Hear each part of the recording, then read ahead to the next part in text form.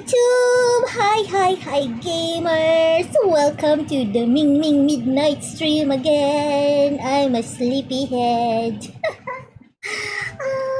I'm so late again, guys. And it's midnight. My schedule is no good. I need to do a better schedule, I know, but I'm so sorry. Well, welcome to the 205th Genshin grind, everybody. Ito matine. So today we're gonna continue on the Summertide scale and tails, but yeah. This one here, so that we can try and get Kirara. Okie dokie. Without further ado, let's get started. I need to go do my commission first.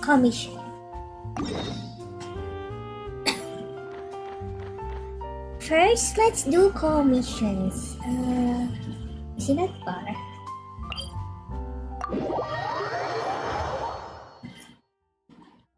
Who's my people right now?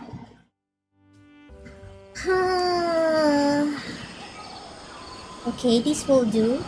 Maybe. Wind Strider. Maybe that will do.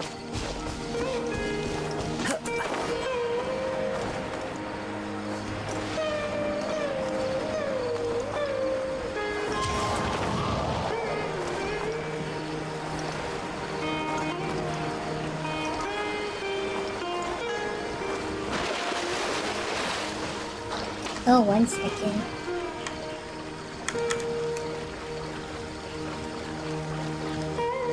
Okay. Time to go.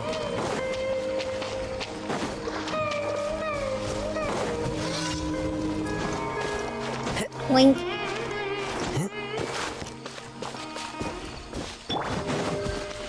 Strike a pose. Life goes on. Transfixed.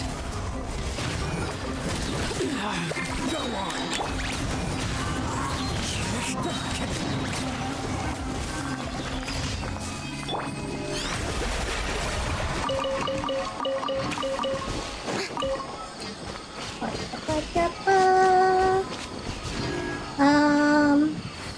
What is today? Sunday or Sunday today?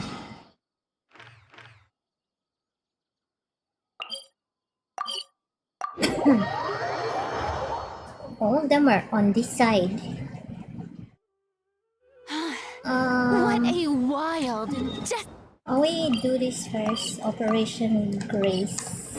desolate sight.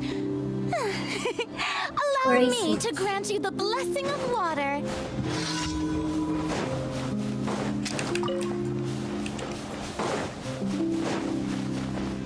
Reach the destination within the time limit. Which destination?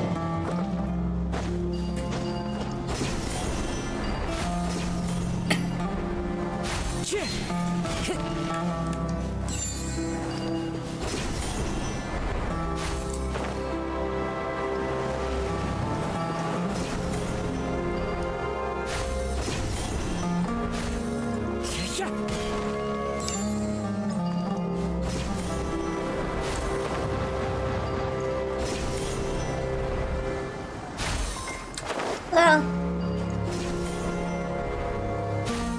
Thought I made a mistake.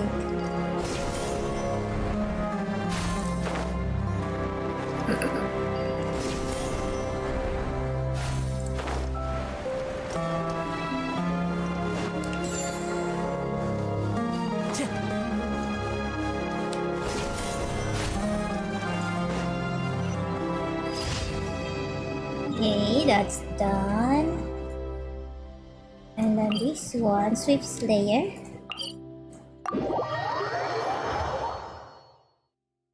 Swift Slayer.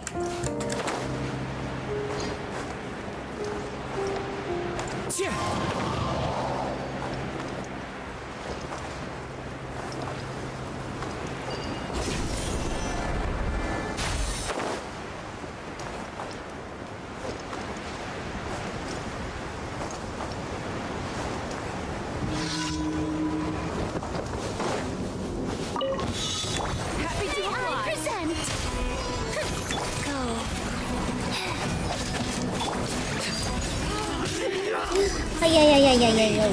This is where you fall. I'll be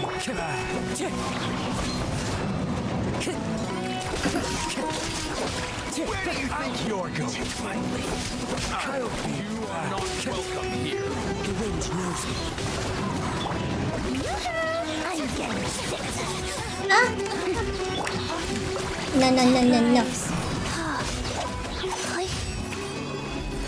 Hey, hey, hey.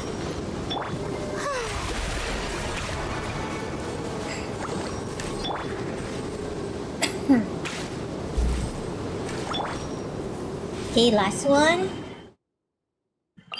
Last one.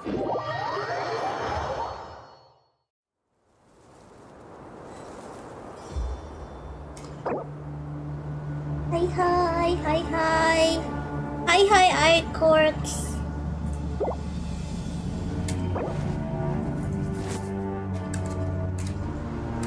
Hi, hi, on stream right now.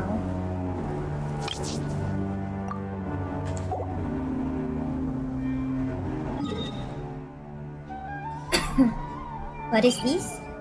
Operation Halbert. Okay.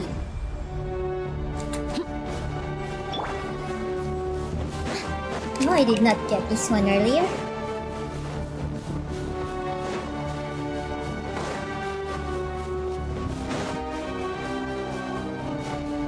I hope we have a sled. Defeat the Eremites. Okay. Why are they running around? What are you guys running around?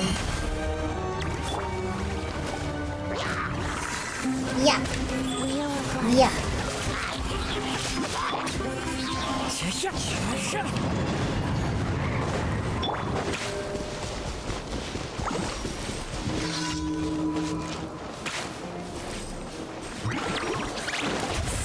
Let my name echo in song. Orders Let my name echo in song. Yo, yo, yo, yo, yo. overruled.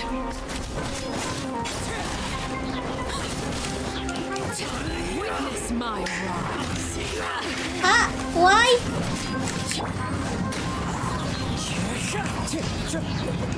How come they can attack me while I'm doing my ultimate?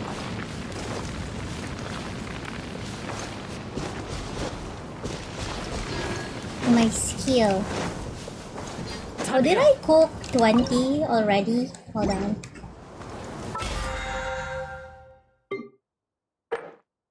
Did I cook 20 dishes yet? Not yet. Can I cook 20 or this? Just two. What is this? Learn. Learn. Where did it go? Soba noodle. Let's increase our proficiency.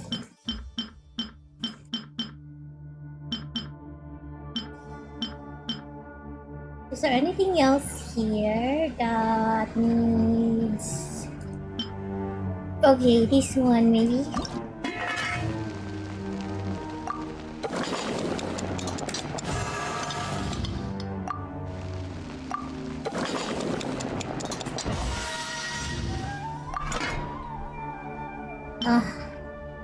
Don't have enough. What am I missing? Eggy? How can I not have Eggy?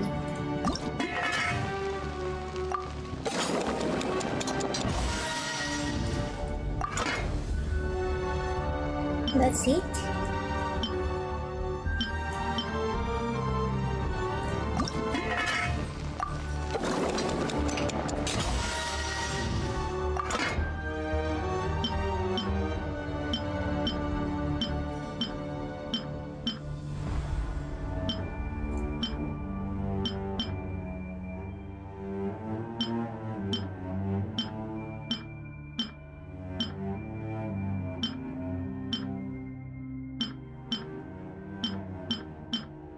I hope there's a filter.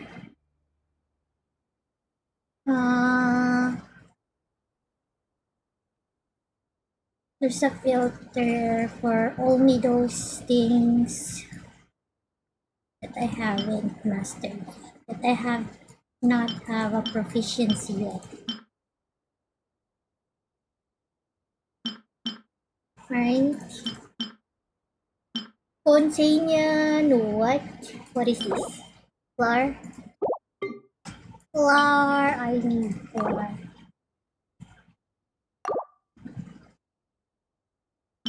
I need some spice. 50 maybe. I need a crab roll. Maybe some sugar.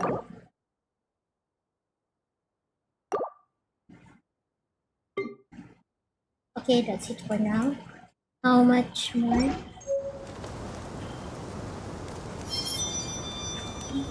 How much more do I need to cook?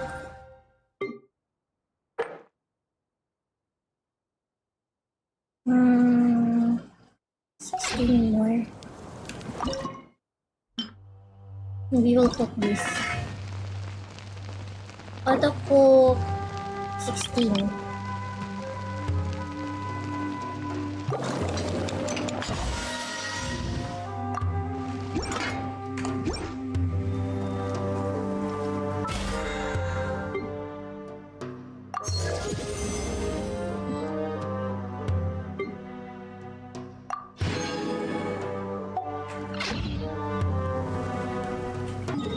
Okay, let's go back to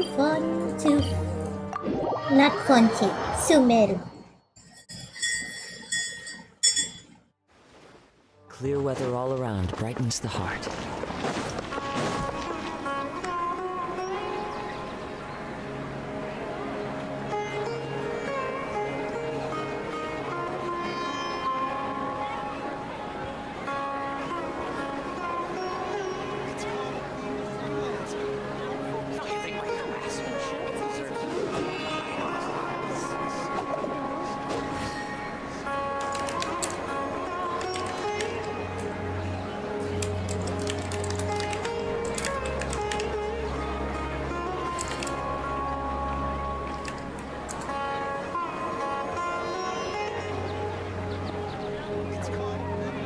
There are leaves around, and I know just the tune to accompany them, if you wish to hear it.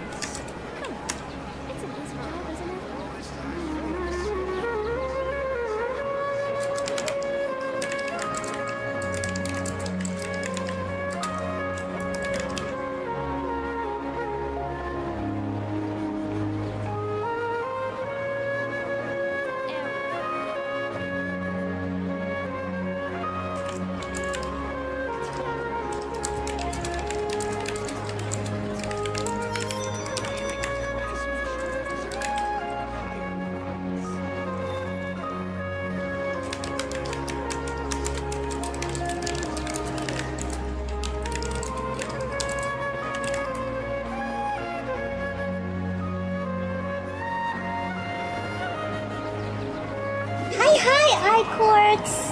Hi!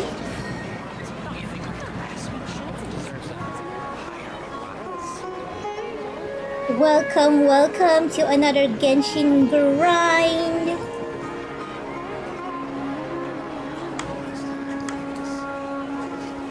We need to get our reward from Katerina.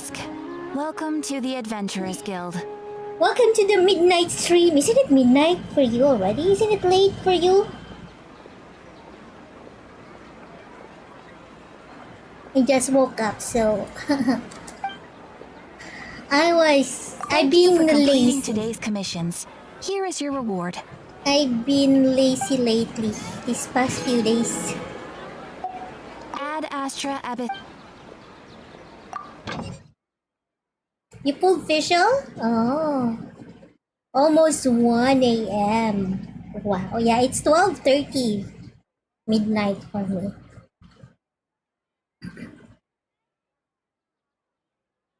Whispering Woods. Claymore.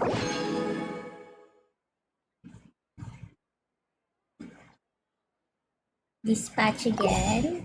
You normally stay up so late?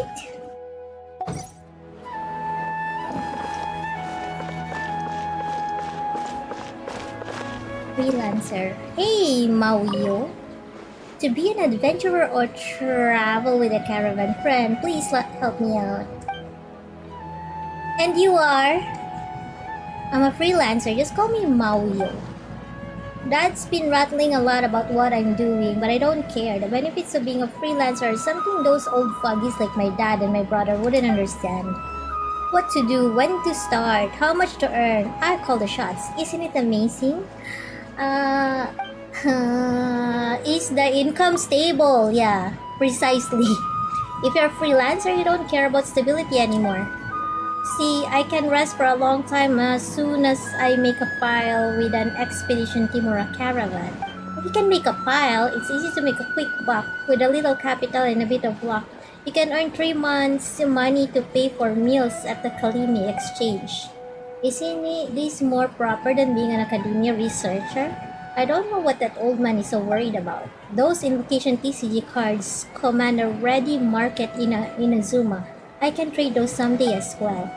And my dad and brother Sal won't let me starve to death even if there isn't a gig for me at the moment. So please rest assured. What? What you need? You need work. You're gonna pull an all-nighter today? Oh, you did? The entire map? You got everything or just the story in one day? Yeah, I think it would be one day, right? Because I've been doing each for at least 2 to 3 hours, each of the story thingy. But then I'm slow because I'm reading everything. Do I need to spend... Oh, I need to spend this.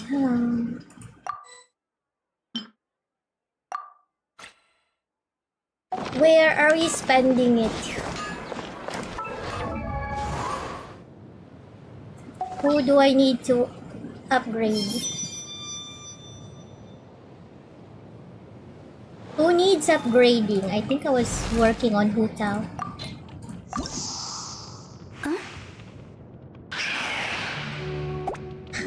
Myung, myung, myung, myung, myung. Let's just get some artifacts for now. You completed every chapter in 1 hour. Oh, that's fast. That is fast, my friend. Start.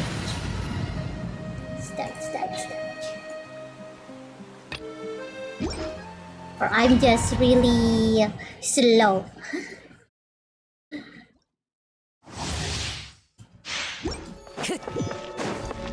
Oh, it's okay. I'll just spend it here so I can get some artifacts for my Surprise.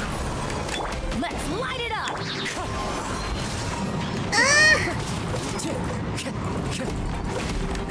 I'm gonna get artifacts for my Alicino.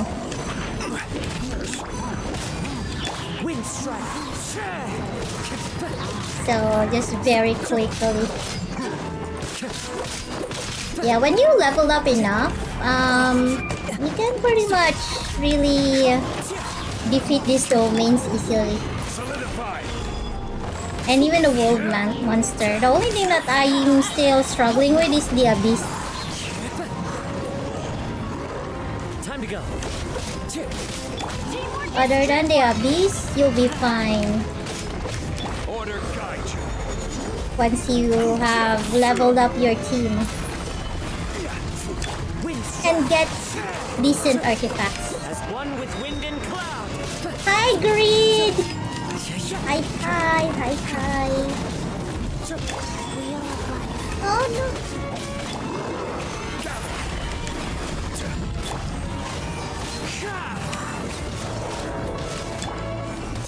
Sacred name, fortune preserver, fast pet. Solidify. I will have. Since I have condensed resin also. So yeah, for artifacts, I usually use the condensed resin because you get better rewards. And it's faster. It's faster to spend your resin this way. If you don't like doing the domain so much. I don't like doing domains as much actually. And the world bosses. I like exploration. Let's light it up! I'm going in! Fallen leaves, adorn my night. Rise. So see, this is my very first main team that could pull me through. This is order. Actually, it wasn't even zombies. It was the maid. I forgot her name. Clouds high, the birds call. Go. Let's light it up! Teamwork is dreamwork! Off we go!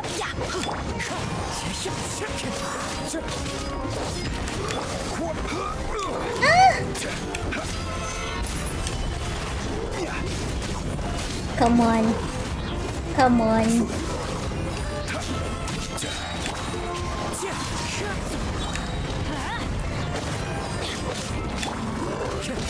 Fallen leaves, adorn my night. Wind strike.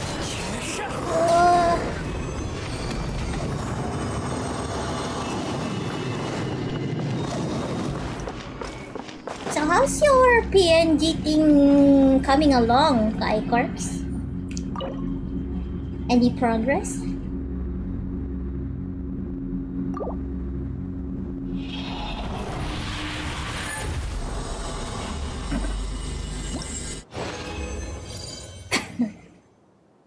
Continue.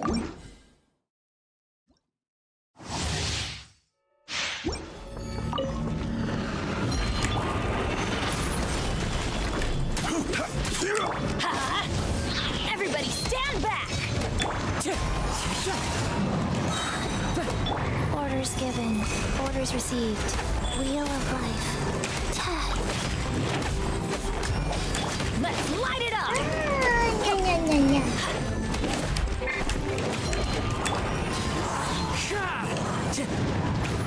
Come here. Solidify. Wind strike. Order guide. We need order.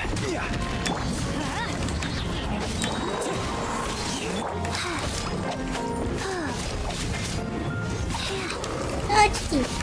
Why do they never miss? Achiki. Go in! Clouds high, the birds call.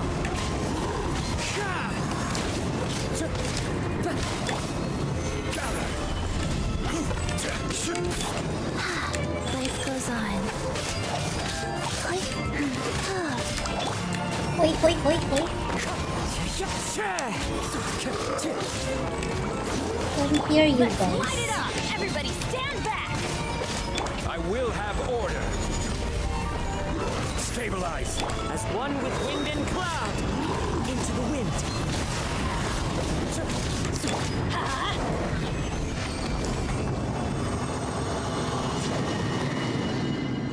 Okay. Adventure Oh, time! still saving up money for computer. Yeah, I hope you can get a good one. Maybe wait for Thanksgiving sale? Or Labor Day sale?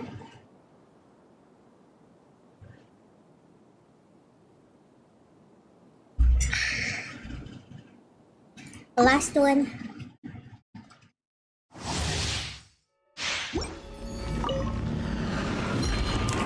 Ugh.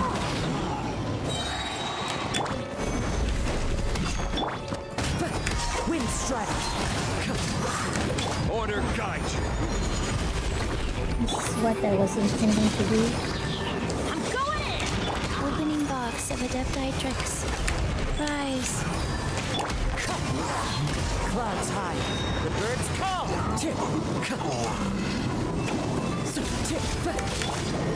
Solidify.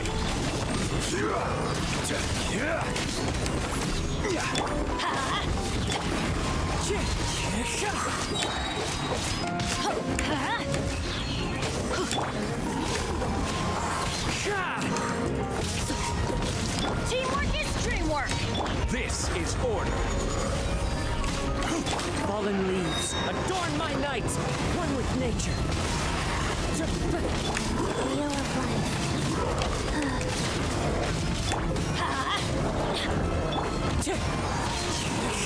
Hiya. Stabilize. Let's light it up.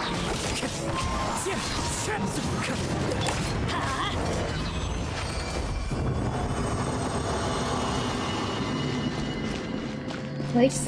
Oh.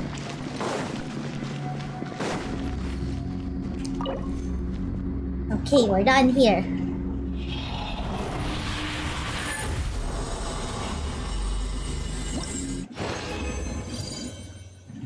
Leave the domain.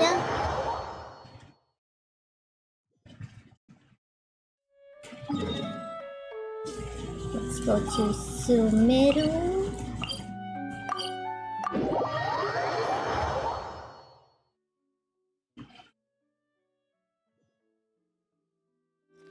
Off we go. Off we go. Adventure time. Off we go. Adventure time. Crap.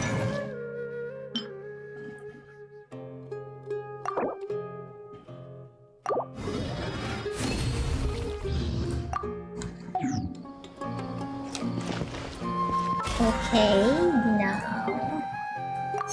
we're done with dailies. I forgot to... Can I still do it? Maybe. I forgot Super 8 stuff.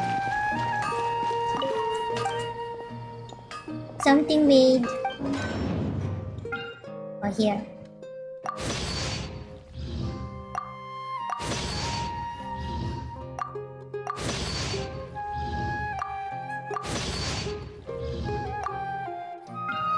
Materials.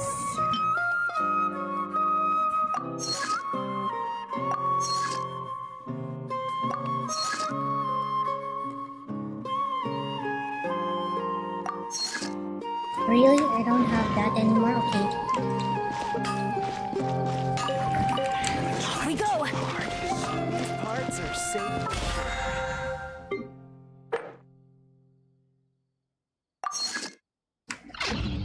Okay, we are ready to go back to Simulanka. Although not sure where should we start.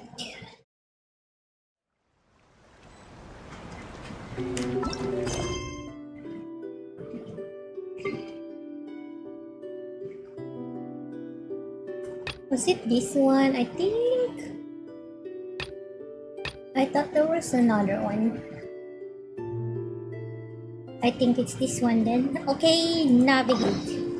Benny's adventure Huh? team. Assemble. Let's go listen to Meru. Oh, What? Why is it in Sumeru?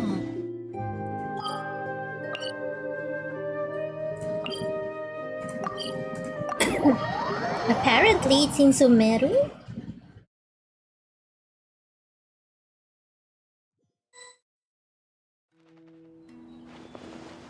Alright, didn't colleagues say Sumeru City has been pretty lively lately? Aren't you even a little curious? Not really. Sounds fun to me. Right, Paimon agrees. Then let's go see what's going on. For our first stop, maybe start with Academia. That's where all the info is after all.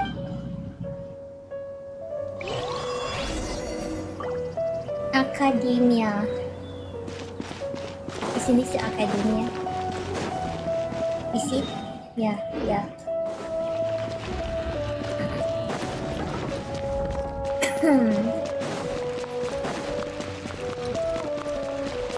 Huh?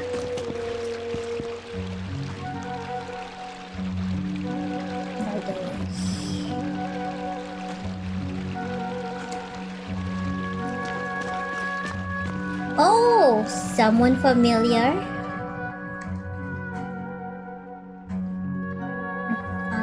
Someone familiar. Faruzan. Look, that's Faruzan over there. Do you think we should ask? Even just glancing at the borrowing records gives me a flashbacks to how awful that book was. How irritating. Faruzan, what are you doing talking to yourself over there? I am Madame Faruzan after all. It's not out of place for me to mull things over out loud, wouldn't you say? But in this case... never mind, forget about it. Why the two of you suddenly decide to drop by? Well, about that, we heard something about a party and didn't want to miss out. Collie told us that Summer is the place to be now. Apparently, tons of interesting things are happening, so we thought we'd ask around. Any idea what she was talking about? Interesting things. What might Collie find interesting? Dinari's tail getting so flop up like a ball of tumbleweed? Or Sino climbing a tree and getting his hood caught on a branch? Hi, Werewolf! Hi! Thank you for stopping by! Wow, we really missed all that? Seriously? And nobody thought to tell me? Still, she said there was something big everyone's been talking about. Can you think of anything slightly more significant? More significant? Is something the matter, madam? Now that you mention it, it must be what I think it is. Recently, rumors have been going around about a certain book.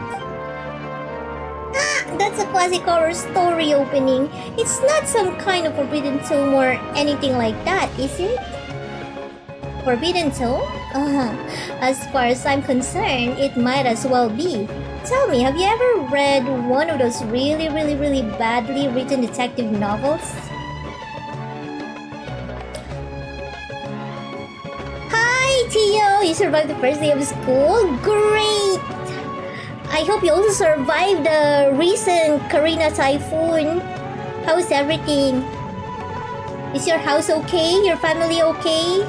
I hope everyone is okay. I saw the news. It was horrible. I don't think I have. I unfortunately did. Tell me exactly how bad it was. Oh, leave this to Paimon. For example, the type where you start off thinking it's a locked room murder mystery, but it actually turns out that the whole building was just moved. That's right. Or it's supposed to be based on pure reasoning and logical deduction. But at the end, it turns out that the culprit has some kind of superpower. Oh.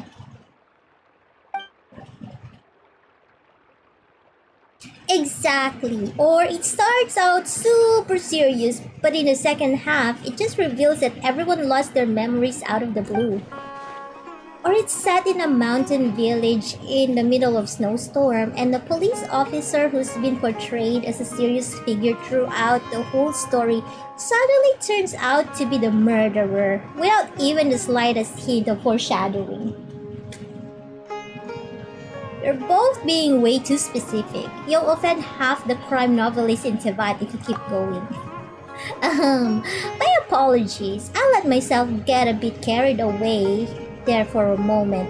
Anyway, to cut a long story short, I did borrow a book like that a few days past. So you borrowed a badly written book, but that happens to the best of us. No, that's the problem. Blizzard swept mountain villages. Superpowers, police officers who turn out to be criminals. This book had it all and more. reading it was tantamount to torture. And despite how complicated it wasn't engaging in the slightest. But there have been all sorts of rumors circulating about this book. Because of the strange marks drawn over all the pages, people are saying that it must be concealing secrets. You think there's treasure involved? Paimon's eyes goes ka-ching ka-ching. I'm not sure, but there must be many who believe so. Not only have more and more people been borrowing it, but they've all been specifically asking for the marked up copy. Have you borrowed it too? Yes, I have. As you well know, I am a scholar, so it's only natural to have a bit of curiosity. So, just what secrets does the book at the center of the rumors actually hold? I read through carefully from start to finish. Most of the marks are circles, but the beginning and end points of each stroke differ, as does the color of the ink used. Most importantly, all the names of people in the book have been circled. Not only that, many of them are adapted from famous figures in Sumeru's history. Some speculate that these marks must have been left by different scholars over the eras, each researching the book's secrets, each searching for a name they believed in. Others believe that they are a kind of notation made by different people belonging to the same organization, and that the names circled are their code names. Still, others think that it is some kind of encryption cipher. But even after finishing it, I came no closer to uncovering the mystery. Not only was reading it a complete waste of time, but sheer absurdity of the shoddy excuse for a plot several times over. I was so angry that I returned the book immediately, and when I came to the house of Dana today, I found lots of people skulking around. I suppose they're all still looking for that thing. No wonder you zone out like that. Paimon's guessing you won't be borrowing any more detective novels anytime soon. Indeed. Paimon, MingMing, surely the two of you must understand how I feel. Yes, I do. Don't worry, madam. I feel your frustration. What's the book called? We'll borrow it and take a look ourselves. It's called Reasoning Knows Not Time of Day, but suspense always follows a blizzard. You sure it's a detective novel? Sounds more like the title of a light novel. Oh, 1 second, guys.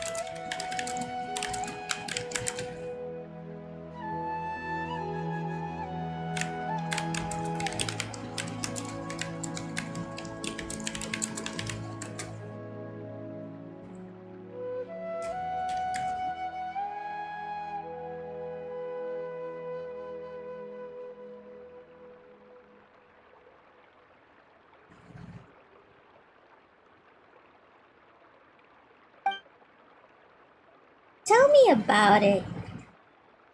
Anyway, read it at your own risk. It truly is unbearably boring.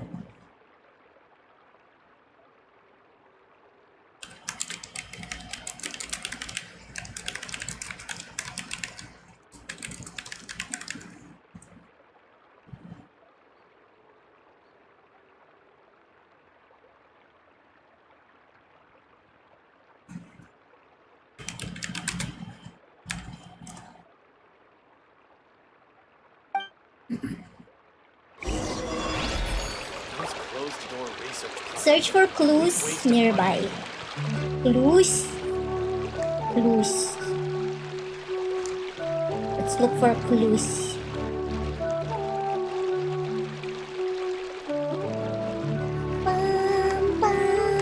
Benny's adventure team, assemble!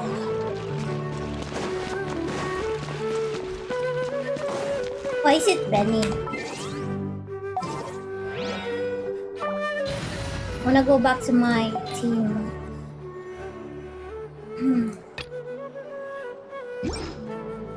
Maybe we'll do this team. This party.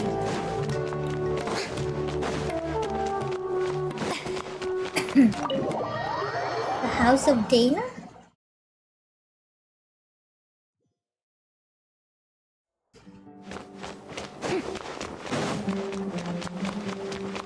Where's the clue exactly? Okay.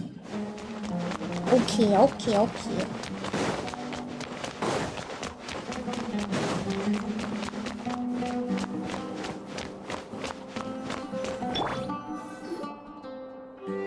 There's so many books with long titles here. Let Paimon have a look.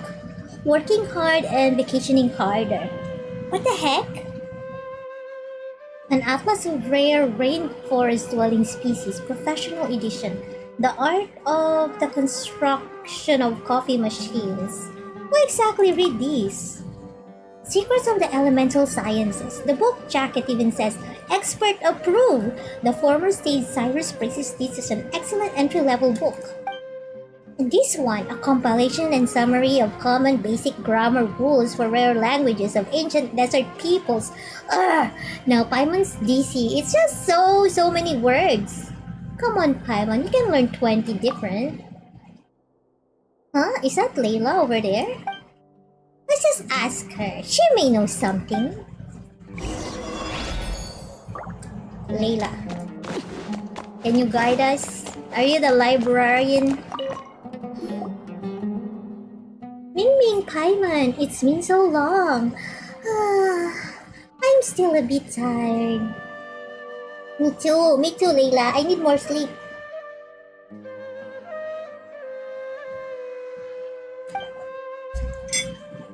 Didn't sleep well last night?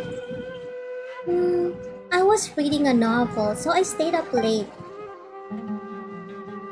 It wasn't a detective novel that everyone's been talking about, was it? The one with the super long name? Oh no, if you're talking about reasoning knows the time of day, but suspense always follows, Blizzard. Oh, right, yes. No, it wasn't that one. Madame Farrison said it was really dull, so I didn't borrow it. Oh, so you're not that interested in the book's secrets? I haven't even been able to keep up with my own work, even though I'm up late all the time these days. But way more people have been interested in the book than I ever imagined. 7 or 8 in a single morning. I feel like a living signboard sitting here like this. Kabe asked me the same question. So he must be looking for it too? He was even hiding behind a ladder before looking for something. He looked really embarrassed. Sus! Sus! Alert! Searching for something hiding behind a ladder? He must be after Mora! That's gotta be it! So he can hurry up and pay off his debt too. Wait, no. Let's just pretend Paimon didn't say anything. Layla, you're really sleepy, right? You must be dreaming this conversation. I didn't really get it anyway, but if you say so, it's a dream. Thank you, we'll keep on looking. Okay, see you next time. Snore, snore. It's not often Layla falls asleep so quickly. Good for her. Paimon thinks we should go ask Kavi now. If he's searching for the book, he must know something. But where is he now? Good question. But we can try hanging around where he might show up. There's a good chance he's there right now, right? Behind the ladder. He must be behind some ladder.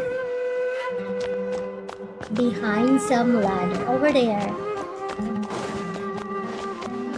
There's really no need. He must be. Can I?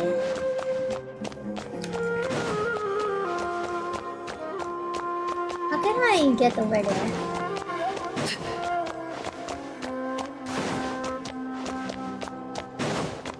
find Kaveh.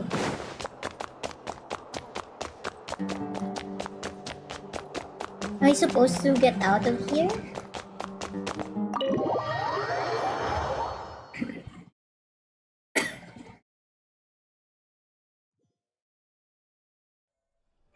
Oh, what?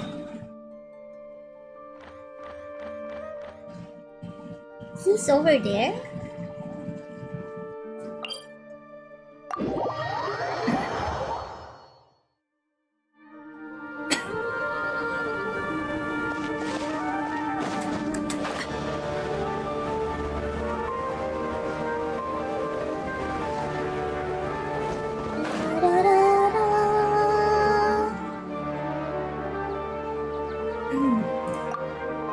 Do you ever think we seem like a pair of thieves?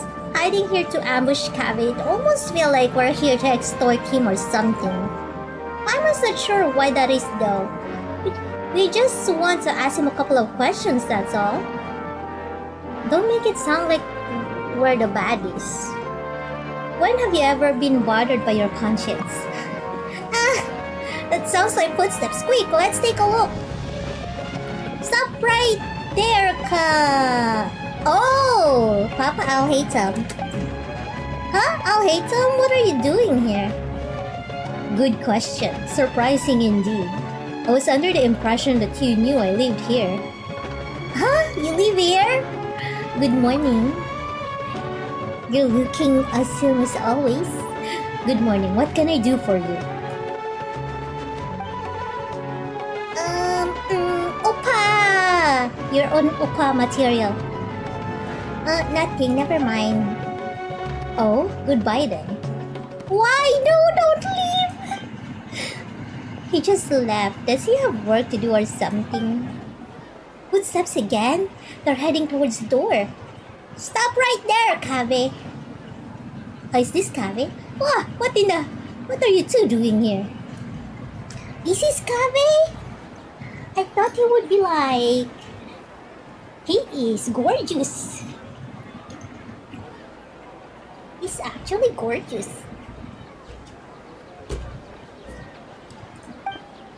Good question. Surprising indeed. Paimon was under the impression that you'd know the only reason we'd be here was if we were looking for you. Paimon, you don't sound like yourself. Looking for a certain book by any chance? Wait, what? Here's the deal. You and Paimon pull Kaveh to one side. Huh? How is it you guys know everything? And there I was, thinking I'd been super discreet the whole time. No one should even have noticed. Come on, get real. You really think that no one knows you live here? Hey, that's not fair. Of course, nobody knows except for Sino, Tina, Ricoli, and the two of you, right? Friends are friends, so if they know, well, they know. But what if a stranger overheard us? It would be a disaster. It might even impact my career. Anyway, about that book. You believe it contains intel about hidden treasure, don't ya? Looking to get rich quick, are we? Yeah, are you offering to help find it? Shucks, why didn't you say so earlier? So there really is treasure. How about this? We help you find it, then split the loot 50-50. It's a deal. MingMing, after all we've been through, it's finally our turn to get rich. No need to keep yapping. Hidden treasure. The Paimon probes home in Inonia. Huh? Hey, Paimon. Dea is busy? What? Dea is busy?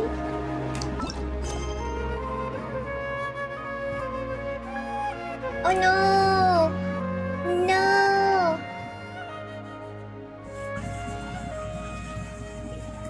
What can we do, Manticora? Oh no! Lion's blood! I don't wanna do this! Why? Oh why? Now we have to do this. Can't I? Activate the thingy. Can't I? Oh well. Can't do anything.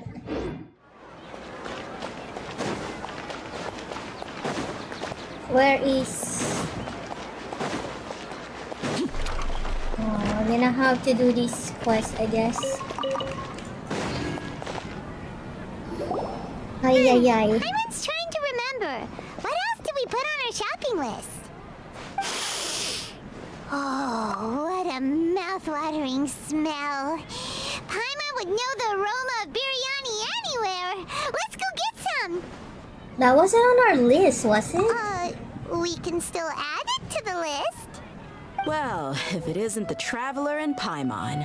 Wasn't expecting to see you here. Hello there. Oh, it's been quite a while. Huh. So you two are Dinozard. going together.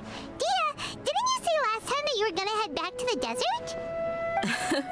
I said I was going to resign from being her bodyguard. Not that our friendship was over. We're still the best of friends. The Homayanis that's also good. still post jobs from time to time. Their pay is always generous, so me and the other mercs never pass them up. I told Dia to just stay at our place when she took one of those jobs a few days ago. My parents were delighted. They even said that it always felt like we were missing someone whenever Dia wasn't around. That sounds like something they would say, all right. They're always so welcoming.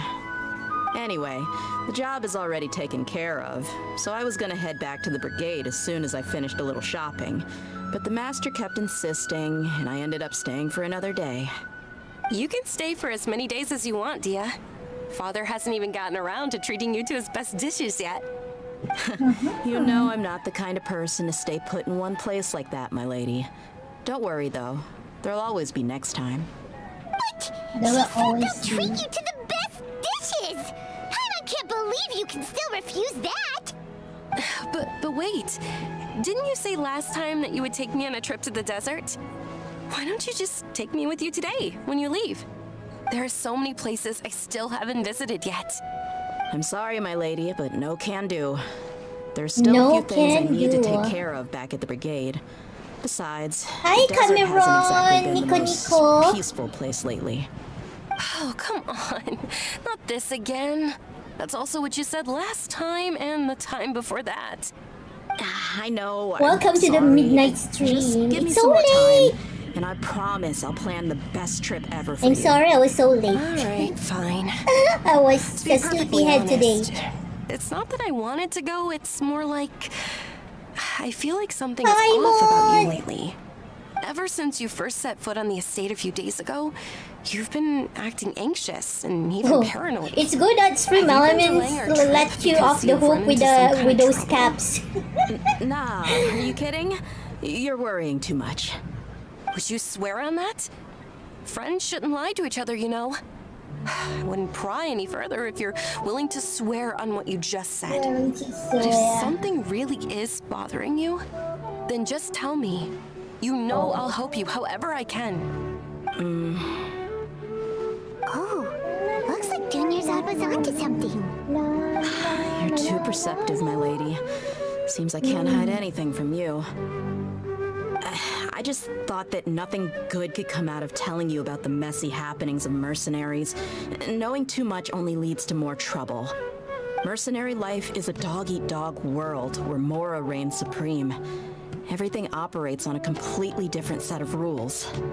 That doesn't change anything about what I just said, though. We're still friends, and I can only support you if I understand what's bothering you. My lady, you're not gonna stop until you drag it out of me, are ya? All right, I'll share what I know. Let's go somewhere else first. This isn't exactly the best place for a discussion. Okay, let's talk here. Just try not to draw any extra attention. As you may already know, the Eremites have both a lot of mercenaries and a complex organizational structure. Many mercs are no different than me, just going around looking for jobs to earn some mora. My brigade is called the Blazing Beasts. We're not a large group, but every member is loyal and brave. When is Nezuko-chan gonna come back? Eremite brigades When are it's like not mine. Genshin. Some are willing to cross all kinds of lines for the sake of mora. The most notorious When we're playing is a other faction games. known as Deshret's Relics. Deshret's relics? Judging from the name, they must really look up to... Deshret. King Yep, Deshret. you got it. I've heard that you've already crossed paths with Ain al-Akmar. They're one of the groups under the Relic's Akmar? banner. Oh, you mean the group that tried to sell us the Divine Knowledge Capsule? Yeah, they weren't friendly at all. Deshret's Relics is Yeah, composed of they many were. smaller brigades like Ain al-Akmar. The Relic's headquarters issues orders to all brigades under his control. On any other day, I would want nothing to do with them. Unfortunately, though, the brigade that's stirring up trouble now is none other than Dakan al-Akmar. Dakan? I think it means beard or something. Believe me, it's a really stupid name. I found it insufferable for years. Anyway, the real issue is that Dakan al-Akmar is led by my father, Kusela. Say what now? I Say think I'm what? starting to understand your anxiety now. But what did they do? I won't go into details, my lady, but they've been involved in a lot of violent incidents. We're talking hundreds. Hundreds? Hundreds? The scenes tend to be quite gruesome, too. They strip the victims of all their valuables before murdering them. Not only have they targeted merchant caravans and ordinary citizens, but other mercenary brigades as well. That's beyond terrible. They won't even spare their own kind. I don't know how Deshret's Relic sees it. All I do know is that Dakan al-Akmar has become more and more aggressive over the last few years. If I don't do something about them, then even my brigade or the people of Aru village could become their next target. I just wish I knew what's driven him to do this. Yeah. How can your father do such terrible things? I don't know. People change. He's always been pretty pathetic. But at least in the past, there were still a few lines that he wouldn't cross. That's setting the bar pretty low. I mean, if he was even remotely hi. decent, then why would I have to leave the Welcome to brigade my and cut all midnight ties stream. with him? He was loud and foolish, with no real sense of purpose. How are you Instead doing, of doing Mike? anything useful, Happy he spent most Sunday. of his time drinking and chasing after women. Of course, the other brigade members were just like him. Their ruckus would go Just on night after grinding night. Summertide. Sounds like a I'm nightmare. preparing for... I'm grinding for the upcoming Did she Pyro ever step in Archon. to stop them? Unfortunately, I never knew my mother. I'm sorry, Dia. I didn't know. It's all right, my lady. Oh, you're getting ready It's to pretty paint common the in mercenary minis. circles. Nice, Didn't I nice, mention that my nice. Are you father doing was it on chasing after stream? women? I was the Oh, my result of stream one of those element encounters with some is random person. absent. He told me that he wasn't sure Stream who my elements, what mother was. happened? And in any case, she never came to see me. He'd say, "You'll be fine as long as you remember to stick with Dad." But even then, he left most of the parenting to the brigade. The one thing I do remember is that he used to tell me stories. But the problem too is that small? he Oh. had terrible taste. He only knew a few You're so stories. patient with And those. even those tended to be pretty stale. They were tales of desert warriors defeating dragons in the forest. Or I like to stories of paint, but I mercenaries don't rescuing know if I can do princesses from something rebel that's armies. small. Sounds like your typical fairy tales. More Oh, or I less, see, I yeah. see. They were interesting maybe the first or second time around. Where's my stream But after about elements? 20 repeats, they started to get a little dull. He seemed to think those stories were the best things ever, though. He was so into them that he'd call the whole brigade over and make them perform the whole thing as a play. Even the toys he gave me would all be story props. I'd get helmets, shields, and toy swords. It was only much later when I realized that Aye. the shows were more for him than they ever Aye. were for me. What an interesting guy. Needs to be reinvited? I don't know how that works. It's just here. It just acts up sometimes.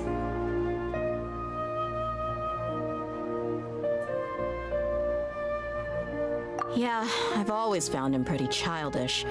But that was something I could just shrug off. I had no reason to I despise logged him in. until I grew up and Why are learned you the true not face of working Deshret's again, relics stream for myself. elements? Looting, blackmail, violence, Yeah, and it's fraud. here. Hold on. They not Hi, only accepted hi. such heinous acts, they would even openly boast Yeah, about it's them. not No saying one in hi the back. brigade was any kind Maybe of I hero. need to Instead, log my in. father and his Logout. cronies were more like the bad guys that needed to be taken Login. down. Did they really think that as long as they didn't do any of that stuff right in front of me, I would never know? I think I can understand your feelings. The difference between perception and reality must have hit hard. Yeah, but don't worry, my lady. It's all water under the bridge to me now. I had a huge argument with my father and left that place behind for good. I'm not investigating them due to any bitter feelings I still have towards my father. I just want to protect those that are close to me. Yeah, it's not even responding to hi. What is wrong with you, Stream Elements? Yeah, sometimes it does this. Yeah. I don't know what's wrong. I already restarted.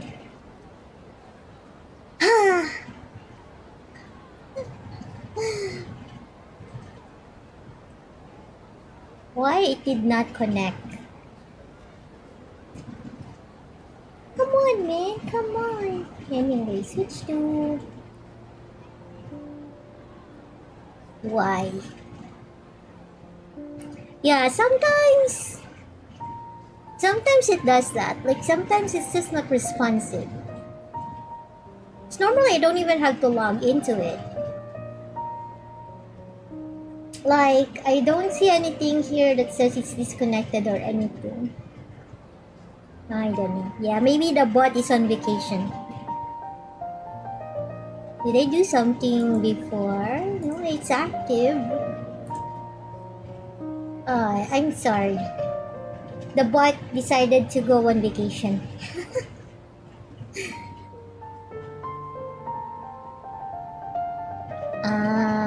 Yeah, I told the boys to gather as much information as they could. Most of the reports concern violent incidents, but there's also some talk of smuggling. I see. Yeah, oh well. But isn't this investigation well. incredibly dangerous? It is. It but doesn't every wanna do mercenary lives life on the anything. edge. It's a lifestyle that I enjoy. Anyway, guys, That may be true. we can do it manually. But it'll be Check out my impossible for friend those who Mike care on about you Twitch. not to worry. If you want more variety now you games, check get out why I this didn't want guy. to share any He's of this really with you. friendly too. So What's when you get a with chance, you? check him out. They both have valid concerns. I'll go back to the desert feed there. Yeah. Huh? But there's no need for you to get caught up in this mess too. Well, she's super tough, so if she went into the Ooh. desert with you, then Paimon bets the We can problem always will be do it solved in no manually. time. I'm inclined to agree. I'd feel a lot more at ease if you took Oh, her along anybody to who's in the help. chat are subscribe actually, because I don't allow non-subscribers to chat.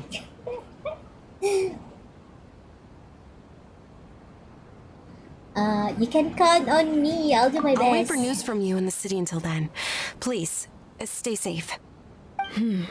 I'm honored that you care so much for me, my lady. Yeah, because I've had Let's bad get moving. experience Our before. first stop will be Caravan Rebot, where we can catch up So a bit you with my have to fellow be mercs. like subscribed for at least 5 days before you can chat. Lion's blood. Okay, so can I skip that for now and do this one? Yeah, I can go back to the treasure street now.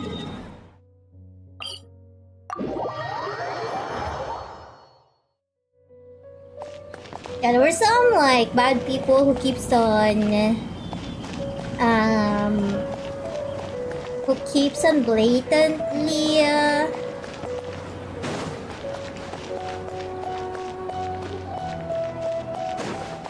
blatantly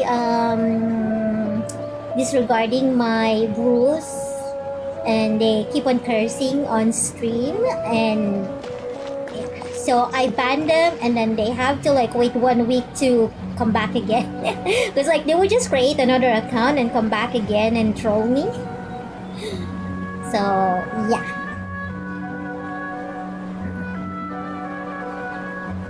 Oh, it happens, you know. I'm sure it happened to you too. So I'm like, okay, I can do this all day. See you next week. You can keep on creating accounts.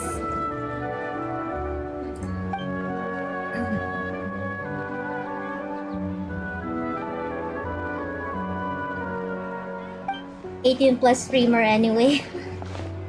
Yeah.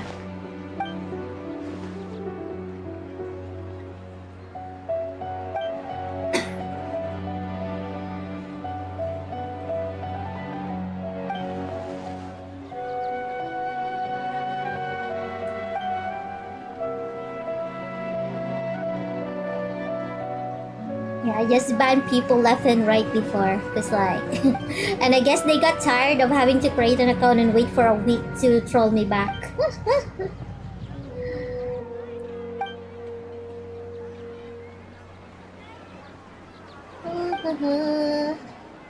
Oh, wait, they're not talking anymore. Compared to some commission, it's more important that you uncover the truth behind that book. Anyway, no time to lose. I've gotta get going. Oh yeah, I ban them right away. And it's my rule. Like, if it's stressful to keep you in line, I'll ban you. Alright then, good luck. And don't forget to tell us if you hear anything.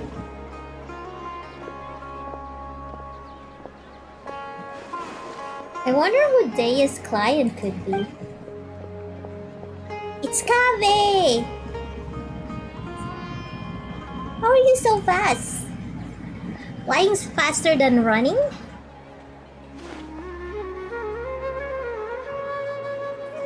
Sorry, it's a traveler thing. Having been through so much, I run fast. By the way, Mike, if ever you have a, what you call this, little company game night, let me know if you guys need another player.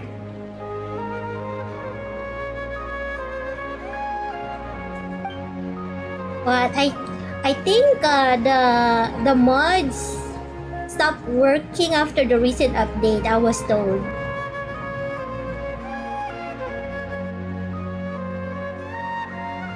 So hopefully your mod is still fine. But yeah, we gotta test the mod first. Yeah, I heard they stopped working. But didn't you just say there was treasure? If most people backtrack like that, Paimon just think they changed their mind and wanted to keep all the moral for themselves. But that's not something you do. But maybe we'll have to play vanilla. Yeah, we can play vanilla. No, that's I'm sorry. I just couldn't bring myself to tell you earlier, so I play along with what you were saying. Here's what happened. I borrowed the book a month ago. When I opened it to the first page, I discovered one of the names was printed incorrectly. That night, I'd been drinking just a little, and I was starting to feel drowsy, so I picked up a pen and circled the name. As I'm sure you know, the House of Dana allows borrowers to annotate the books they take out. I'm in a habit of doing that too, so at the time, I didn't give it a second thought. But after I was a dozen or so pages in, I realized that the names of all the characters in the book had intentionally been written slightly wrong. Maybe it would be more accurate to say that the novel itself was quite strange. All the characters' names were based on real historical figures, but rather than using their original names, they had been tweaked ever so slightly. Most people would assume that the author had made a mistake or that there'd been a printing error when they saw spelling mistakes like that. I didn't find the content particularly appealing, so I returned it before I finished reading it. But later on, I heard that the book had suddenly become the talk of the town, and that there were rumors about mysterious treasure or something. And you thought it had something to do with you? It certainly does sound like it.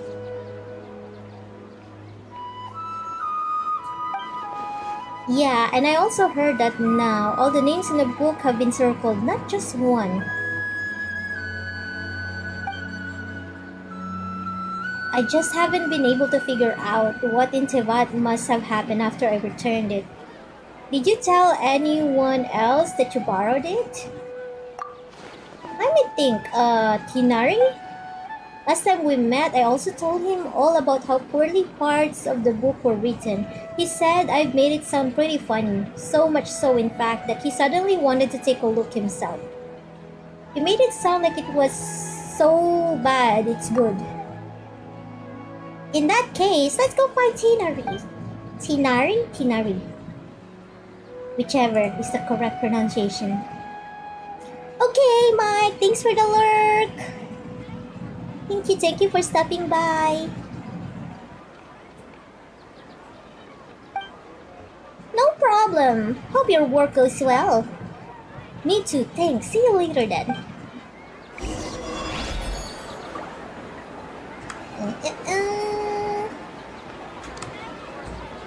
Wait.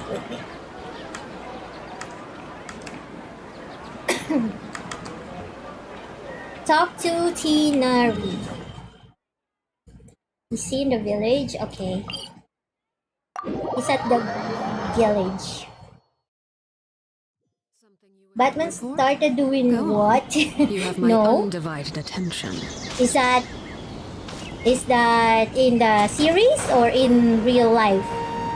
In the comic? No. I'm not that familiar actually.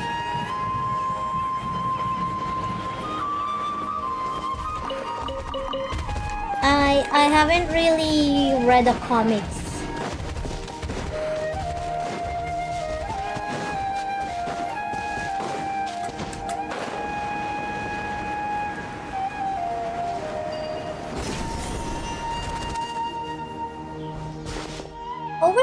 Over there. Hi, Tinari. Oh, you're so cute. I heard you. How's it going, MingMing and Paimon? You guys sure look excited. He fails to save a little girl from drowning in a flooded pipe, but feels and tells her father. Oh. And then he got depressed because of that? You tell Tinari about how you're looking for the novel. Reasoning knows not time of day, but suspense always follows a blizzard.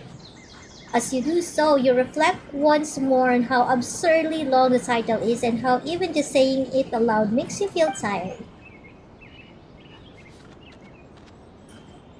Getting weaker. To see her father. I see.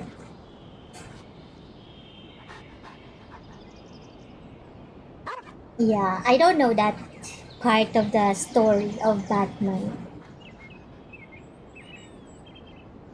That one. Yes, I did go to the house of Dana to borrow it. Kavi said it wasn't worth reading, but I was curious, so I went and read it anyway. The problem was there were already two names circled in the book I borrowed, and the style each circle was different. It was like some kind of game. Someone had drawn a red circle around the name of the first character that appeared, then someone else had drawn a green circle around another name. So, in the time between Kave returning the book and you taking it back out again, someone else had already annotated it. The doctor decided to give him pills to become stronger. Oh, is that how he became Batman?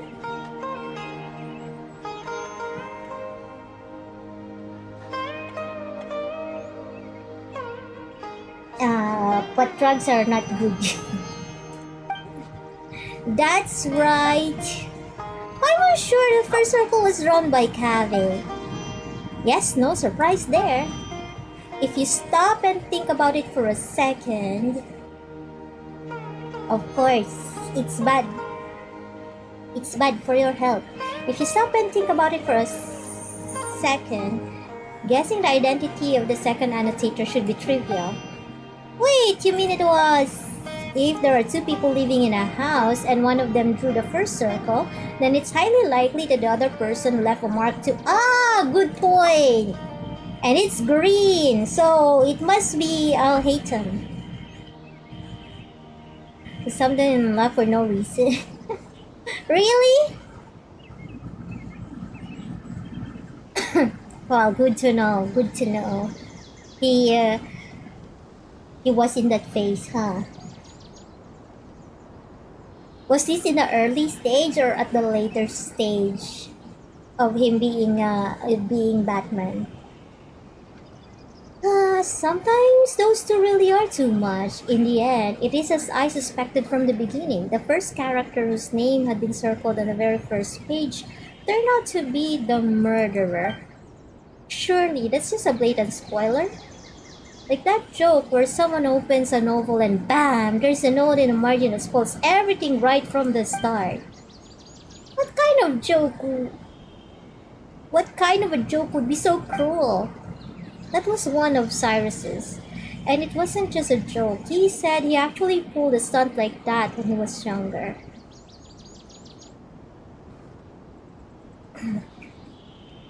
Hi, Dragon! Dragon! Greetings and have a nice day to you too. Thank you so much for stopping by my midnight stream. Who was unlucky enough to borrow the book after he'd scribbled all over it? My master, Nafis, and Professor Zahahadi, who had a seminar with him that very afternoon. Cyrus said that Master once threatened to give him a good beating by the side entrance of the house of Dana. It was only thanks to my mother and Professor Zahahadi intervening that it didn't happen.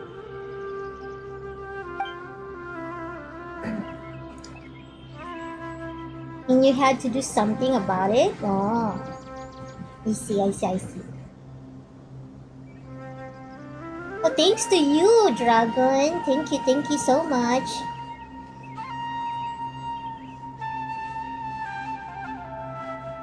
Paimon doesn't sympathize with Cyrus at all, not one bit.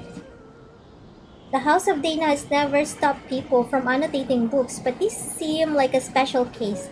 I didn't think the book could be allowed to keep circulating like that. So I circled several names myself, laying a false trail. Oh, you also circled. Alfred lock him up. He better lock him up. Was that ever shown in the movies? Did they ever make that into the movie, that portion? The best place to hide a leaf is in the forest. It's a simple principle. Well, when you put it like that, but still. How many names did you circle, Tinari? Let me think, not too many, about 3 or 4. I chose them all randomly. Then who circled the other names in the book? There must have been others who borrowed it and did something similar. I'm just not sure why. Who would have thought borrowing books could be so complicated? Alright, let's go see if there's other clues. Go to Treasure Street. Treasure Street.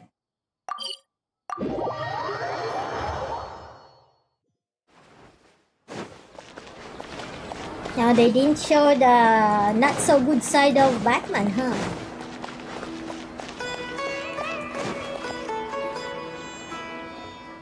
Look, there's Dea. Let's tell her what the real story is.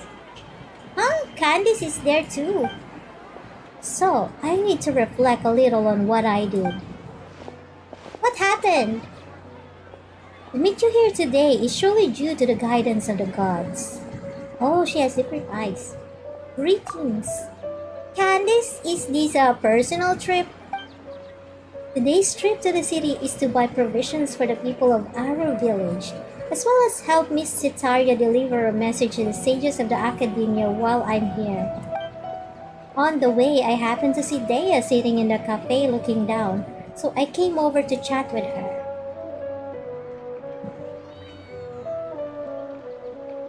But look old and homeless, yeah, it's gonna take some time for him to recover.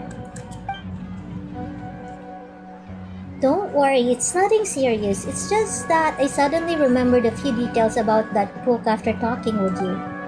Before that client had even contacted me, I had heard rumors of an exciting novel full of undiscovered secrets. Out of curiosity, I asked Sino to take it out for me. As a desert dweller and a mercenary to boot, the idea of solving a mysterious treasure map is pretty exciting. Paimon totally gets that. We inherited our custom of searching for the golden wisdom in the sands from the gods themselves. But that book turned out to be dry as dust. A bunch of names had been circled, but I still couldn't figure out what the puzzle was supposed to be despite reading the whole thing through carefully from start to finish. In the end, I started to think it was some kind of ritual, or game, or something. So I picked up a pen and drew a circle of my own. They just kept on drawing. They just kept on drawing on the book.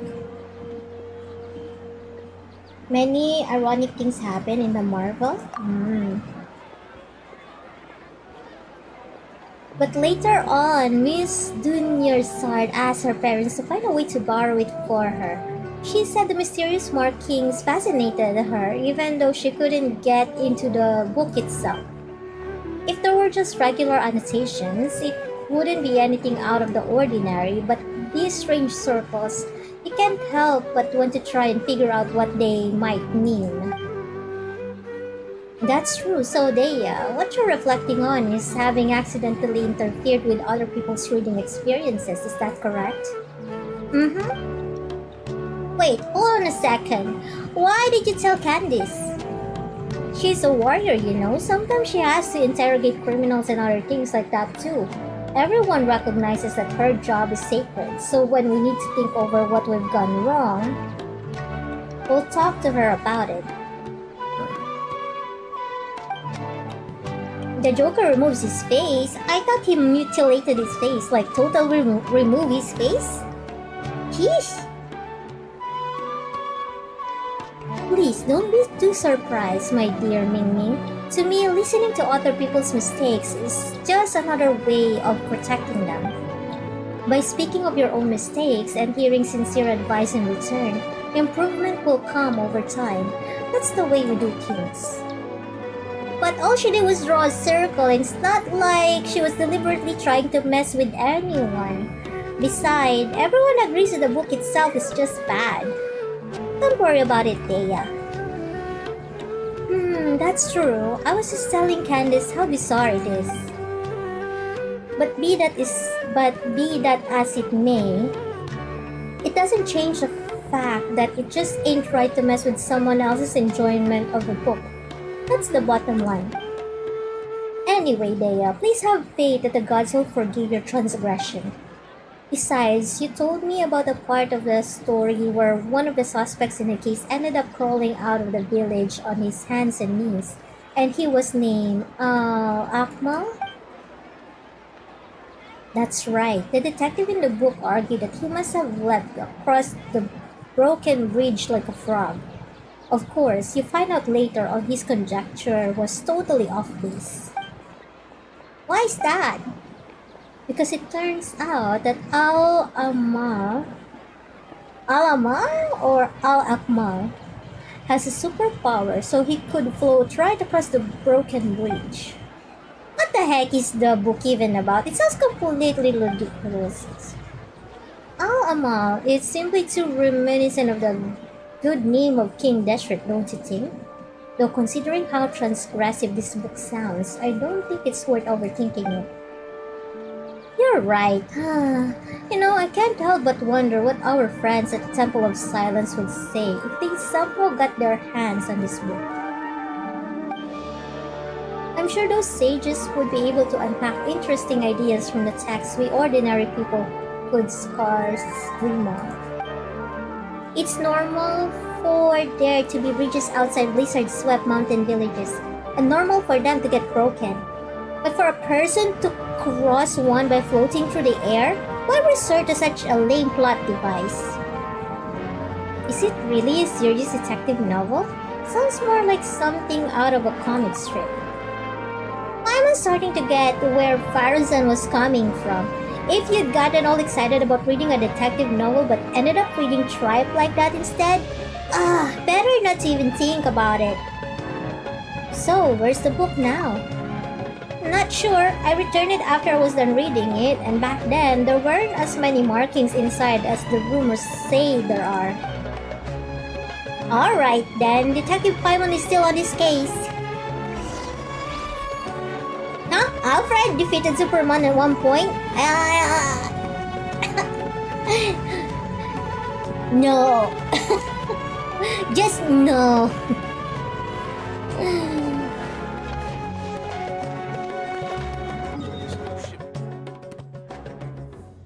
Okay.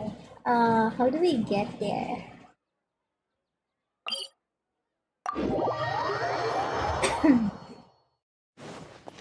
I guess through here.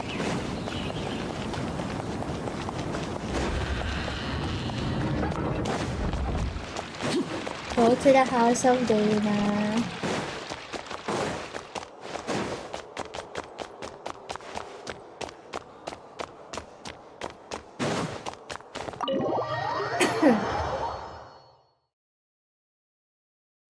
Alfred is so old.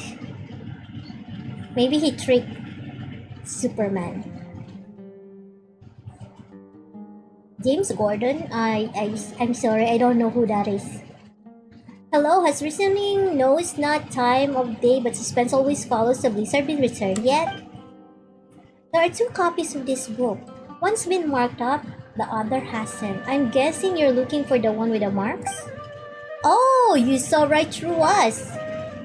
Many others have asked for it too. I apologize though, it seems it hasn't been returned yet. Please come back again later. Can't you at least tell us who borrowed it? Well, as long as it isn't overdue, we'll wait patiently for it to be returned. Disclosing borrowers' identities without proper reason for doing so would be a violation of professional ethics, so you'll have to forgive me for keeping that information confidential. You've got a point. It would be terrible if someone looking to steal a book started harassing whoever had borrowed it. James Gordon is the cop. Oh, I see. Hey, you two looks as confused as a couple of Aranara who've just run into each other head first. Are you looking for something? I can help. That's Nahida's voice. Hi there. Oh, she just came out of nowhere. Nahida! Have you heard of a book called Reasoning Knows the Time of Day but Suspense Always Follows a Blizzard? Such a long name. But yes, I know the one you mean. I heard that everyone was looking for it and it sounded fascinating, so I found a brand new copy to read myself. By brand new, do you mean it wasn't a copy with all the markings on it? Yes, that's right. I was more interested in the content of the book itself than all those rumors about hidden treasure, so an unmarked copy was all I needed. Speaking of which, it's funny, there's more than one copy of this book, but everyone's looking for the one where all the names have been circled. Are they all afraid of spoilers, or do they actually crave them? Oh, then, do you know who has the copy with the markings right now? I just so happen to have seen it in the hands of one of your friends. If you're looking for the copy that sparked all the rumors, you should look around near the palace of Alcazar-Zarey? Alcazar-Zarey? Where is that? Go to the palace of Alcazar-Zarey. Where is that? Oh, it's this place. I see. How do we get here? Pass. Here. Maybe here.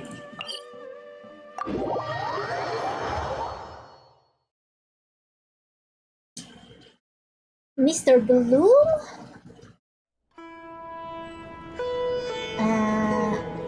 You can grow plants everywhere, even inside. Whoa.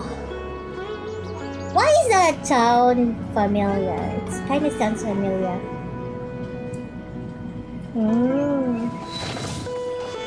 That hasn't been shown in the movies, right? I think at least I haven't seen it in the movies. Oh. I think we need to go here.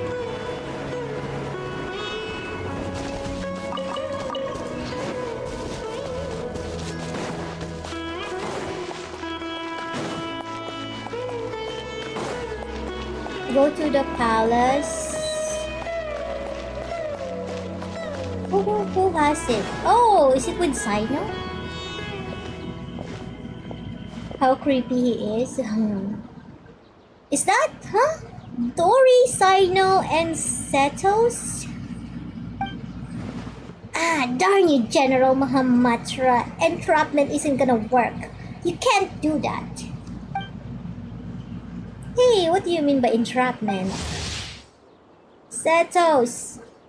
Wisdom's measure. No scholar who studies King Desert civilization fails to understand. You were the one who said you had the book. I said I wanted to read it, then you agreed to meet me here. Sino showing up too was just a coincidence. Pure coincidence.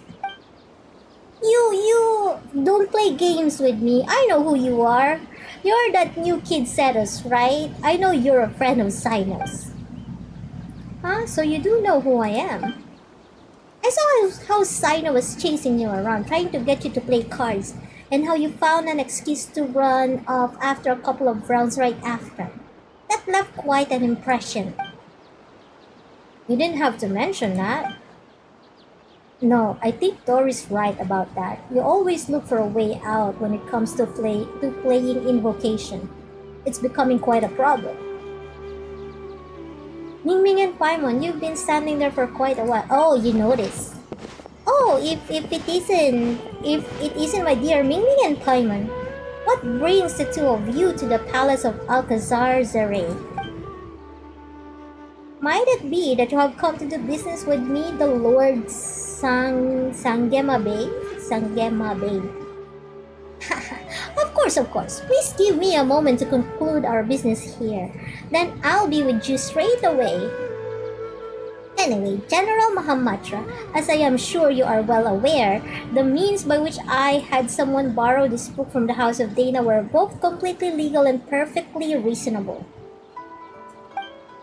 Seeing as it isn't time to return it, you have no right to forcibly seize a book I borrowed. That would only be the case had you not engaged in any irregular activities. Yet just now, a buyer, Setos, came to the palace of Alcazar Saray on the basis of a mysterious message to meet a seller, hoping in vain to purchase a detective novel. What do you mean buyer? He's one of your people. You sent him here to deliberately try to buy it and entrap me. That is not something I can acknowledge. What I can tell you is that I've had my eyes on this book for some time. Remember, it is forbidden to transfer or sell the books from the House of Dana without explicit approval from the relevant authorities. I'm not selling anything, just to be clear. I'm just making the most of an opportunity. If someone pays me a little something on the side, I lend them this mysterious little novel to browse for a bit. You don't believe me? Just ask any of my curious readers. Yes, that's right. Your readers. Anyway, I was just showing him the book. Is that so? And here I was thinking you were really going to go through with an illegal transaction like this, Setos. Batman defeated Justice League. Isn't he Justice League himself? Huh? Wait, what? You two really aren't together? I was just really curious about this book. I finally managed to track it down, but Sino, it's true that Dory never actually said she wanted to sell the book. So, she isn't the mastermind who started all this? The mastermind? So by your own account, it looks like you might have jumped the gun a bit, General Mahamatra. I'm not handing the book over. Huh, you may think you've played an ace story, but when you opened the book just now, I saw the truth revealed before me. The book's return date is today. That Sino sure got sharp eyes. That's right, I do have good vision. You have less than half an hour before the book is overdue. Give it to me and I will return it. How could I just hand it over to you like that? This is a mysterious, super awesome, mega amazing paragon of illogical detective novels that is practically a treasure. I'm gonna make a fortune off of it. Should you really be admitting that out loud? I didn't say I was going to sell it. It's not like I was being serious. And how about this? Dory, Sino, why don't you two play a little game with the book as the stakes? That's one way of solving it. How about it, Dory? Do you dare accept the challenge? If you win, I'll turn a blind eye to the book for the time being. And if you lose, you have to hand it over. Oh, sounds interesting. Very well, I'm in. What's the contest?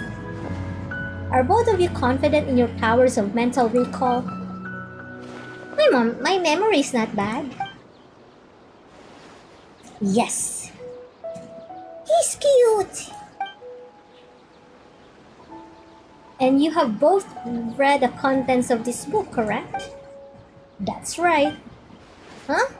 Sino, you've actually read it? Oh, well, needless to say, so have I. In that case, I'll just open up the book and flip through a few pages, and you tell me how many names have been circled. Best out of 3 wins. Sounds good? That's nuts.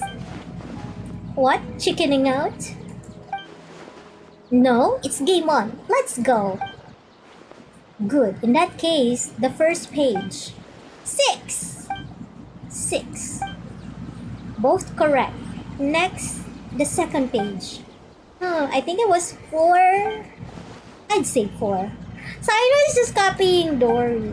Oh, both of you are right again. 2 draws. So it all hangs on the next question.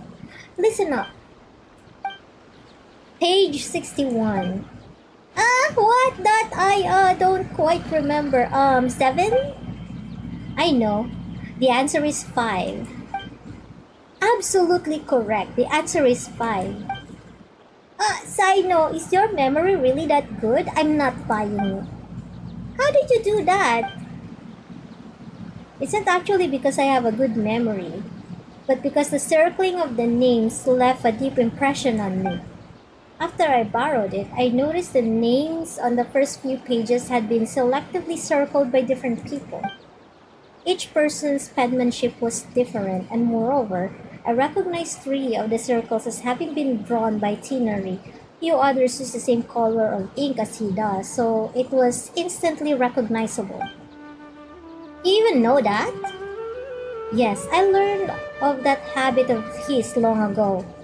At that time, I had just been promoted General Mahamatra and would go to a secret base when I wanted to get through all the trivial tasks in my in-tray at once with minimal disturbances. I would often find Tinari hidden away on a tree there doing his homework. Noticing the writing implements he favored wasn't exactly detective work. In all these years, he's never once changed the ink he uses. Back to that book. Anyone who's read it knows that the first name circled is the real murderer. Perhaps Tinari did not want the plot to be spoiled for anyone else, so he circled other names. Annotating or marking a book is not in itself a violation of book borrowing regulations, but why are all the other marks there? Is there some conspiracy behind them? What do they have to do with Tinari? I want to get to the bottom of this, even if it's just for the sake of my friend, and to uncover the secret. You must become a part of the conspiracy, so I circled all the other names that were left in the book. What? To think it is such a thing?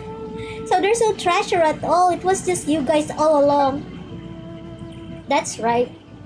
Should you wish to hide a grain of sand, bury it in the desert. And that grain of sand, I can catch a glimpse of the truth. And so you were drawn to it, making your plans, yet in a twist of fate were discovered by me. No matter how vast this world is, you cannot run from the long arm of the law. Wow, you're making a meal out of this, aren't you? You really have way too much time on your hands. Okay, I give up. You win. That's enough for today. It is time for Lord Sangamabe to return to her room for some repose. Farewell, all. So, do you intend to take this book back to the Temple of Silence? I'd heard there was treasure hidden inside and thought it might have something to do with the temple. I never thought that was the real story behind it. But when you agreed to compete, I had already surmised you were familiar with this book. That's why I chose that particular format. Brilliant move, bro. Huh? What's with that look? We're just thinking. There have been more twists and turns in the story behind the book than in the actual story itself. Well, as long as you got it back, I'll leave uncovering the rest of the secrets to you and take my leave for now. See you later, everyone. Can I borrow the book? Of course. After Sino hands you the book, you and Paimon quickly thumb through it. Though you weren't reading very carefully, you can tell that something's not quite right. What is it now?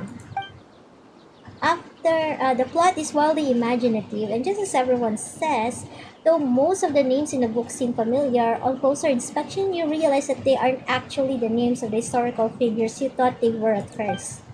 Not only that, but every name has been circled. Thinking back on the course of events, you fall silent, and then you explain the full story.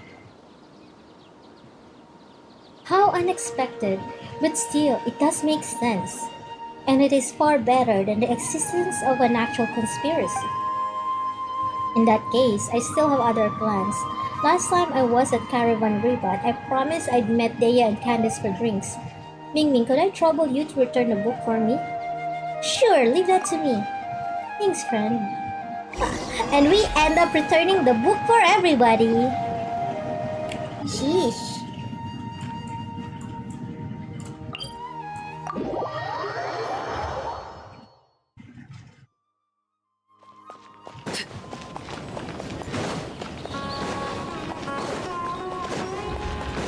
Sheesh, man.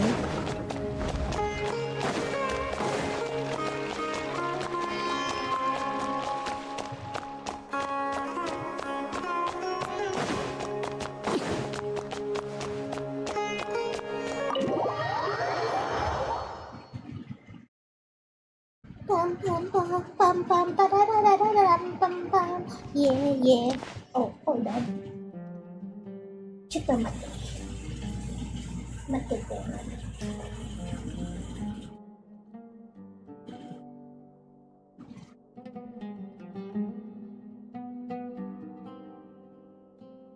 Bye.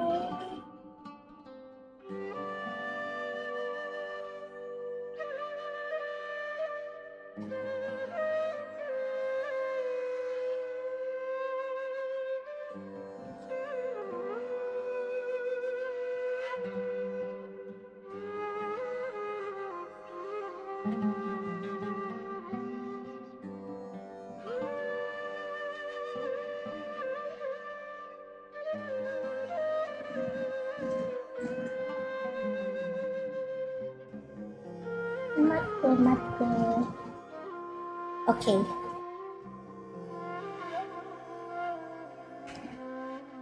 I'm gonna take a quick break, guys. Quick bio break. I will be right back.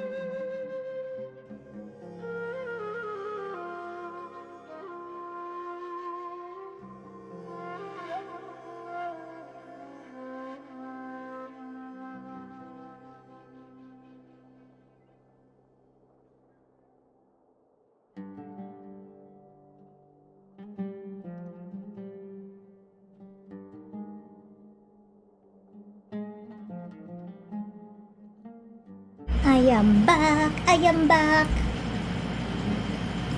Well, we're finally back. Now let's return this book. You really found the book? Amazing. I've been waiting here for it to be returned so I could see it as soon as possible. You recount the entire tale to Kave's eager ears. Huh? Seriously? How is that even possible? I circled the actual murderer? Paimon's pretty surprised by this whole thing too. Let's just take care of the book problem first. Good night, Cameron! Good night, good night. Have a good rest. Bye-bye. Hello, this book, it's probably all my fault for using permanent ink to mark a page, since that caused a whole mess of other things to happen. Now it's all marked up like this, and there's even a risk of those marks spoiling the story, so I'd like to buy it. The whole issue should be avoidable if the Academia uses the money to buy a new copy. Would you please consider my proposal? Mr. Kave, your idea has merit, and it is indeed a good way to resolve the situation. I'll confirm the book's price now, and then you can pay over there. That's great, thank you so much.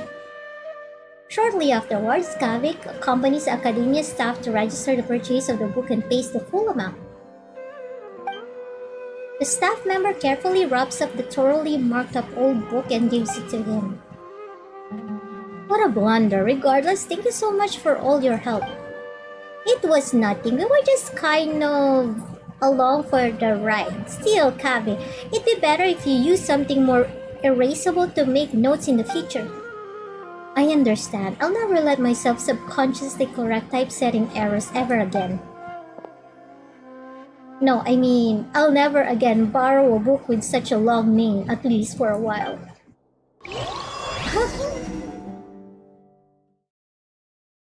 So that's Kave. I remember him now. I remember him. He's roommate with Al-Haytham. Ah, Al-Haytham, you're here. I was looking everywhere for you. What is it? Haha, guess what I've got in this little bag here? If I had to guess, a young man's tears of regret. And what would you know? Its reasoning knows the time of day, but suspense always follows a blizzard.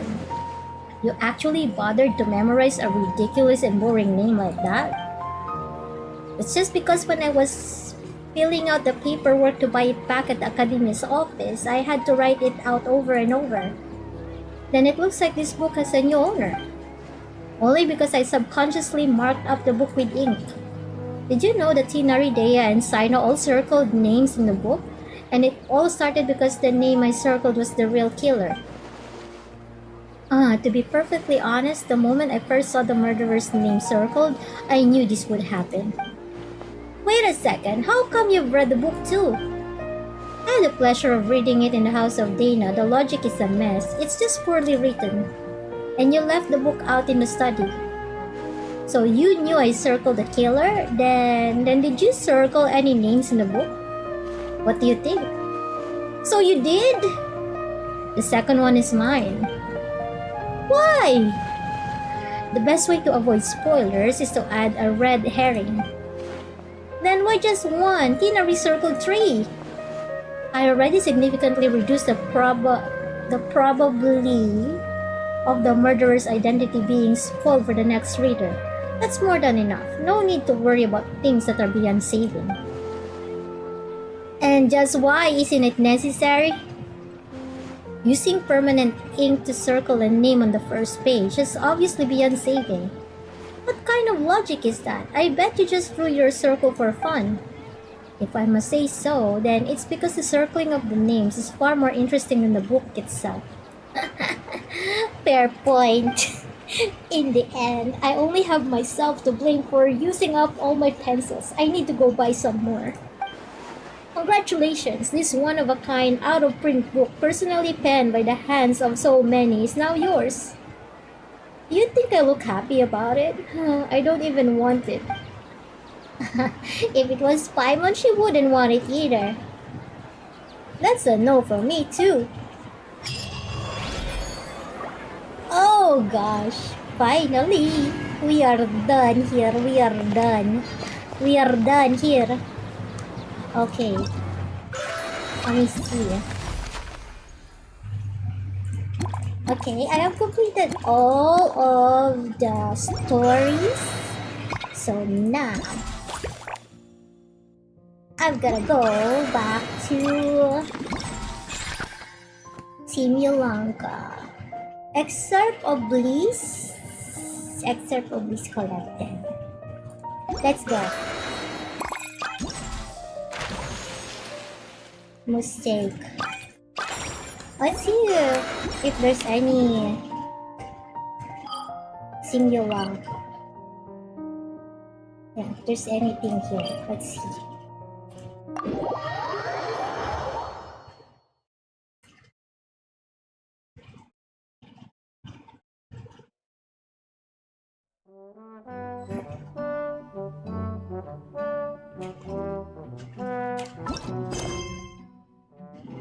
Flying Hatter.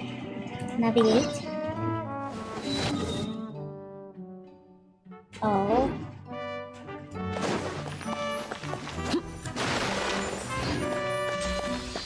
What's this? Investigate. Carrots. Let's go to the Flying Hatter first. And see what is this all about.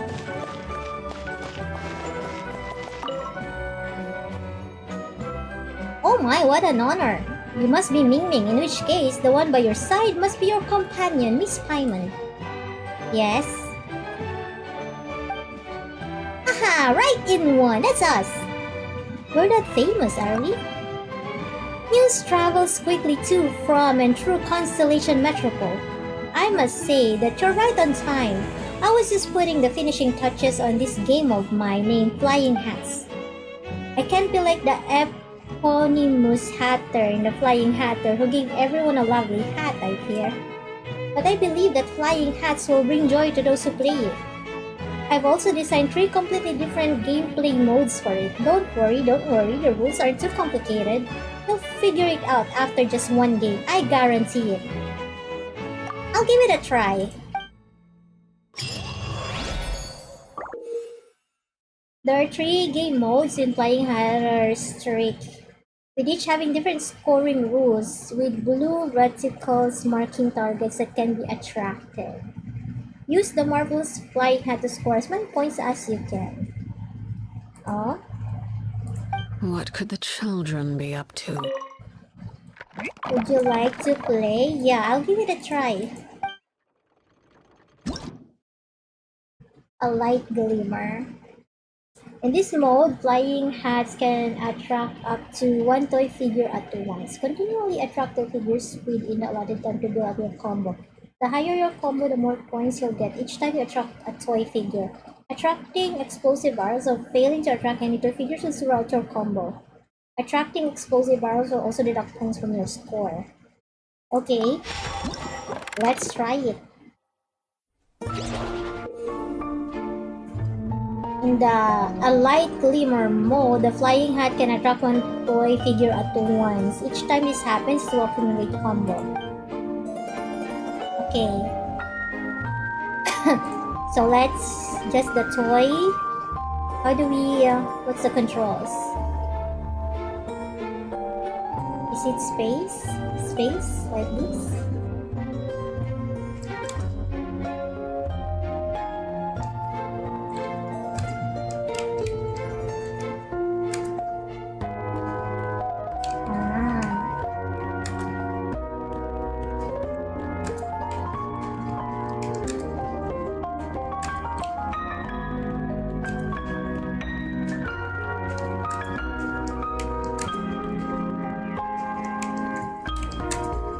Okay.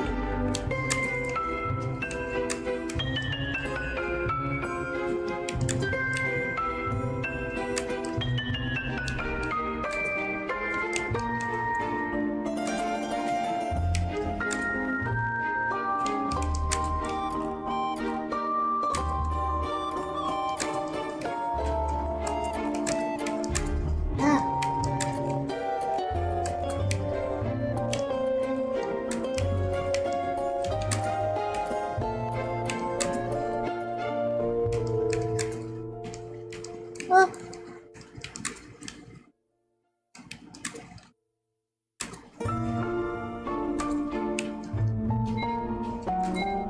Hurry up.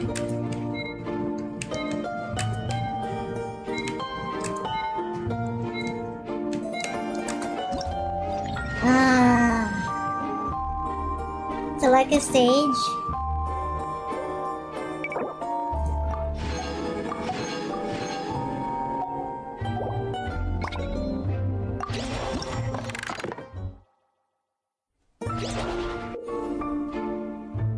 You will have a total of 15 attempts to attract toy figures. Once you use them all up, the challenge will end. Each flying hat can only attract up to 4 toy figures at once. And the more identically dressed figures you attract at once, the higher the bonus points you will score. I see. I gain points. Okay. Attract with the same clothes.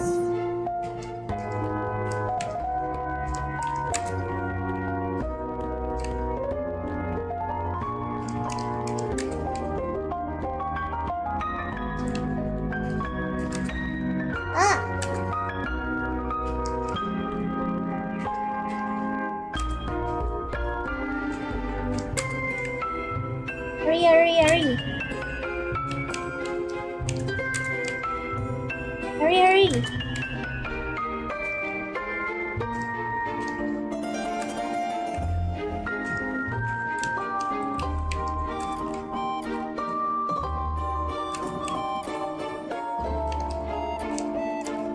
Ano?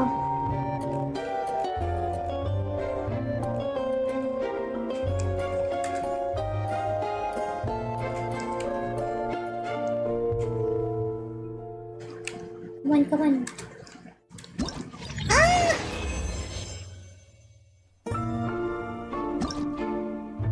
Last one.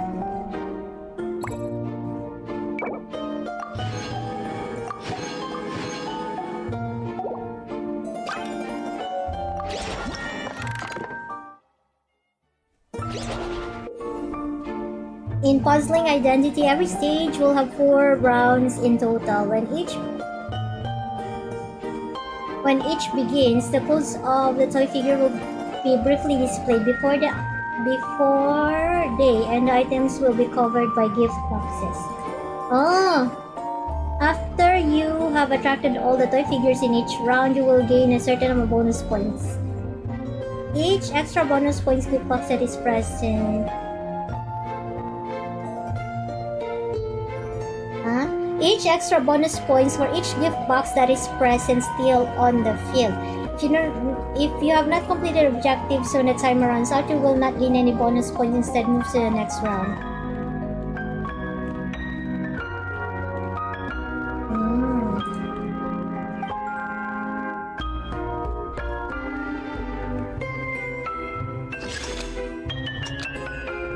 Placement, okay.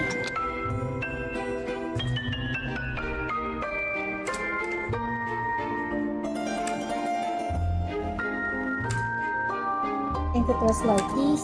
Ah, no! Is it like this? Ah! Okay.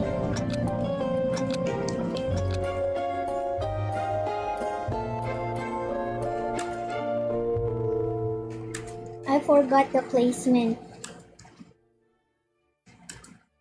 See, there's 3.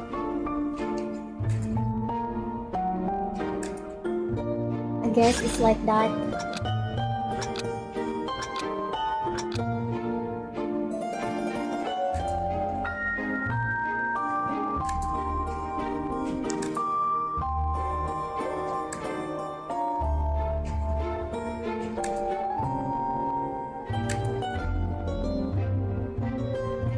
Am I supposed to?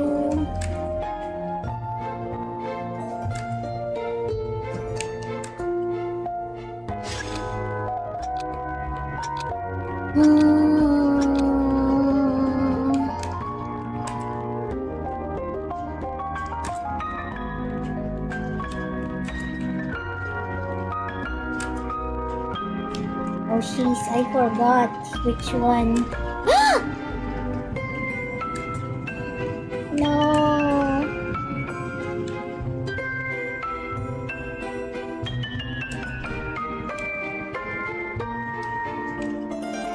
Ah, no.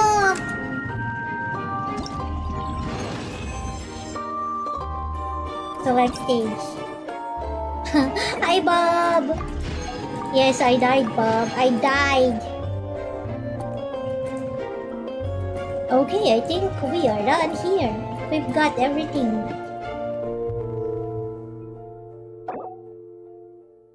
Okay.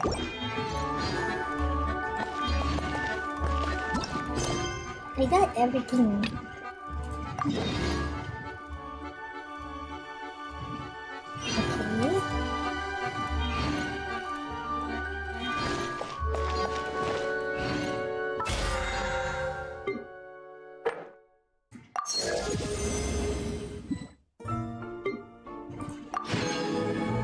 Nice.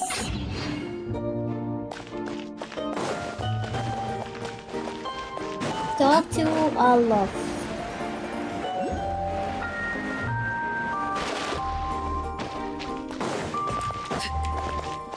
What's this?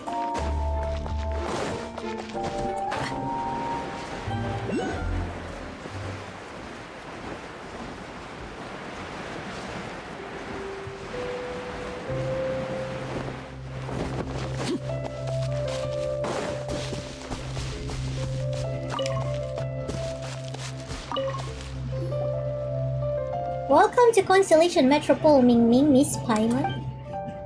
My colleagues have apprised me of your names and deeds and have confirmed that you are valiant indeed. Were I not in charge of training the guards, I should have liked to spar with you. So you're a guard yourself then? In sooth, I am. On the orders of our liege, we are to defend Constellation Metropole and keep the peace. My work specifically is to train the guards, that their skills may prove worthy of their duty. So the door behind leads to the training grounds? Keen eye indeed. It leads to a domain that we just finished remodeling.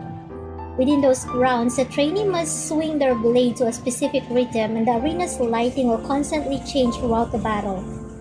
Sounds like some pretty vigorous training. Sounds complicated, more like. Do you have to follow that specific rhythm while fighting as well? This part of the regimen is actually derived from a story titled The Owl Musician. It was popular amongst the guards some time back. Many enjoyed it to the point where they'd forget to take part in training, and their daily patrols were delayed. But I had a thought. Since everyone liked it so much, adding elements of the story into our training would make it more enjoyable. It has had a visible effect on training. If nothing else, there have been no further delays in our patrols due to personal reasons. Would the two of you be interested in said training? Challenges within should be a piece of cake for those with valor such as yours. I'd love to give it a try. Such commendable courage. Excellent. Please then step into the domain. Okay. In Metropole Trials, you will have to form 2 teams to complete 2-stage combat. For each different characters there is a party, you will gain 1 valor. Valor is only contributed by both parties. When your valor is greater than or equal to 6, the combat buffs gain after entering a time for valor are greatly enhanced.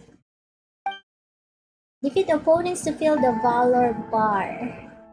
Completely filling the bar starts a time for valor, granting significant combat buffs to the team. This state will end after a time, and defeating opponents while in it will grant extra points. Defeating opponents during a time for valor will not continue to fill the valor bar. Okay.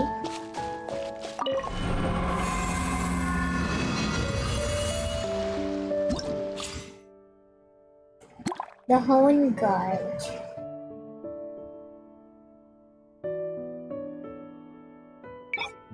Let's do the Fearless party setup. As if, who should we do? Maybe her. And then her. And then this one would be this. And this. And this. Start.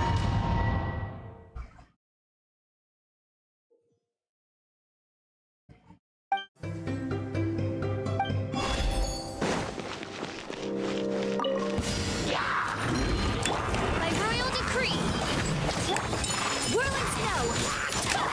The wind knows it. Clouds high. The birds call. Kamisato art. Sumetsu. Kamisato art. Wind strike.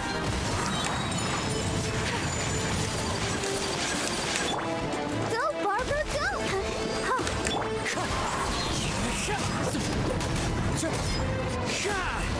Fallen leaves adorn my nut. Take flight! Let the show begin. One with nature.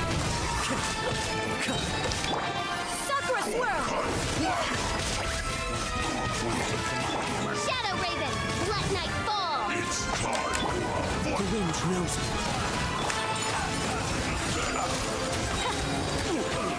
Clouds high. The birds call.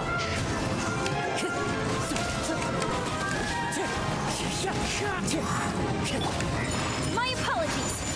Oh yeah. Oz, reveal thyself! Where are you? Wind strike.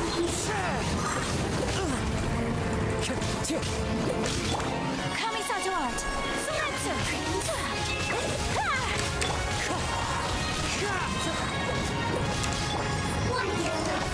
Wings of darkness! Come, sever night from... Fallen leaves adorn my night. One with nature.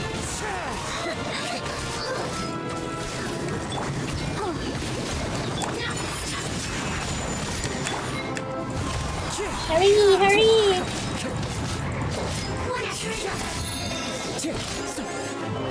Ah, did I not defeat her?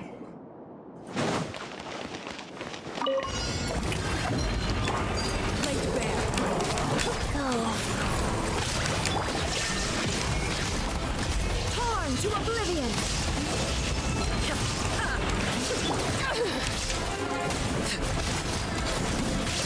Everlasting as the moon. Sacred name, fortune preserver. Let the world collide! Transfixed. Come on. Now you shall perish. Illusion shattered.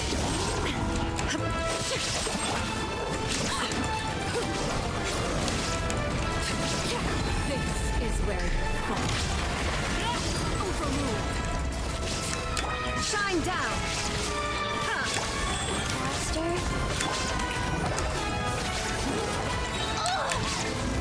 Ah! Ow, ow, ow, ow. Inazuma shines eternal. Illusion shattered. Everlasting as the moon.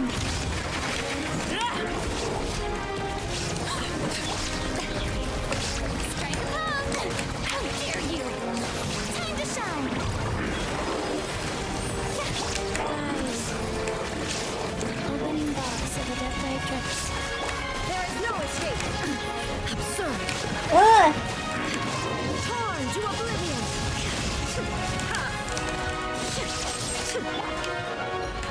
Transfixed.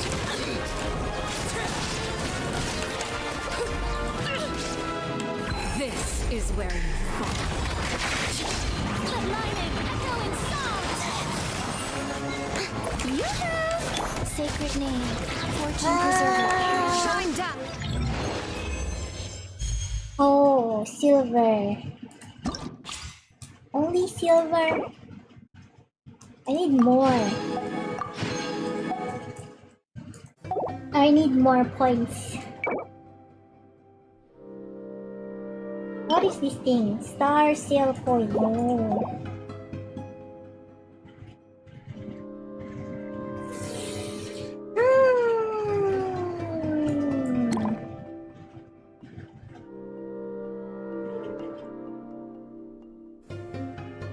Okay, I think this one I can do off screen.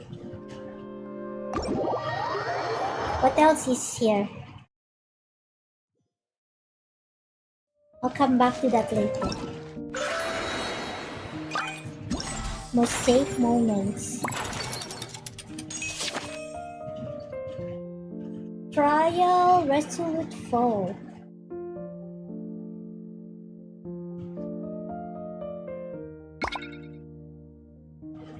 Own Vanguard.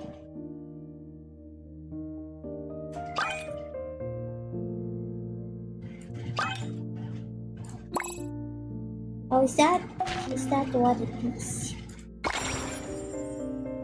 Oh, Flying Hatter's Trick. So this one, we are done.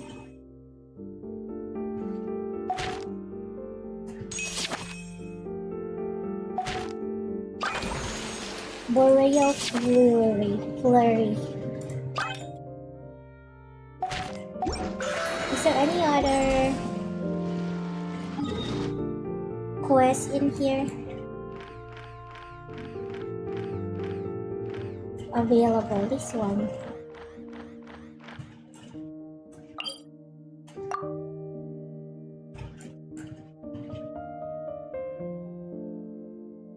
This one right here.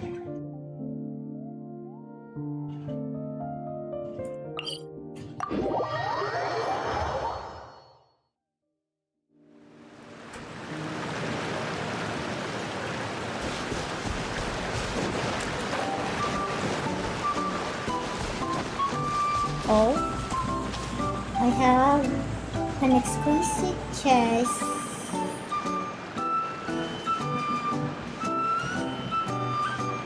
Why is there an exquisite chest over here?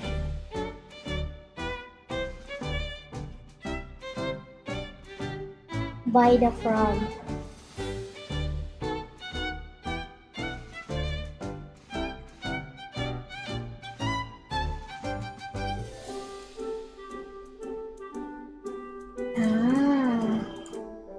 Probably the written game. Something with Right? which to It was the commemorate this written occasion. game, right?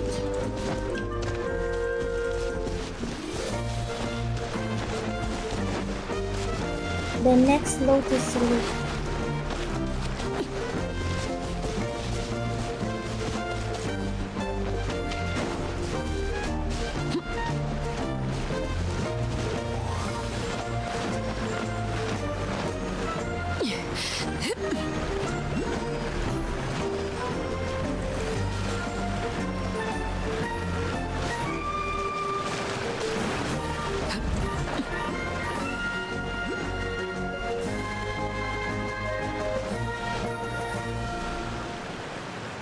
Now, what could this be?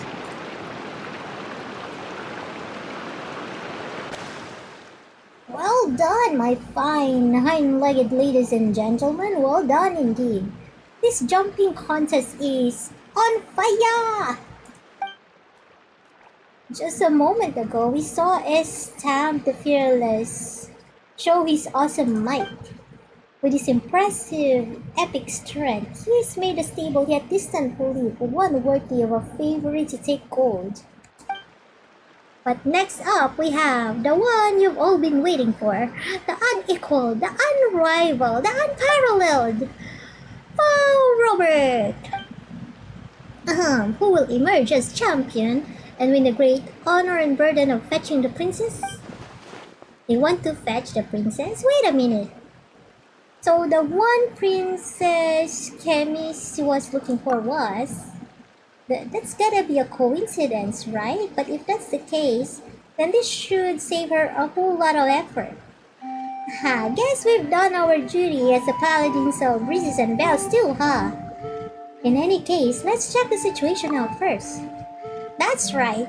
Let's stay focused and keep our eyes peeled. Before the final round begins, let us take a short break and give our two contestants time to rest. For the time being, the competition venue will be open to you all, so go forth and jump to your heart's content. That is what the Rain Song Pun is here for, after all. Oh?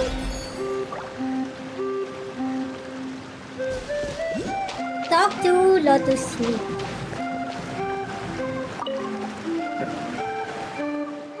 Robert, I know how nervous you are right now, but this is the final match that every frog has been looking forward to. I'm sorry, Mr. Horrorloo, but Please don't blame him, sir. Give him a moment to rest. After all, Robert, I'm sure you need some time to think about how you shall pleasantly surprise us all.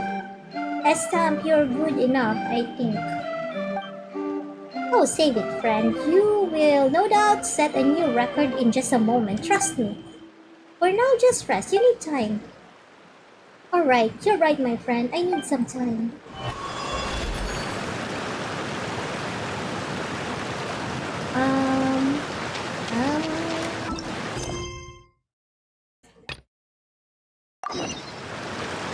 Talk to the calm paper frog.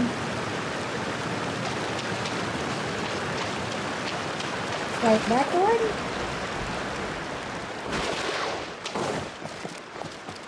Hello?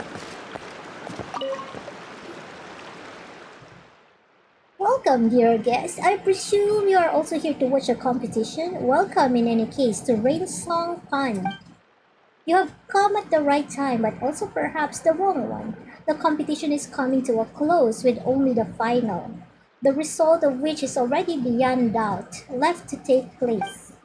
I'm sure you have heard of Robert and S-Stamp. They are both leading exponents in the art of jumping, but in my experience, Robert is sure to win.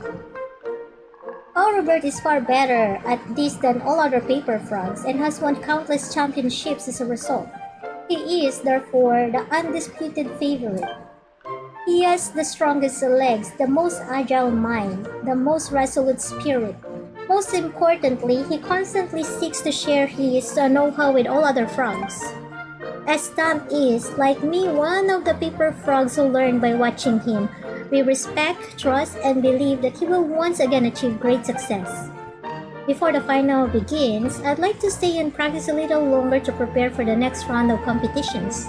If you don't mind, we could practice together. Perhaps you might even come up with a good ideas to help me jump all the better. So after choosing the paper frog who will save the princess, will you still organize this contest? Of course, this is not just about rescuing the princess. Most important is the contest itself and what it teaches us. Self-belief, resolve, bravery. Only a paper frog who understands and embodies such virtues will emerge as our champion. Come then, dear guests. Hey, let's see if you can feel the virtue inherent in our contest. Really? But earlier you observed the paper frog's next attempt.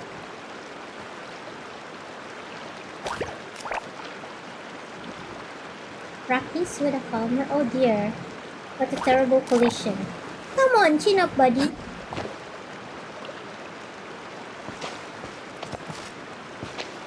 I've come to aid you. Let's go again. We'll get it this time. Let's do it. Lower the water spout.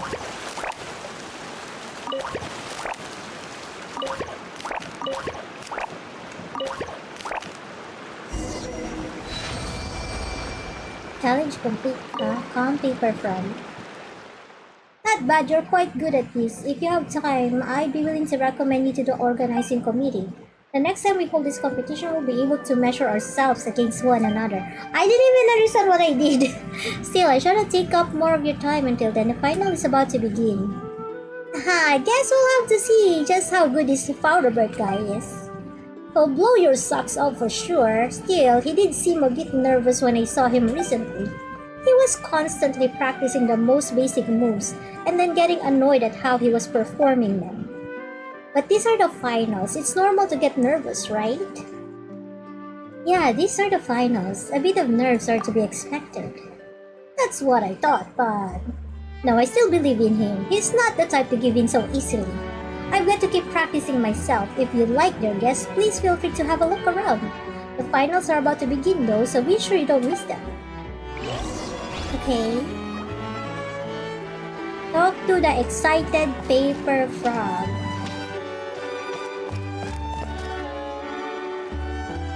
Excited paper frog.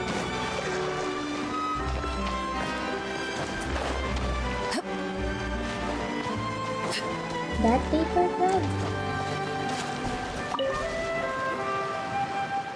Greetings, honored guests. You don't seem like frogs. Nonetheless, welcome to Rainsong Pond. May your legs be limber. Tell me about the competition. As you have seen and heard, this contest is to decide the frog who's best at jumping. Our contestants go through the qualifiers, group matches, and elimination matches, and only those who make it through all these can reach the finals. That sounds kinda complicated. It's not complicated at all. Simply step into the arena and clear the challenges that lie before you. Dear guests, if it suits your fancy, you can also try out the bouncing contest here.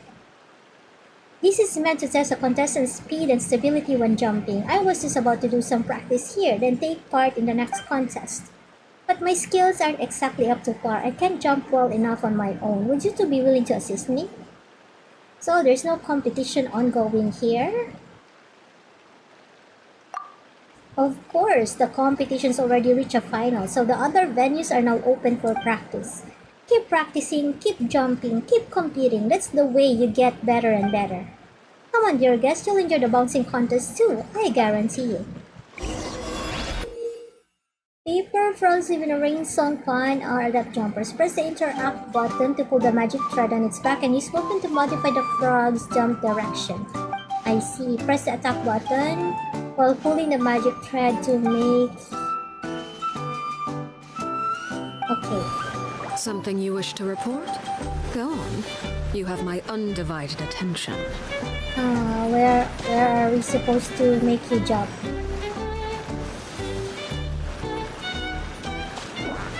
Am I supposed to make you jump somewhere? Over there.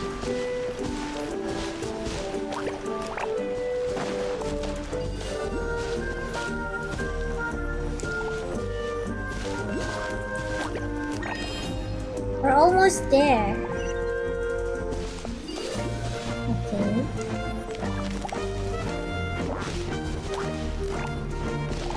Oh.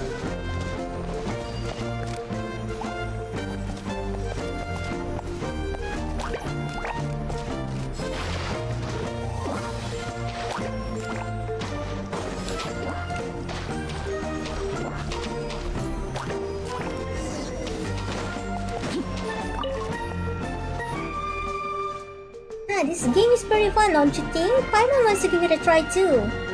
Then be my guest. Paimon can pose as if she's jumping in the air too, you know? It's pretty much the same anyway. I knew you'd enjoy the bouncing contest, but just now, that was just a game. This is a long way off from a real contest. Only the very best of us can take part in the latter. And this contest will decide who is best suited to rescue the princess. It's just so exciting. Oh, sorry, dear guest. My apologies. I just can't help but ramble on about Flowerbird. After all, the whole reason we've organized so many contests was to choose the paper frog with the steadiest, farthest, most awe-inspiring jump, so that they could go rescue the princess. There's still some time before the final match begins, so feel free to take a look around. Aurelu will use his booming voice to remind us when the competition is about to begin, so listen out for it, and make sure you find good seats. Okay, and here it is, here it comes, my fine-legged ladies and gentlemen.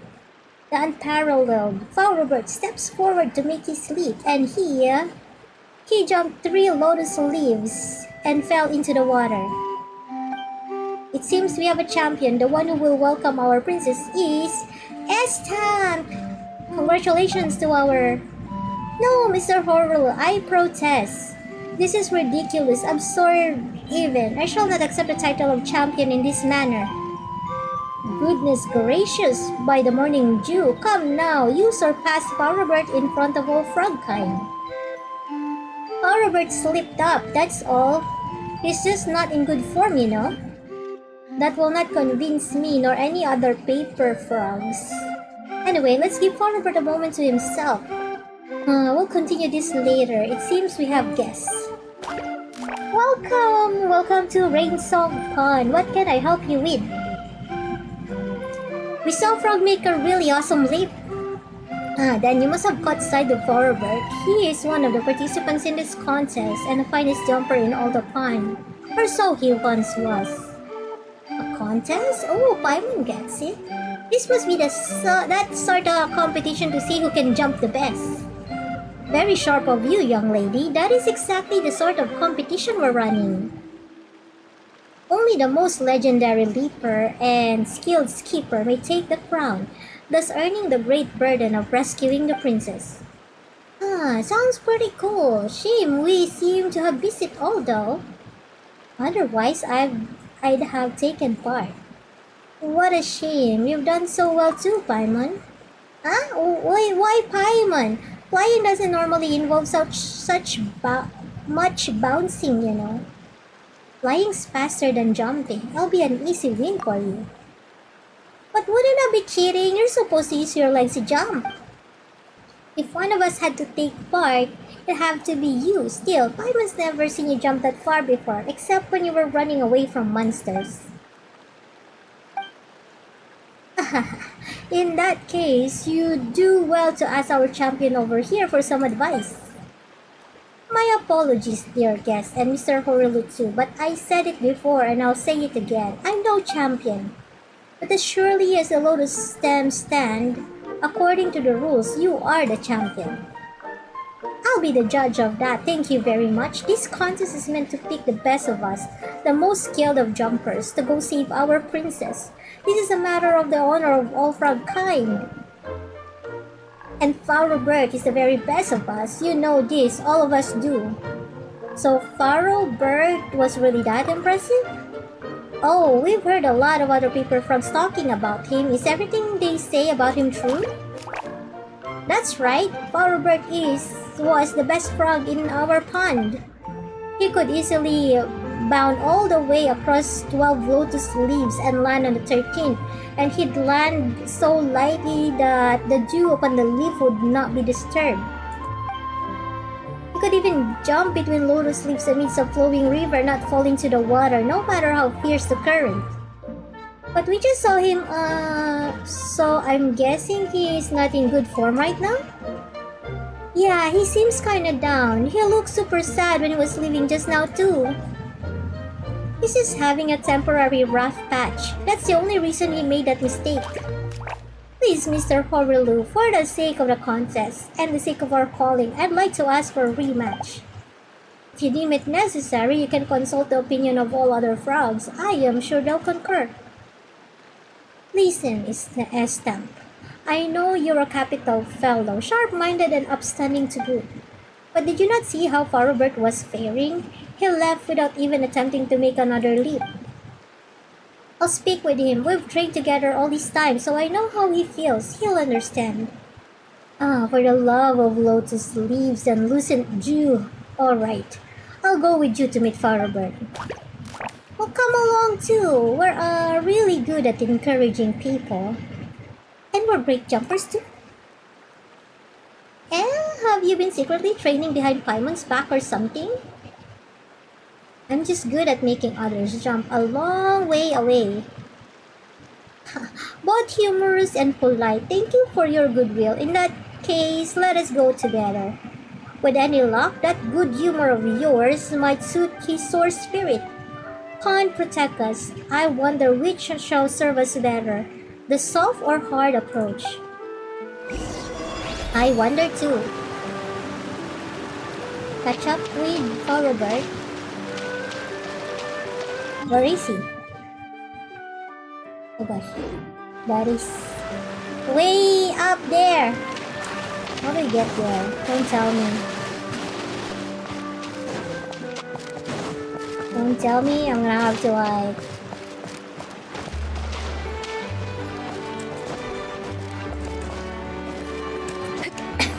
Can I? Oh, I can't. Fine then, fine. Ribbit.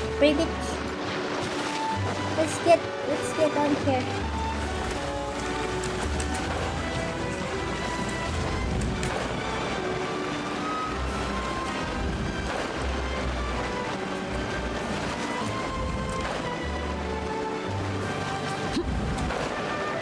There we go.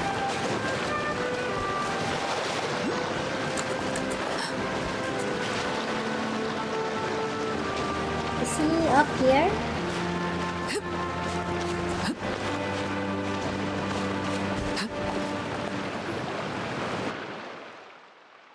He's here. There you are. The award ceremony is over then. Just the opposite, in fact. Both Mr. Horelu and I are of the opinion that things are far from over. Indeed, I hereby announce in my capacity as referee that you, Mr. Farobert, have one more chance to jump. To maintain the fairness of this competition and to fulfill our duty to the calling, you must do a re-jump. Dear Mr. Horelu, I, as a contestant, cite the competition rules pertaining to competitive behavior that may bring harm to oneself and one's stride. I forfeit my second jump attempt. I do not want to disappoint everyone again, nor bring ruin to our calling. This is the only truly responsible course of action. Wow, what a professional answer.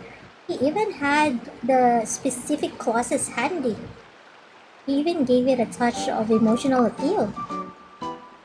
Alright, looks like playing hardball isn't going to work. Oh, lucent dew and lotus leaves. But you haven't left the venue. I don't understand what you mean to say, dear guest. This is the best place from which to watch a competition unfold. If you really wanted to give up, you wouldn't have stayed here. That's true, you can see everything that's going on in the long-distance jumping contest from here. If he really had given up and no longer wanted to have anything to do with the contest, why would he stay? I don't wish to talk about this anymore. I believe I've been clear. Sorry, Estamp, and our two guests as well. He didn't even wait for Paimon to finish speaking. Hold! Forobert, for the pun's sake. Catch up with Forobert again. I'm just gonna sit here. Dramatic frogs. Making me do all the work. So tiring. Listen to us, would you? Is there anything else I can help you with, dear guest? You saw the terrible state I was in. I admit, I mostly knew what you were going to say the moment I saw you arriving with Estamp. My answer is no, and so it will always be. Look at my ankles. They are not ankles that can carry such a heavy burden. Not ones that can save a princess. They look like pretty sturdy ankles to me. A finer pair of ankles I have never seen. Yeah, Paimon hasn't either. But I made a mistake. No, I have been making mistakes all along. I'm sorry, you two, but I cannot continue competing. Why, oh why are you like this? Why do you have to jump around so much? Hey, don't go. We just want to tell you one last thing. All frogs make mistakes. You just need to learn from them, that's all. Good guess. You do not understand. I initially believed that mistakes were mere drops of dew that fall upon our heads. Nothing that could truly knock a froggy down. But I was wrong. Perhaps they were never mere drops, but rather more akin to rocks at the bottom of a pond. Withered wood stuck into the waterbed, or a vent hidden within the muck. We can overlook them, bury them, step over them, or pretend they don't exist. But they will not rest, my friend. They will await their opportunity for a chance to come back to bite you. Please go, and let me go too. I am nothing but a mere lotus head who has had all its seeds removed. Even a light breeze would surge through the many holes in my heart and chill me to the bone. I cannot take up this great burden. This is the voice of my heart. I have let all frogs down, including myself. You still have a retry, you know. Yeah, you've got another chance to prove yourself. I do not wish to taste the bitter pang of failure once more. My legs and my heart cannot. Wow, this lotus leaf is moving all of a sudden. What's going on? What? But it should have been fixed in place. No, it's moving forward. Please stand firm, dear guests. I will steer it as best I can. What is going on? Have the lotus leaf avoid the water sprout. Watch out! Lower the water sprout. Lower the water sprout. Lower the water sprout. Lower the water sprout. Oh, it's gonna be what a close call.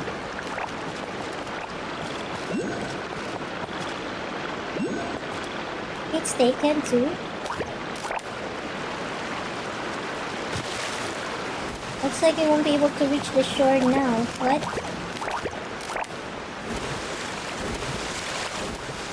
Oh gosh.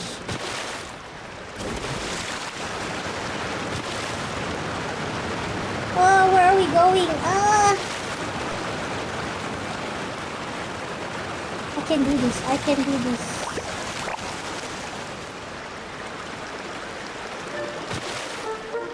Give it to me.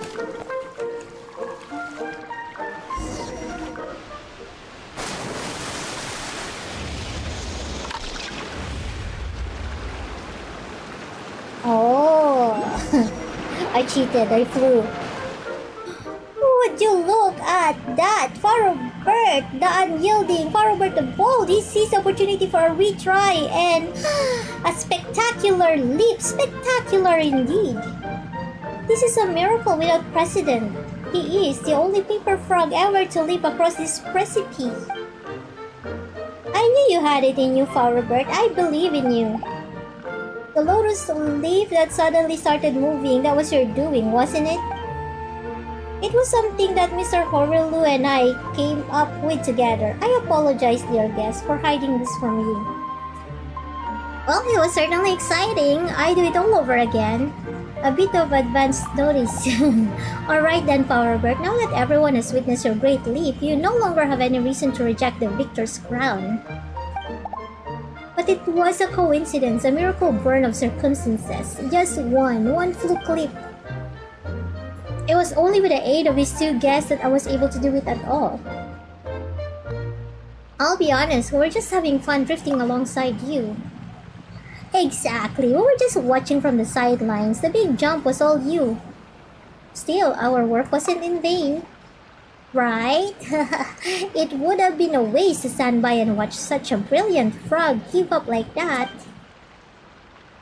You love it so much and you trained so hard for so long. It would have been awful if you'd just given up. A tragedy for you and Frogkind. Just glad that you didn't actually give up. Ah, honored guests, truly your hearts are purer than the first drop of morning dew. I am sorry, my friend, to have done you such an injustice. You should have been the winner of that match. Ah, come now, you proved that you were the best of us, did you not? Please, listen to me.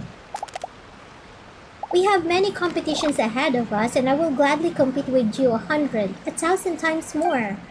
But this time, we must put our best frog forward to fetch the princess. That is our calling, and the future of Rainsong Pond rests upon it. As such, there is no room for error. Do you understand me? I do. Good. Flowerbird, that's wonderful. Ha ha ha! Well, this all seems to have turned out great.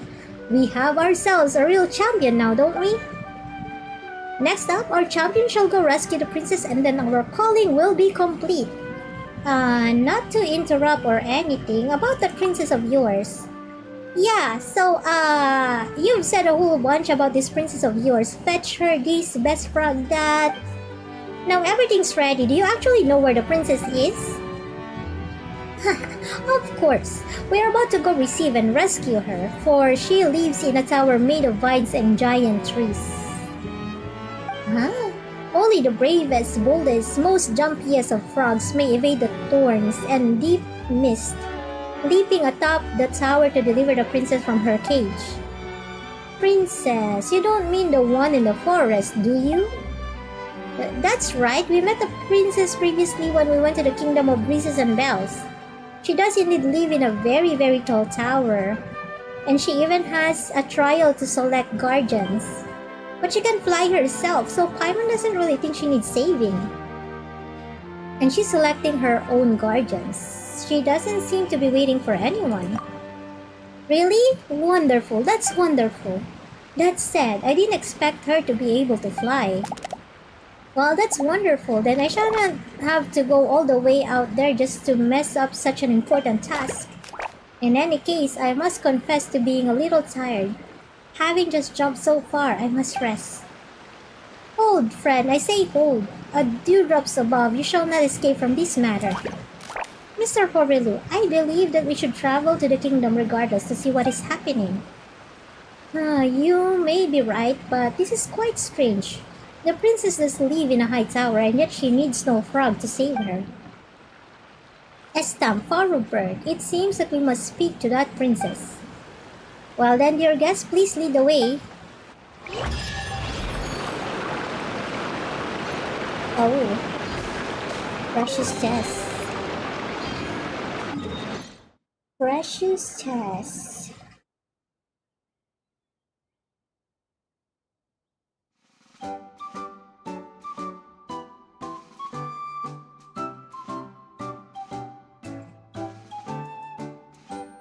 So, what are we gonna do?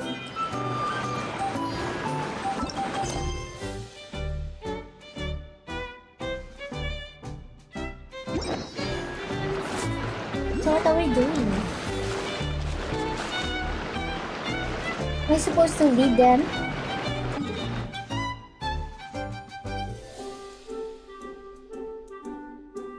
maybe?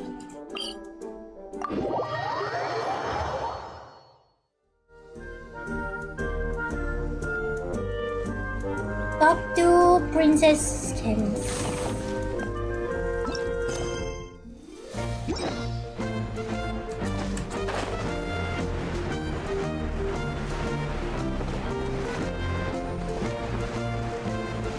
Here they are.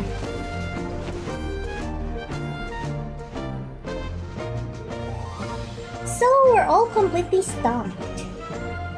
I think it's this one. How come you're all here? Looks like I'm here now too. Oh, it's you! Such a relief that you've come. Thank you for coming, my honorable paladin. We seem to have run into a rather peculiar problem. Peculiar problem? Oh no, don't tell Paimon that the relic hasn't acknowledged Mr. Farrobert either. If the problem was only that I hadn't been acknowledged as guardian, that would actually be simpler. How to put this? Mr. Farrobert is indeed a champion jumper. That much is indisputable. But the trial he passed was a Rainsong Fun's jumping contest, and when he was acknowledged as champion, it was a committee that declared him so. It is true that Her Highness resides in a tall tower, and that in this kingdom does indeed have its own series of arduous trials. But she clearly isn't trapped, much less needs me to jump up and rescue her. And those trials, no matter how good I was at jumping, I'd never be able to pass them. They just aren't designed for paper crumbs.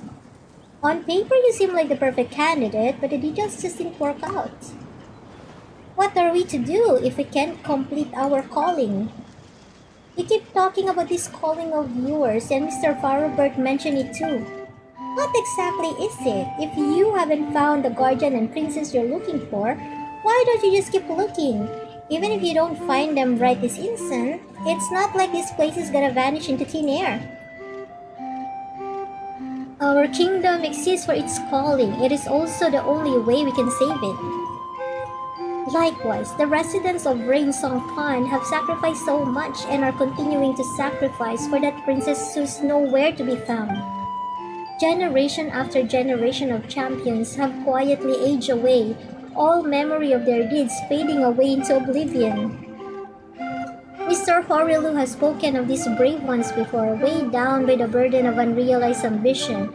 They are left with no other choice but to end their days in obscurity. Such a fate is crueler than the fall of a kingdom. Oh, Robert, we talked about this before. You said you were going to reconsider, and now... We must have faith in our champion. Our champion will not back down. If I were perched on a lotus leaf and suddenly found myself drifting away with the current, I would do my best to make sure it didn't capsize in the middle of the river. Now that I carry the lotus head bangle, I cannot shirk my duty. This has nothing to do with courage, Mr. Horilu, just duty. Paimon knew our lotus leaf rafting experience wasn't a complete waste of time. Spoken like a true champion. Well, but if I do end up going overboard, you'll have to call for S-Stamp. He'd definitely be better at this than I am. He's the real champion when it comes down to it, so why have I ended up being the one on the lotus leaf? Looks like we still have to go rafting a few more times. You sure are one unique champion. No matter how hard you try, you're always convinced you're going to fail.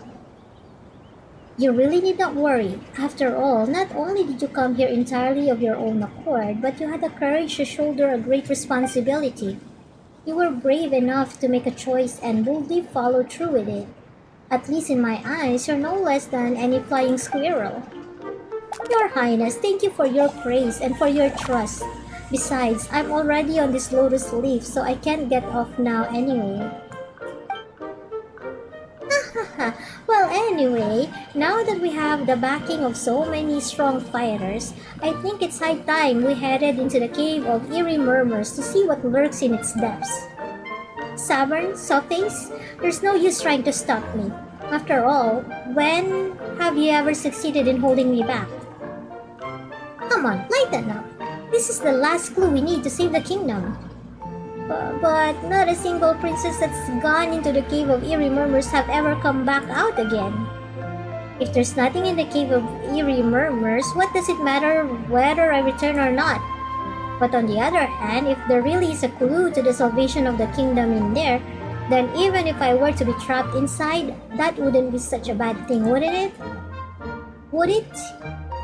What kind of place is this Cave of Eerie Murmurs anyway? And why does Your Highness sound so serious? Oh, it's nothing out of the ordinary. Simply put, it's where those princesses of past kingdoms search for the answer. But even until the day their kingdoms vanished utterly, those princesses were never seen again. Huh? By never seen again, surely you don't mean the cave swallowed them alive? They disappeared too? There isn't a single flying squirrel that knows, but we'll find out soon enough. To be safe, I'll bring the relic along with us. Who knows, it might just come in handy. Alright everyone, let's go. Given that one of you is an expert flyer and the other a champion jumper, I trust you'll both be able to keep up with me. And there she goes. Wow, Her Highness has flown off already. Let's catch up, MingMing. I suppose.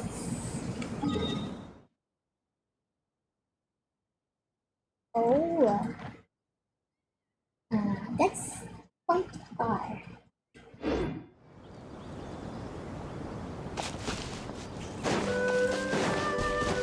This is her. Go to the cave. There's no shortcut. Fine.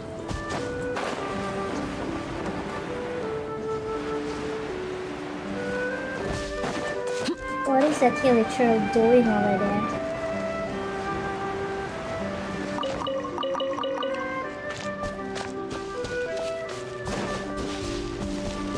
Wait, this is the right way.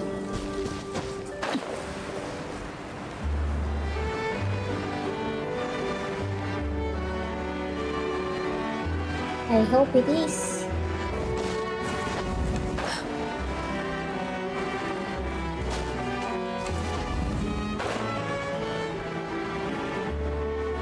There.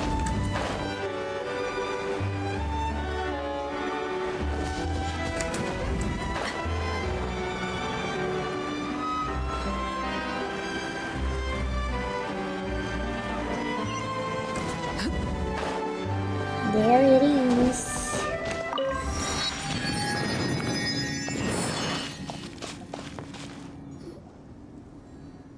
Did a princess take us to the Cave of Eerie Murmurs before? I'm unsure she heard a strange voice while we were there. Just to let you guys know, us paper frogs aren't very good at jumping in caves. Don't worry, Mr. Flowerbird. Paimon might have just been hearing things. I am a voice, but a voice is not life. Interaction is only born of contradictions, and only interaction is dialogue. There it is again! Do not fear, these voices will not harm us. They are simply lamenting their own past. Lamenting the past. Are these the princess's voice? To be precise, both princesses and princes. What they have in common is they are all voices from fallen kingdoms. They came in search of answers, but found nothing. All they could do was stay and lament their fate in vain. You know this place well. You must have come here many times before.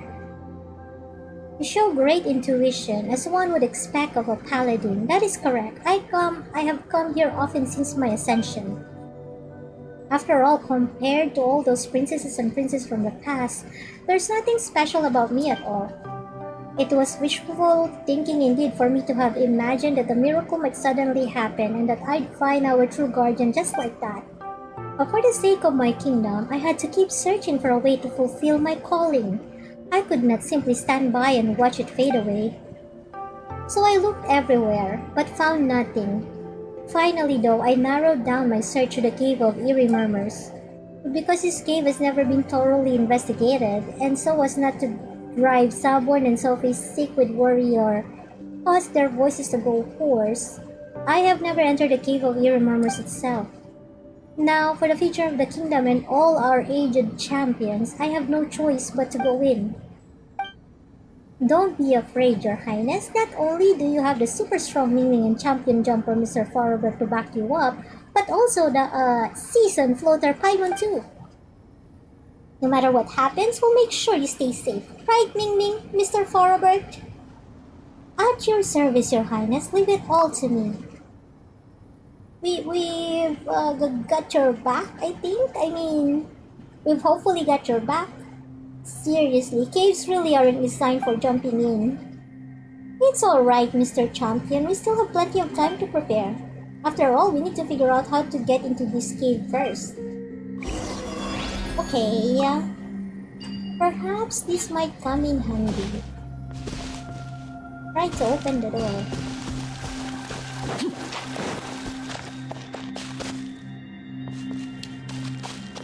It doesn't open the door. How? So what do we do with you? Oh, here.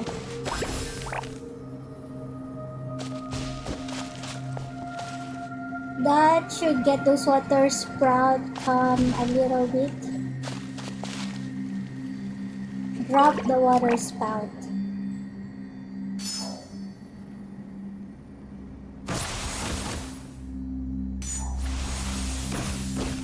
Oh. Oh, wait.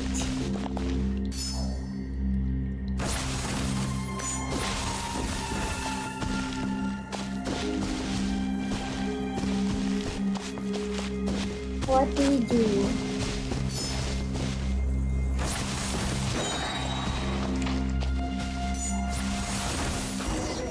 There we go. The door open? Then come everyone, let us enter. Let us enter the dragon. Alone.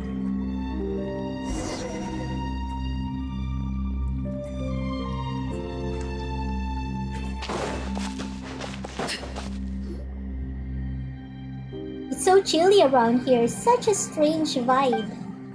I'm just glad we haven't seen anything weird. Wait a sec. What's that carve on the wall over there? It looks like a story? What's it about? After setting up the trial herself, the princess awaited her guardian within the kingdom. I think I recall this story from the kingdom's records. In the legend, it is said that despite the passing of much time, still there came no sign of a guardian. And it seemed that the kingdom's resources would soon run dry. The princess, whose name was Seoya, therefore made a decision. She let the kingdom's people fall into a deep slumber and sealed off all its land except the tower, where she alone remained to await the coming of the guardian. What became of this princess? The guardian that she awaited never came. In the end, she is said to have come to the Cave of Eerie Murmurs alone, then vanished from the world without a trace. It is true that this princess showed great courage, but I cannot say that I agree with her approach. As I see it, by deciding to simply wait there while her people slept in blissful ignorance, she consigned her kingdom to an unknown fate. Instead, she should have taken the initiative by calling upon her people to unite as one, seeking out this guardian together. If she had done this, even if all their efforts had turned out to be in vain, at least she would have known that she'd done all she could. It's just as the last line of the story says, stories follow rules, unfolding in cyclical patterns, but each should follow its own course. Your Highness, it hasn't come to that yet. Yeah, come on, there's still hope. And who knows, there might be some important clues left for us to find. Forgive me, I seem to have gotten a little carried away. Anyway, let's keep searching. Looking around, it seems like we haven't completed the trials in the Cave of Eerie Murmurs yet.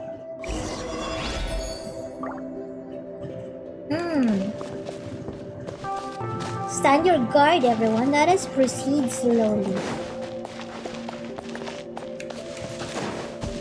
Anything there? Anything here? Oh. There is something here. Irritating thing that it is both reasonable and obvious. There's text.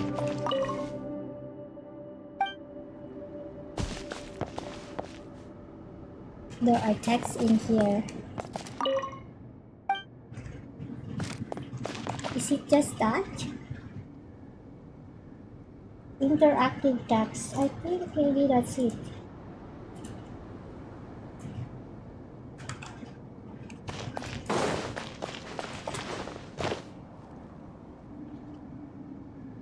There are like so many papers.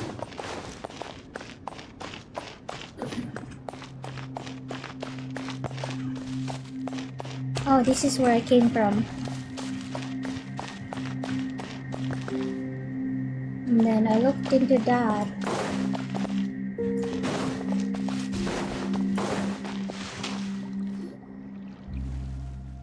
Lotus leaves and dewdrops. What the? Why has this story been carved on the wall? What is it? Someone's carved a story here that goes, once upon a time there was a paper frog who wished he had a pair of wings. He prayed to the goddess who told him that if he could jump higher than all the other frogs, he would have his wings. Wait a sec, if he could already jump higher than all the other frogs, why would he need wings? Maybe it's just hyperbole. No, this champion's name is actually recorded in the committee's register. This paper frog, whose name was Cibrellus, once won the championship 7 times in a row. No frog was his equal. His symbol was a pair of wings made of lotus leaves, so they dubbed him Winged Cibrellus. 7 times in a row? Paimon heard you won the championship many times in a row too, Mr. Farrowbird. Me? Yes, I've won it 7 times and S-stamped 6. But I'd be no match for this champion. Back in those days, they had to figure it all out themselves without any experience to go on. If my generation of frogs have jumped higher than others, it is merely by jumping up from the shoulders of giants. There he goes again, putting himself down as usual. So what happened to the champion? This I do not know. According to the committee's records, in the last jumping contest he ever took part in, Cibrellus came second. Second? So that means... Indeed it does. Given that he no longer felt up to the task of rescuing the princess, Cibrellus announced his retirement there and then. He told his friend that the jumping contest no longer held any meaning for him, and that unless he rediscovered its meaning someday, he would never again compete. From that day forth, not once was his name ever again mentioned in the records of Rainsong Pond. So just like those princes and princesses, there was a point in time after which these champions simply vanished from the world. That's right. All in all, this story really doesn't seem like a promising omen. Hold on a minute, the last line of this story is also, stories follow rules unfolding in cyclical patterns, but each should follow its own course. Why does this line keep reappearing? We'd better complete the rest of the trials first. Yes, you're right, let's focus on the puzzle before us. Let's go. I wonder where it will lead us in the end. What's all this in here? Looks like this gave us no intention of just giving us the answers, but rather plans on testing us instead. The road to success is never straight, huh? Another trial, let's do this. Thank you, then let's go take a look at this final trial. What should we do?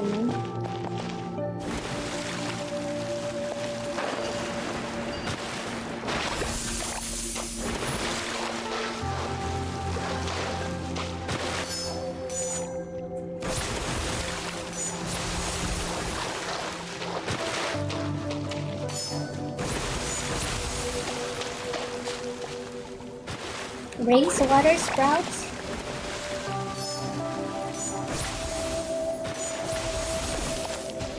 Okay. Now let's do it like this.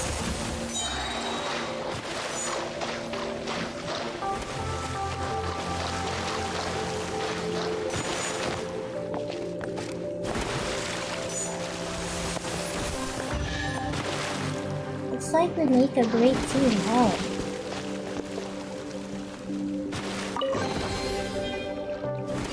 I'm just glad I didn't drag you all down. Only these candles light up. Weird. What candles?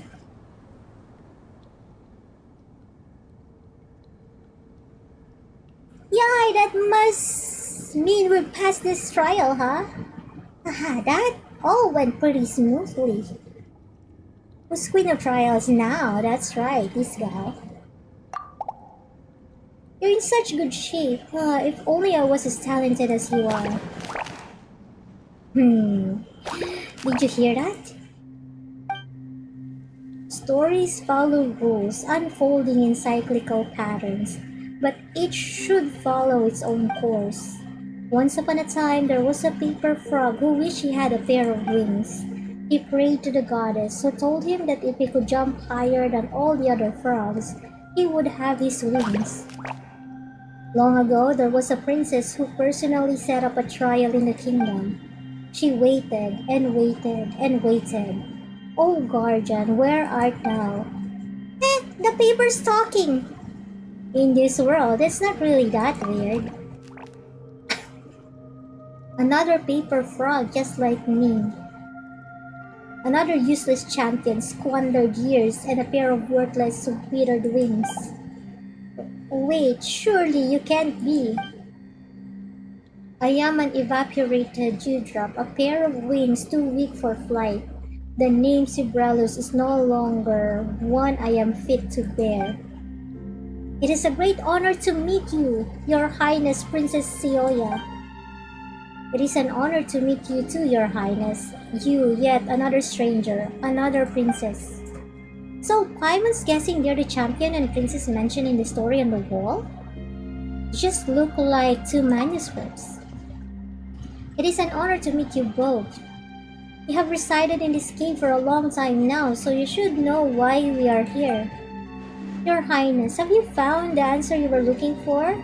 Where is the guardian we are looking for? Great champion, where is the princess that us paper frogs are supposed to save? We should go back. There are no answers here. Only question after question. No river awaits, and the lotus leaves do not exist for us. The pawn has never seen victory's laurel nor a princess. Stories follow rules, unfolding in cyclical patterns. Such a futile expectation. When will the cycle end? Keep waiting, keep waiting. There are no answers here, only questions after questions. The pen that wrote these words has not alighted back upon the page, yet the ink of fate has long dried up. Neither the guardian nor the period that marks the end shall appear, thus it has always been until now. But it should follow its own course. This is Destiny's inexplicable hope. When will the path ahead reveal itself? What are they talking about? Paimon doesn't get it. Whatever it is, it doesn't sound too promising. They might as well have said nothing. Huh? But why? No river awaits, and the lotus leaves do not exist for us. That makes it sound like Rainsong Pond is already... Neither the guardian nor the period that marks the end shall appear. Anyway, we shouldn't jump to conclusions too soon. We haven't even completed the trial yet. Alright, giving up before a contest has even ended seems like bad etiquette indeed. Let's take care of trials first. Yeah, let's stay positive. Maybe there'll be a pleasant surprise waiting for us.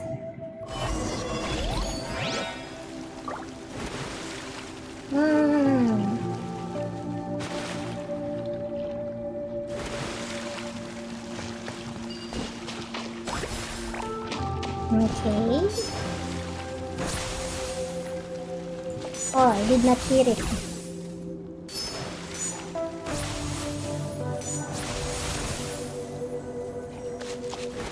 So we're gonna go over there.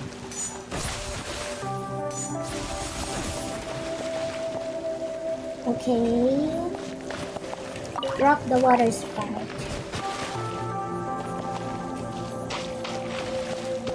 Oh.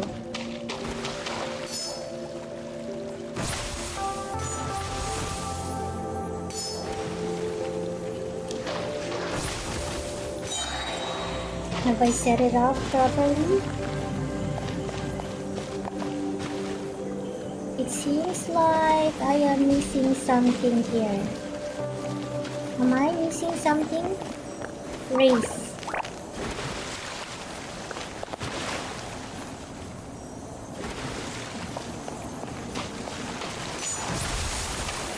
Huh?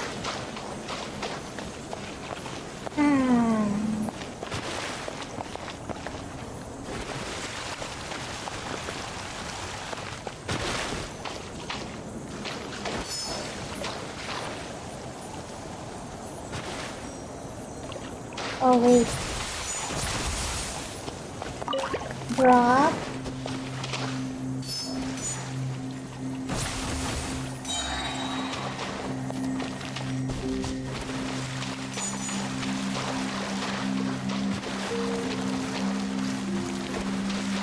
Oh, maybe I need to go up here.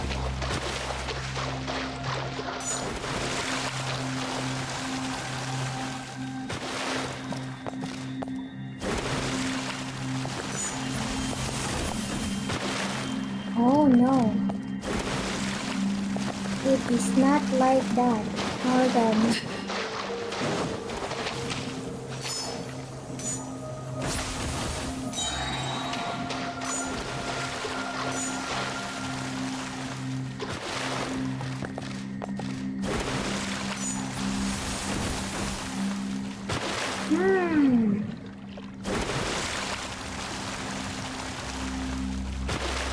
How can that be?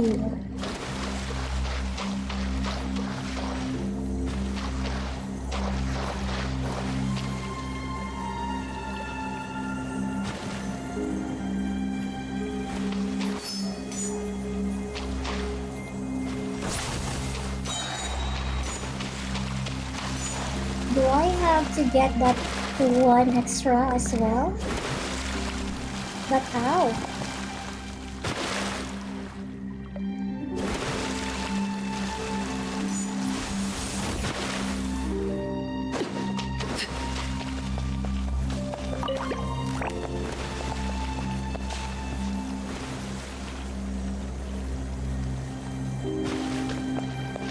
Am I missing something? Oh, try the drum over here. I see. Drop.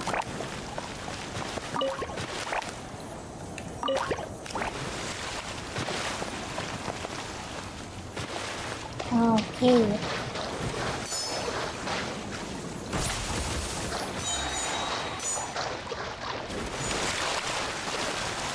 I knew something was off.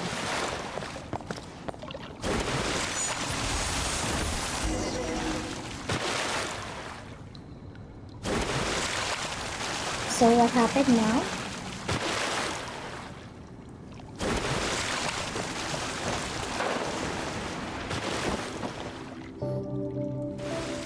Well, it seems like we passed all the trials, right? We passed the trials, but nothing seems to have happened. I brought the relic, but it hasn't reacted at all. Are we really meant to just keep waiting here? But what exactly are we waiting for? It's not like some kind of god's gonna suddenly swoop down and tell us what to do, is it? What we are willing to do is wait. All we can do is wait. Meaning lies in waiting. The future lies unknown. When did they appear and insisting that we wait like that? What are we even waiting for?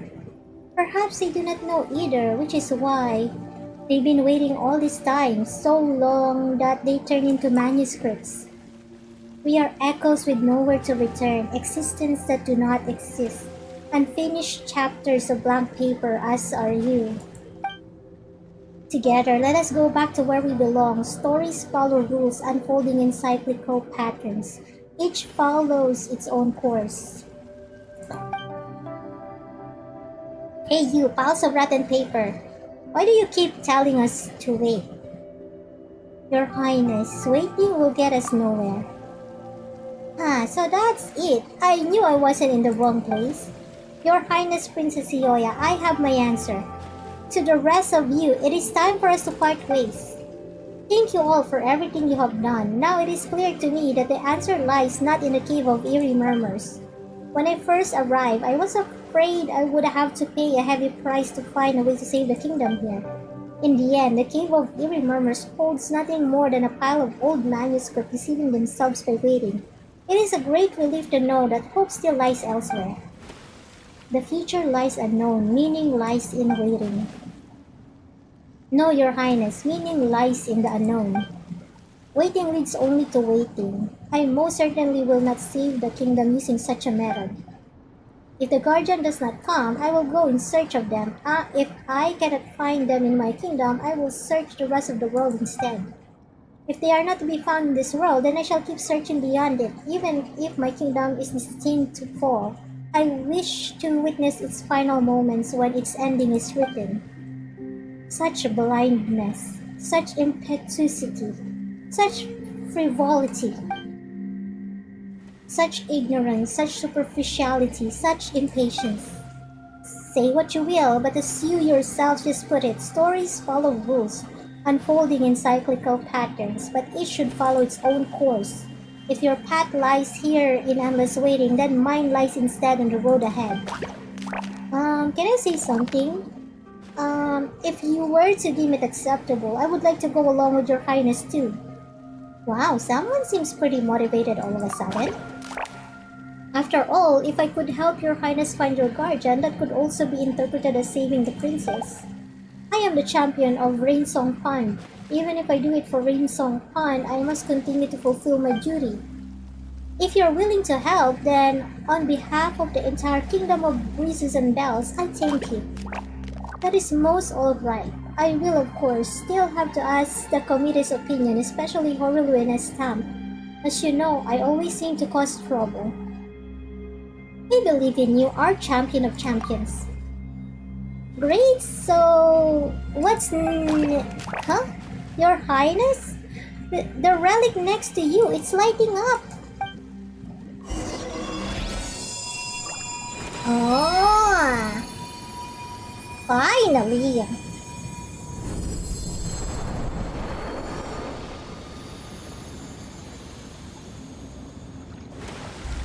It is finally lighting up. Right? Like... How come? So that's what each should follow its own course meant? Her Highness seems to have figured out something out that Paimon hasn't. It sounds to me like it's saying we first need to find a lotus leaf of our own and drift along. But has the owner of this relic ever considered what would happen? We'd have to climb back out again and prove our courage by overcoming adversity. Did I? Whoa. Leave the Cavern of Murmurs. Where are we going? Look, Orion is flying along with a bunch of people. Our guardian is coming. That's wonderful news. We can finally fly around without having to worry.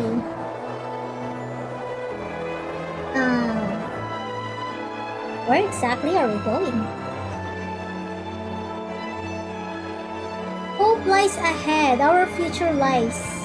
Courage lies in dialogue, survival and returning, meaning in seeking.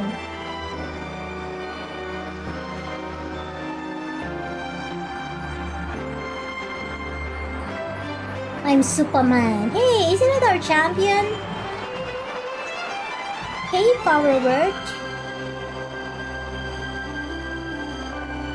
Look over here, Mr. Champion. Give us a wave with your champion feet. Rainsong Pond.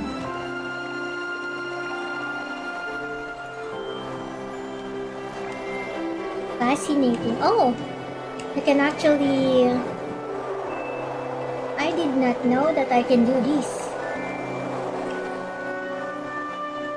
I suppose. What a blessing. Oh. Oh, my leg. Is it still on the ground? I can barely feel it anymore. All 4 of your feet are still firmly on the ground, Mr. Champion, and they're in better condition than any of us here. Those princesses from the past, they seem to have left too. I hope that they'll never return to the Cave of Eerie Murmurs. Aha, seems our trip to the Cave of Eerie Murmurs wasn't for nothing after all. With the relic lit up, there's hope for your highness's kingdom again. That is indeed so. The fact that the relic has lit up means that it has found a guardian worthy of acknowledgement. It seems the guardian that the relic was looking for was not a valiant warrior in the usual sense. A true guardian who is worthy of acknowledgement is one who always follows their heart. Someone who pushes forward relentlessly in spite of their fear. It turns out that this relic, which we'd been treating like the problem, was actually the answer all along. Those manuscripts that were waiting in the cave. They've been waiting for their path to appear, waiting all this time. But waiting leads only to more waiting. No one can find the solution to a problem simply by searching within the problem itself. Like, you wouldn't be able to pick a leaf from a tree if you were standing on the leaf itself. Sounds complicated. Paimon's feeling dizzy now. Anyway, none of them were acknowledged by the relic as guardians. Your Highness and Mr. Faurobert were tough. Oh, were though. Not tough. So now the relic has lit up and we've found our guardian. Doesn't that mean that the problem's solved, Your Highness? Well, you could say that, but I still haven't managed to figure out exactly why it lit up. Looks like Saburn and Sophis will be doing some more research for me. Oh, and now that the guardian's been chosen, doesn't that mean that the relic's trial has lost its meaning too? It'd be a shame to tear it all down. I'd still like to have another go or two. No, I will keep the trial in place, but it will now be used to train guardians rather than to choose them. If every flying squirrel were to become a guardian someday, then no matter what difficulties the Kingdom of Breezes and Bells faced, we could overcome them together. I've been wanting to do this for a long time. Just a pity that the relic refused to light up sooner, and that Saburn and Sophie stood in my way. Now that I've been acknowledged by the relic, I shall do whatever I wish. That's why you're the princess, Your Highness. No. Her Highness's title should now be Guardian Princess of the Kingdom of Breezes and Bells. So, Your Highness, would it be alright if I took part in a training in your kingdom? But you're already the champion. You're really up for anything now, huh? No, didn't you hear that sound just now? That voice that was speaking? This is a trial that you must face to serve Princess Sinas and fulfill your calling. No, whose voice was it? It was the same as the voice of the manuscript that claimed to be Superlus in the Cave of Eerie Murmurs. Surely the great champion himself doesn't actually believe that I can fulfill Rainsong Pon's calling? But Princess Sinas doesn't need me to save her. If anything, I'm the one who needs her help. So you told him you could do it? Huh? No, I didn't. Or rather, he had no intention of hearing my opinion anyway. But seeing as it's for the calling of Rainsong Pon, what choice do I have? You're saying you would like to undergo the trial? Then of course, you're welcome to. I couldn't be more delighted to hear that the champion of Rainsong Pond is willing to serve in my kingdom. Besides, I had plans to travel far away in the future, and I was actually just about to invite you to come along with me. After all, there are bound to be places in this world where the wind doesn't blow. When that time comes, we'll have to rely on those champion legs of yours. Really? Then I'll try my best not to make any mistakes, though I've never tried jumping with anyone riding on my back before. Then you'll have to train harder from now on. And the two of you, thank you for all the help you've given me and my kingdom. Though there are still so many mysteries yet to be solved, why did we need to find a guardian, and why would a kingdom fall into decay by itself? And why would Rainsong Pond have such a calling? But at least the kingdom has been saved, so now I have more time to contemplate these questions. MingMing, don't you think that those manuscripts in the Cave of Eerie Murmurs seem to be related to a story we heard before? The legend that Nilo told us about, the goddess of fate who used ink to compose her stories? You know something about all this? Well, it's a long and complicated. Well, actually, it's not that long or complicated a story. We tell Princess Sinus and Paul Robert. Oh, hi, iQuirks. It's okay. It's very late too. So basically, everything we've been through is a story written by the goddess of fate. I'm actually just gonna finish this quest and then I'll call it a day. I'll call it a morning. Alright, now we've really become characters in a story, but seeing as that goddess wrote us in, why didn't she give us an ending? First, those poor souls in a cave, and now us. We've all been through so much. So that must mean it was also the goddess of fate who came up with that line. Stories follow rules unfolding in cyclical patterns, but each should follow its own course. I'll try, if I don't get too busy. I need some time to think about these matters more deeply. My loyal paladin, please take these gifts as a token of my gratitude. These were the only treasures I brought with me. If you have time, please come back to visit the Kingdom of Breezes and Bells again. I believe that you may have some questions for me. Use Paimon, yeah. She's very tough to cook. She's been cooking for so long.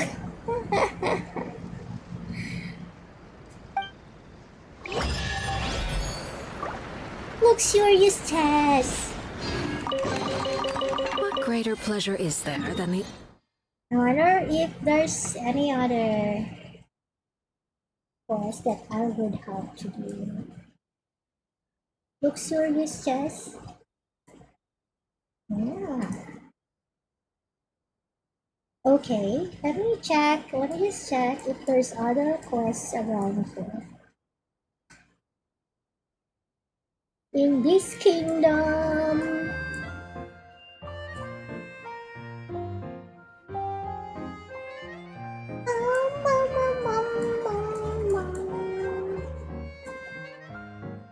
Are there any other quests?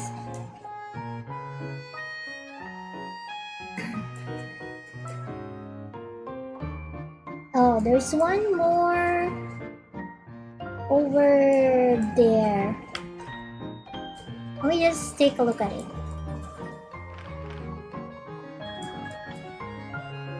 This one.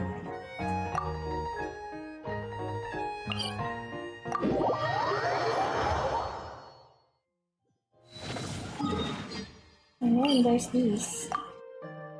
Can I navigate there?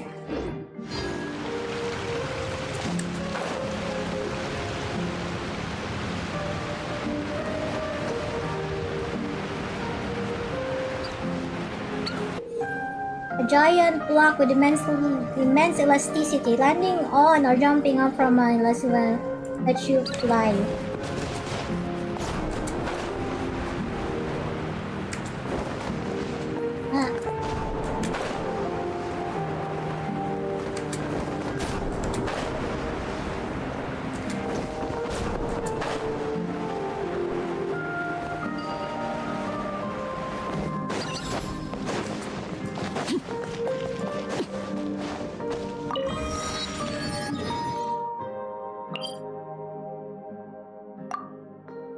I wonder how long is this, and then let me see if I still have time.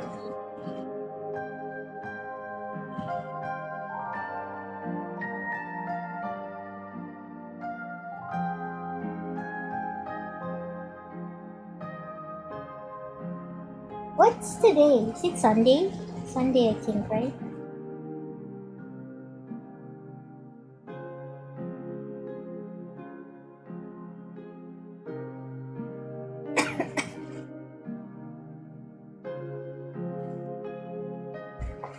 If this is quick, maybe I can still do it. Let's see.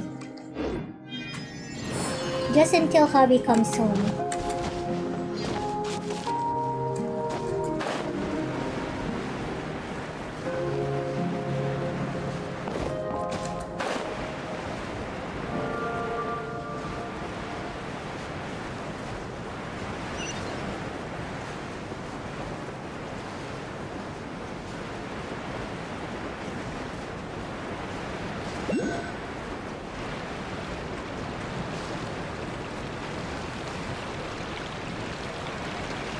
Oh, it's over there.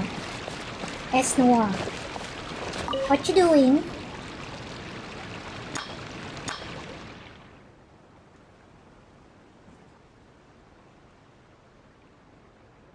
Lighthouse, lighthouse, I've got to hold you up so my friends can find the way home. I just got to rest a bit before I do. This isn't something a human can just pull into place. Seems like you're going to need my help. What? Oh, you don't look like one of our neighbors from Brickstacks. A rarity indeed. Asnor's the name. And guarding this here Farseer lighthouse is the game. It and I bid you welcome. In truth, however, you've come at the most terrible time. It was but a few scant moments ago when a monstrous dragon just ran by in a right hurry. Clumsy and stumbling it was, and the two of us were in its wrathful path. With a crack and a snap, both I and my poor lighthouse were bowled right over. And as you can see, I've regained my footing, but not so the lighthouse. Oh boy, so Mini Durin knocked this lighthouse over just by passing through? And I've tried all manner of ways to get him on his feet. Even the neighbors came to lend a hand. But he simply refused to stand back up again. You'd almost think he had a temper to throw such a tantrum. Our neighbors still have to keep an eye on that dragon, so I'm on my own for the time being. This is a terrible situation. With our lighthouse down for the count, we'll have no light. That means no return to the village for our venturers. Wait, what venturers? And where would they travel abroad? Their journeys take them to the ends of the skies. After all, a mere jaunt over to Constellation Metropole or Rainsong Pond requires no lighthouse to show the way. And so venturers board their little boats and set sail for where the stars set, or perhaps the other end of the rainbow. When they wish to return, this lighthouse shall be their guide. When they return, some venturers have grown most strange, mumbling ceaselessly about value and suitability. But that doesn't stop their luggage from containing many pretty stones, beautiful art, and seeds. Wait, and what if they don't wish to return? Why, that is their prerogative, but no matter what, the radiance of the Brickstacks lighthouse shall shine upon the distant places where the stars fall. So long as they are willing, anyone may follow that light back to our village at any time. Where the stars fall, that almost sounds like you're trying to go explore beyond this world. So that's a... MingMing, what's with that frown? I wonder what becomes of them once they depart. I am no venturer, so I know not. Were Rosalie still here, you could have asked him. He is the boldest, most inquisitive of our venturers. By dint of the windmill mounted on his ship, he sojourns to places most distant each time, to lands where even the light may fail, and yet he always returns. According to the plan, as he related it to me, he should have already returned several days ago. I fear he may have utterly lost his way, like my other wayfaring neighbors. Alright, I've rested enough. Now is the time to get our lighthouse back on its feet to shine once more. All our venturers await its guiding radiance to bring them home after all. Dear guest, could I please seek your aid in getting our lighthouse back on its feet? That way, his light can shine further still, that it may be seen by more of our venturers. Don't worry, I'll get it done right this instant. I'm just gonna check out the environs a bit first. Hey, are you sure about that? Paimon's not that strong, so she'll cheer for you while you're at it. Does seem a right pickle, doesn't it? Why don't we put our heads together and think of something? How about we tear it down brick by brick and rebuild it from scratch?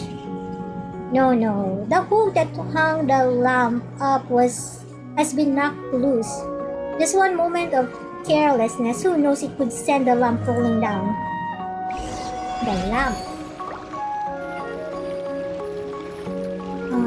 Fine, wait.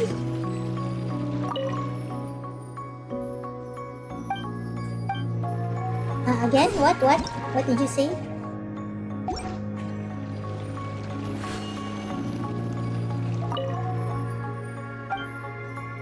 Send the lamp atop the tower rolling right down. Okay. The lamp atop the tower. Wait. Leap as hard as you can. As Paimon cheers you on, you settle in steady stance and tighten up your core, both hands grabbing onto the section of the toppled lighthouse best suited for gripping. Adjust the distance. Breathe in, stick out your chest, put your strength into your shoulders. Oh wait, should it be your shoulders or your back? Well, whatever the case, time to put your back and or shoulders into it. Heave-ho! Let go for now.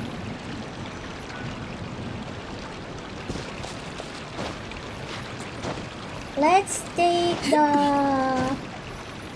the thing that might tumble down or something.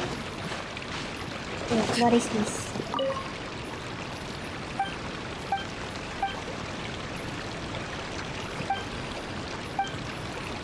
Yeah, we best think of some other way how to do this. Huh? All with all your might.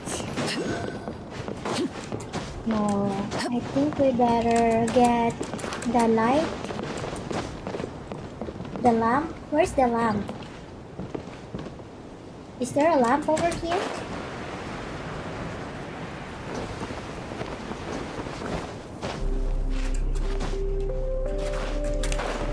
Oh! Wait.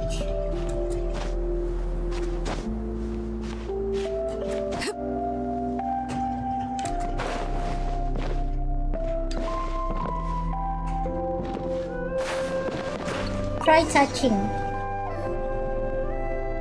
Oh, the lamp really came off. It isn't broken now, is it? Calm down, Paimon. It's still glowing. Here, Paimon, catch. What? Wait! Foisting it on Paimon won't stop us both from getting scolded. Oh, what do we do now? Wait a minute. Why is this lamp still shining even after being removed? So the reason the lighthouse shone so brightly is that there was a super bright light hanging in the lighthouse. That said, aren't light sources usually super complex mechanisms? That's not important. Since this one can be removed normally, that works for us. As Sora mentioned earlier that he needs to get the lighthouse standing back up again because he wants to put the light someplace high so more people can see it. In that case, we just hang it up somewhere high right now. That's what Paimon was thinking too, you know? Wouldn't everyone be able to see it if we could hang it up in the sky? If only there were hooks in the sky to hang on. Perhaps if we had a high altitude floating island. That's not a bad idea at all. Oh, hey there, Esnoa. We didn't break anything, did we? Look, the lamp's still glowing. It doesn't look broken. Why, certainly. If it glows still, it fits the bill. And indeed, you spoke true earlier as well. If we could find a place higher than the lighthouse upon which to mount this lamp, then its light would be all the clearer to see from farther away. And as it happens, I do know of an island, the highest point in the area. Rosal taught me how to survey elevation, and I've already estimated the elevation of all the nearby isles in his absence. You know, to pass the time. If we hung the lamp up there, the light would be visible from far away for sure. That should be enough to allow our adventurers to find their way back home. Well, there we go. A solution to our problem. Seems like we're pretty bright sparks ourselves, huh? Haha, no way a simple problem like this could stump us. That said, this Rosal guy sure knows a lot. Of course, Rosal is the bravest, most inquisitive venturer we have. Not only has he traveled the length and breadth of the world, but he has traveled still further beyond our world on his windmill ship. He often ranges far abroad, indeed, even to places where the lamplight fails to touch. But he's told me that no matter how weak the lamp's light is, he always knows where the lighthouse is and can follow it back to the village. But now the lighthouse has collapsed and the lamp's light has fallen beneath the horizon. Let's go have a look at that island, shall we? I would love to go, but I must stay and keep watch over the lighthouse, for it is the first place venturers come upon returning to the village. Yes, he has collapsed, but I must do all I can to sort things out here. I cannot allow him to receive our returnees all by his lonesome. And then there's Rosa. He has been drifting so far from home for so long. I absolutely must give him a hug the moment he returns. So please, dear guest, could you help me hang up the lamp at the highest point possible? I have some savings. Your deed shall not go unrewarded. Well, sounds that awesome, huh? Leave it to me. Thank you. My gratitude and more on behalf of my lighthouse and Rosal too. I shall be here waiting for him and for you. Okay.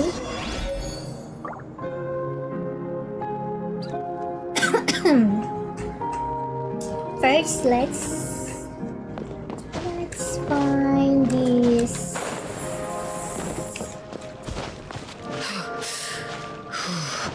Oi. Can I get out of here?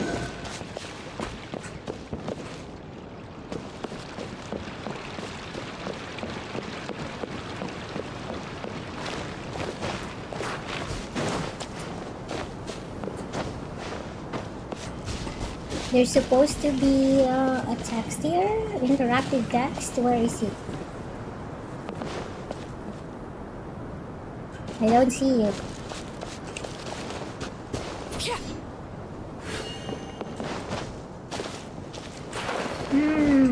I cannot find it. Maybe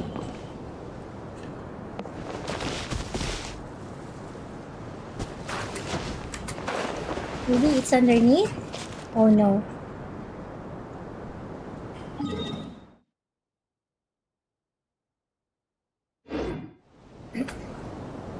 Oh boy, I am in trouble. I think I'm gonna fall down.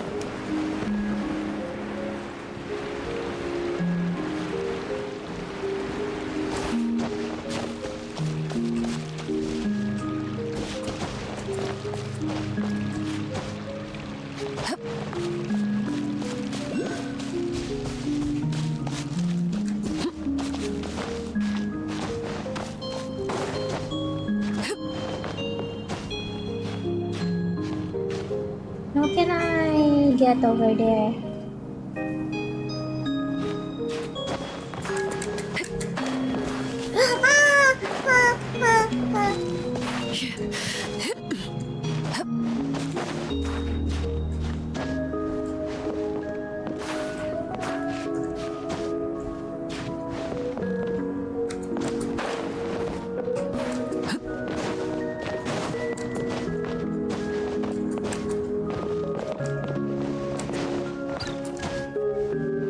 Oh shoot. Ah.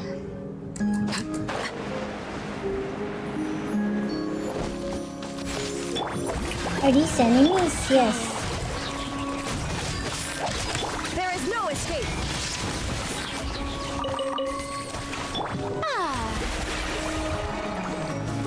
Are there more? Ah! Oh man. Okay.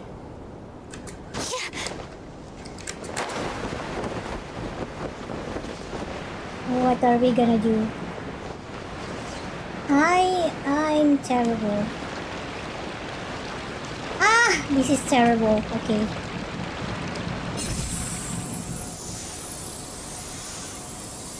Is it gonna bring me back? Oh, good. Thank goodness. Splendid! More interesting trinkets for me. Okay. So I got this.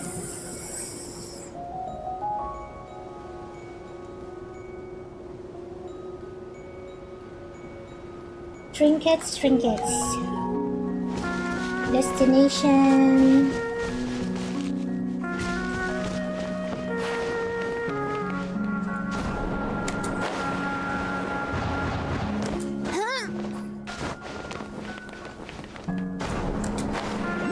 I did not make it.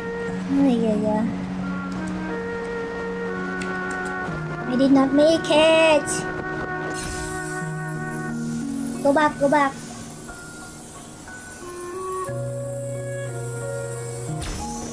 I feel like I need Kazuha here. It's just too much jumping. Where is Kazu?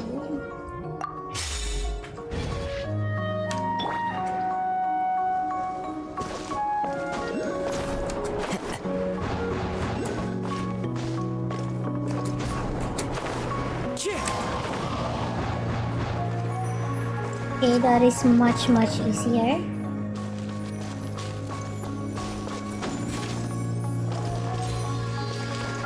Leave a pine cone, leave a pine cone. Oh. Who says there aren't benefits to a life of wandering? Can I get it back? I can.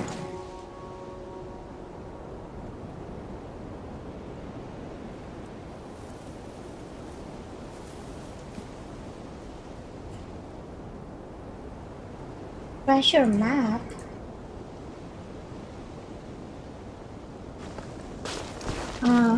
Where am I headed to? Okay.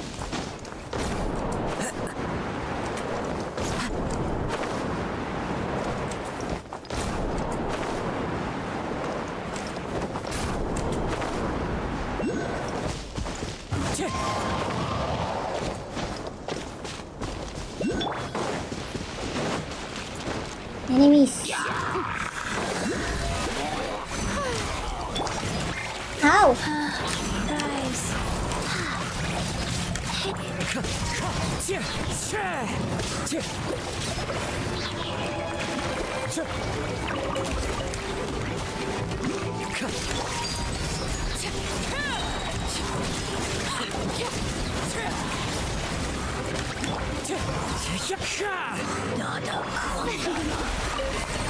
May I present?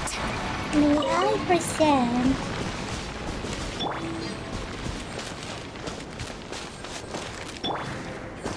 Common Who chest. says there aren't benefits to a life of wandering?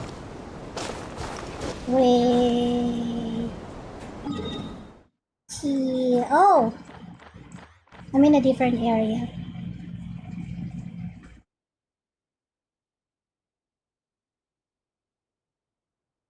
Okay.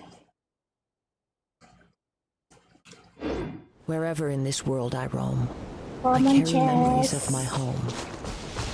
This blade. It is the last link I have to the land of my birth. Wait. Let me get that. Let me get that. Oh my, that island is so high up.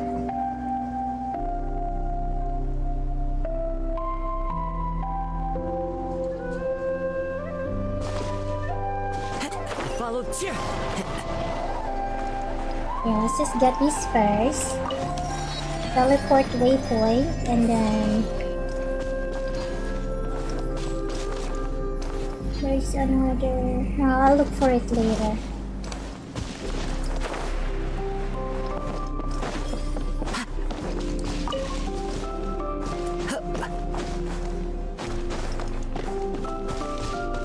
You see it that way? It's that way.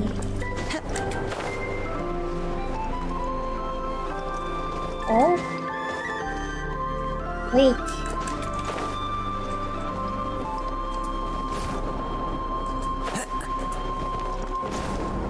Oh.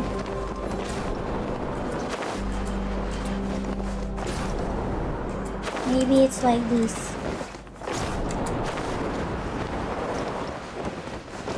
Fly along the threads.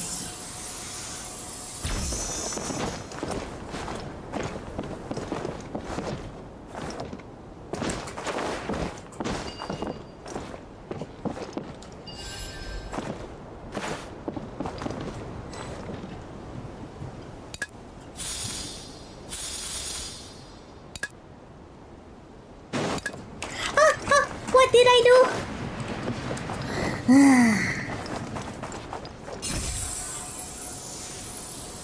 Bakashi.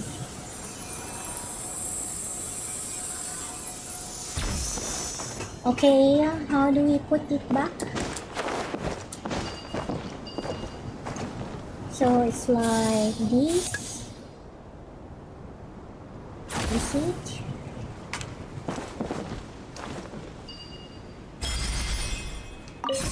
Fly along the threads.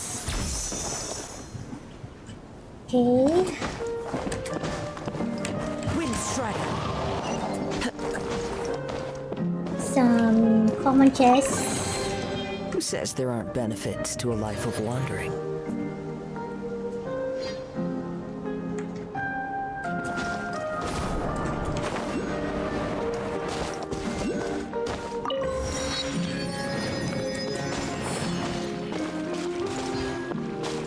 Am I supposed to put it?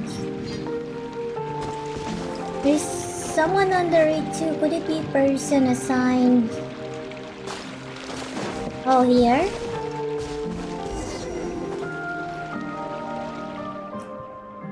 Chauvin? Why are you still angry? Perhaps you really shouldn't have ventured outside. Hello there. Did you plant this tree? Would like to decorate it a bit. Would like to hang... that is to say, hang a lamp on it. A lamp? Well, putting one up would be nice. Some warm light might do Chauvin's mood some good. Might even put us on speaking terms again. Please do lend us a hand then. And if I may lend you one in turn, just say the word and it shall be so. Nice! Smooth sailing so far, eh, MingMing? Come on, let's get this lamp hang up. Go to the highest. At the highest point.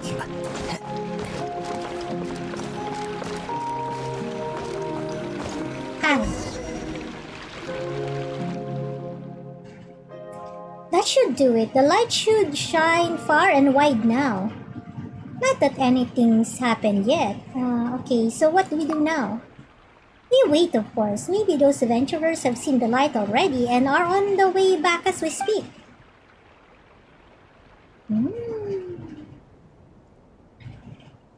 Are they coming home?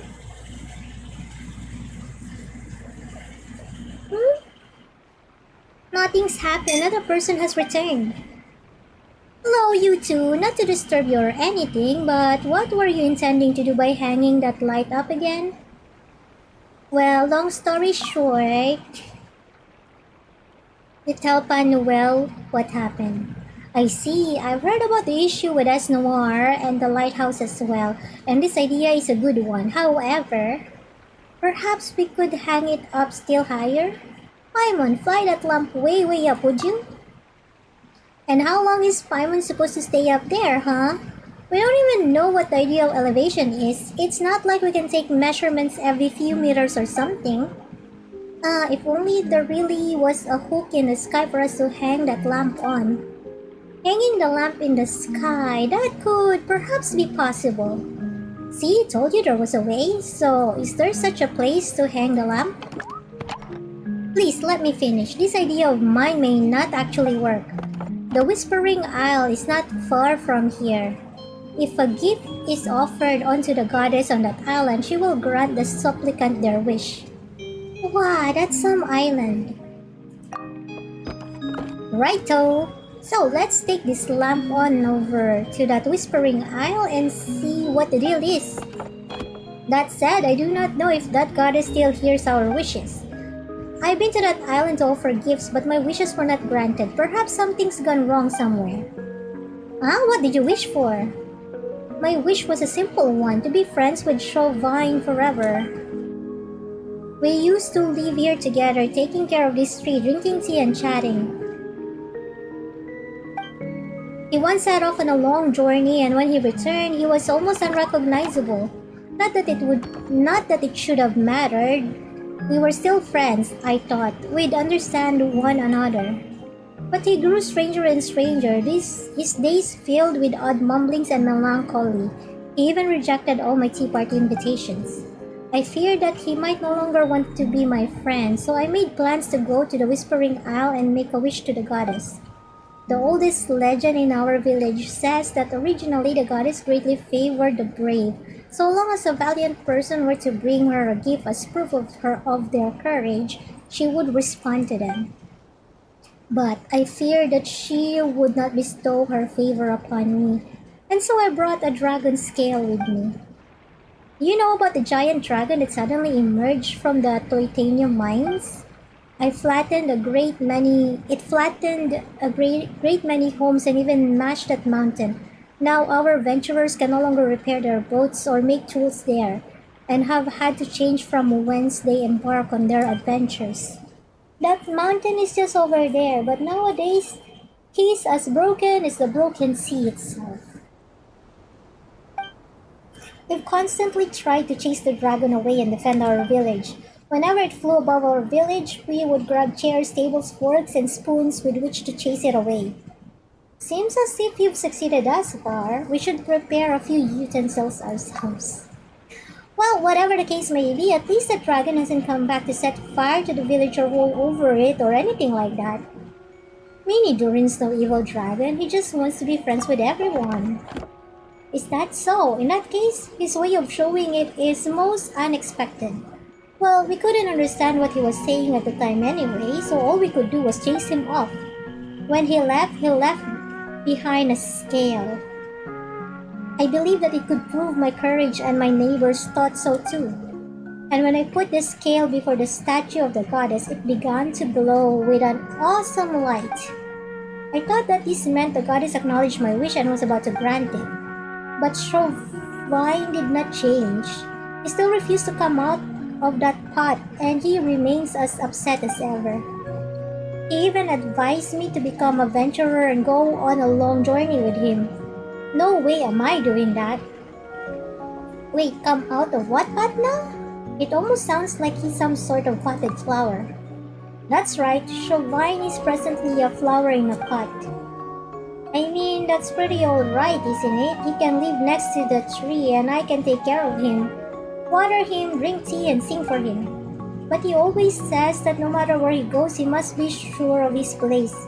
Something he learned from his venturing, and that pot is his place. Coax and cajole as I might, I can't get him out of that pot. The goddess didn't make my wish come true, and I don't know what the matter is.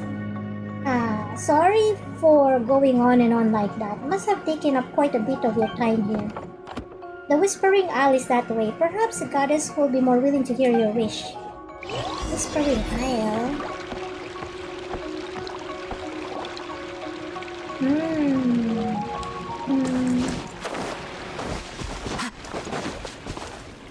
I'm not too sure about that, but let me just Time to go. take this.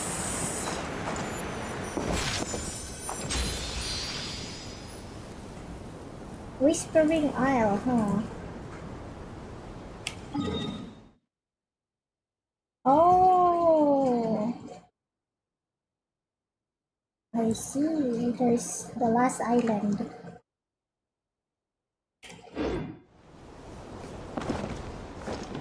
Into the wind. I guess I can just fly toward there, huh? Probably. Follow the wind. I just fly over there.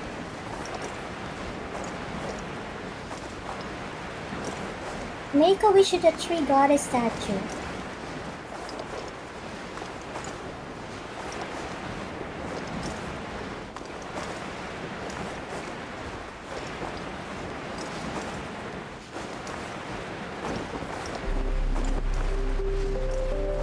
Oh, I'm almost out of juice.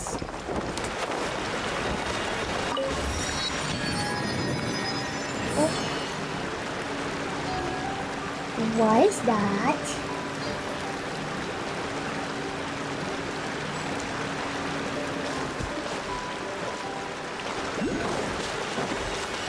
What are these? to the tree goddess statue. Am I supposed to follow this star?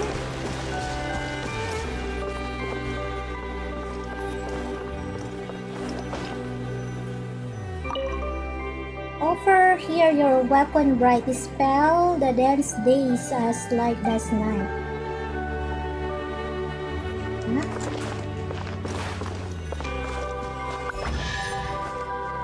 Oh, common chest. Brings a smile to my face.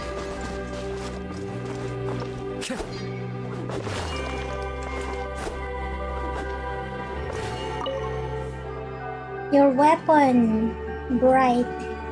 Dispel the dense days as light does what? What can I offer?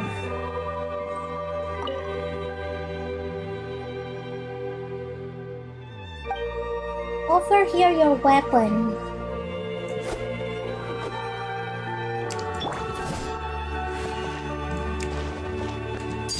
Laid bare. My weapon bright?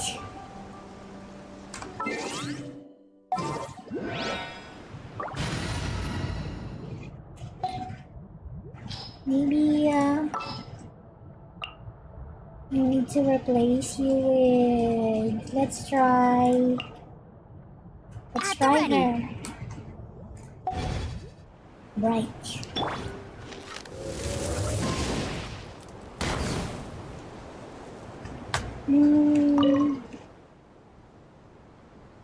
Dispel the dense days as light does night.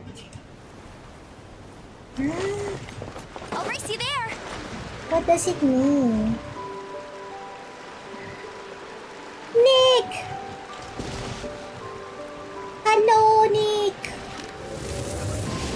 I don't know what to do, Nick.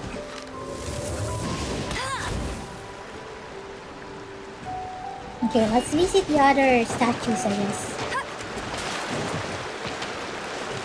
How do you do, Nick? How are you?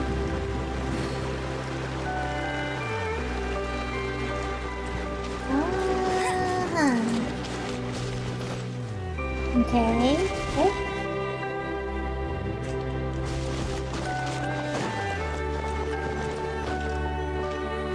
Peaceful statue. Present you now your armor strong that guards your heart lest it go wrong. Armor. It should be the dragon scale that Panuel used to wish then.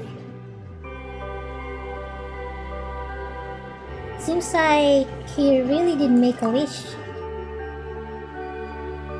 Guess the goddess liked the gift after all.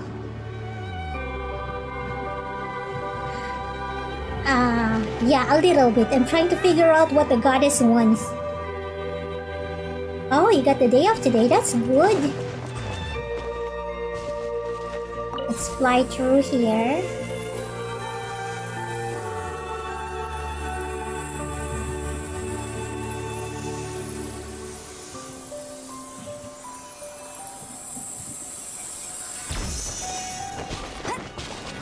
Let's follow the star. Oh, precious chest.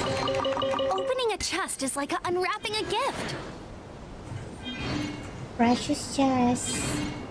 Why? Wait. Is it this precious chest, maybe?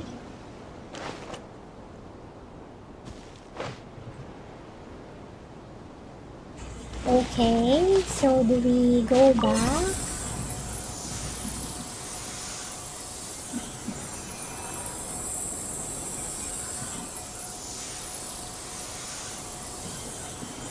So what's on your agenda, Nick? Are you gonna be playing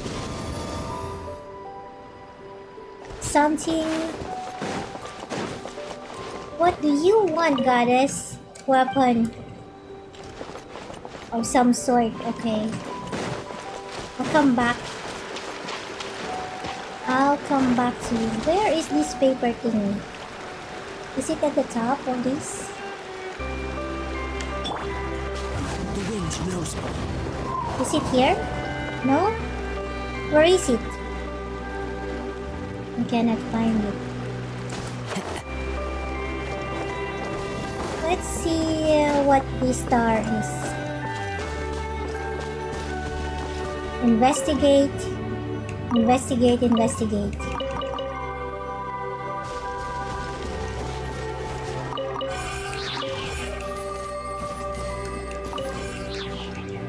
Akane.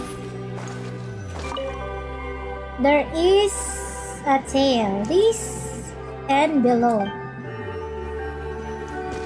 What?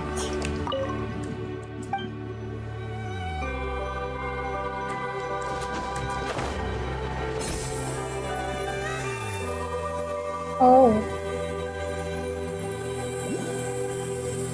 Are we following it?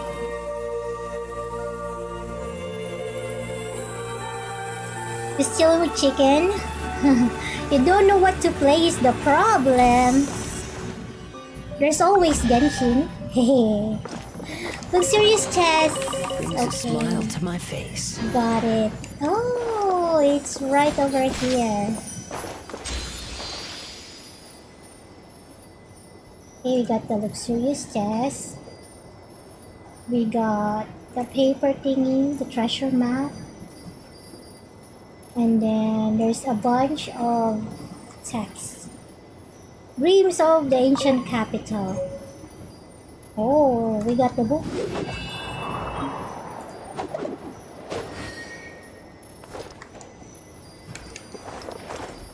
An incomplete manuscript.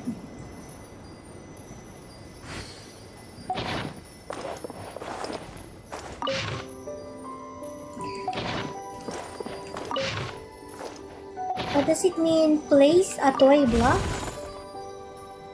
Observe. I'm not quite sure where this toy came from. Perhaps a resident of the Broken Sea secretly stuffed it into your bag. Okay. Place garland. Perhaps an inhabitant of the forest blessing secretly stuffed it into your bag. Huh?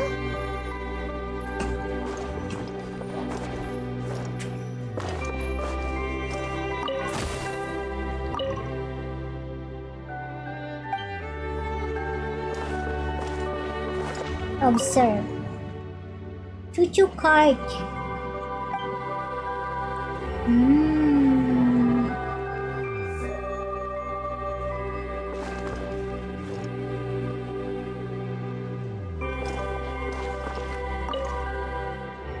Night Raven.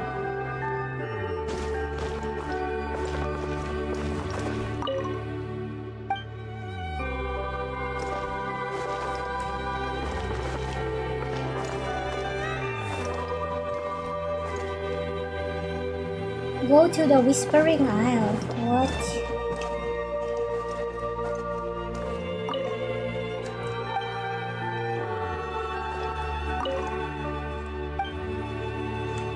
Is that it?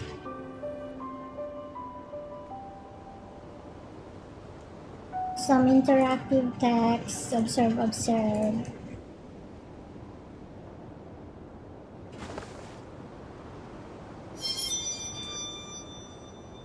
I think I have observed enough.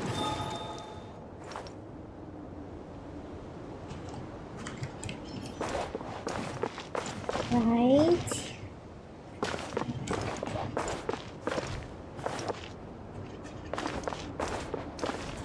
Okay, how do I get out of here? Follow the wind.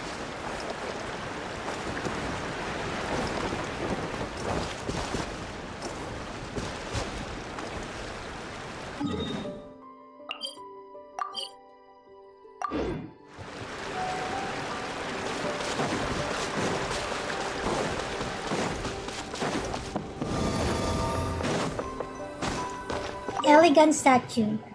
Here, make the wish you hold so dear, and the reasons for your prayer you must make clear. 3 statues, and it looks like we're gonna have to offer them 2 more gifts. But what should we offer? Paimon hasn't a clue. Any thoughts? If it should be related to the wish, we should offer that lamp. That makes sense. Esnoir's wish is to see this lamp hung high for all to see, right? Well, that's just about Kalir's armor, but we don't have any clue where to begin with weapons. It could be a sword, a polearm, there's way too many options. Let me fish out all of my weapons from my backpack first. Perhaps the two gifts we need have to do with dragons. That makes sense. Final's dragon scale must have been the armor. That means the weapon must also have something to do with dragons. And that might be true enough, but why don't we go talk this one out with Minnie Durin?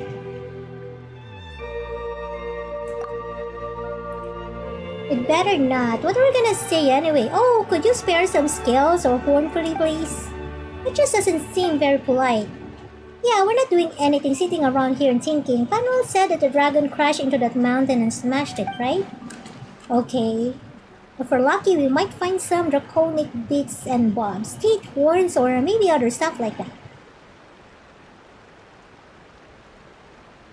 So many games to choose from, Nick.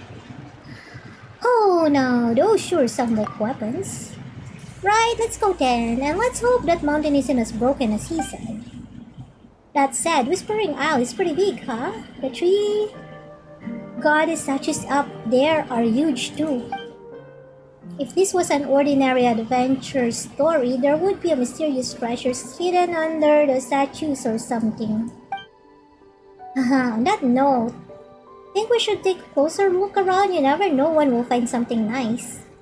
We've got no problem taking a little stroll. The goddess probably won't mind, will she? We'll just be careful. See instead of touch, much less break. It's settled then. As to whether we're going treasure hunting or weapon finding first, well, it's up to you. I already found all of the treasure, I think. Yes, I found them all. So we are going to here.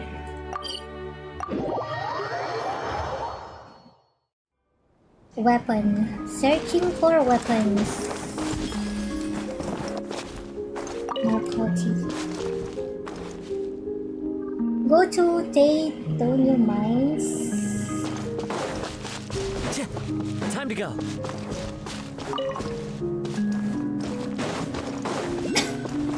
How can we get to the mines?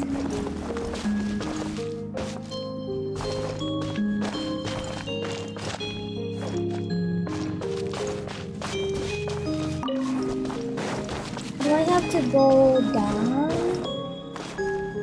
Investigate.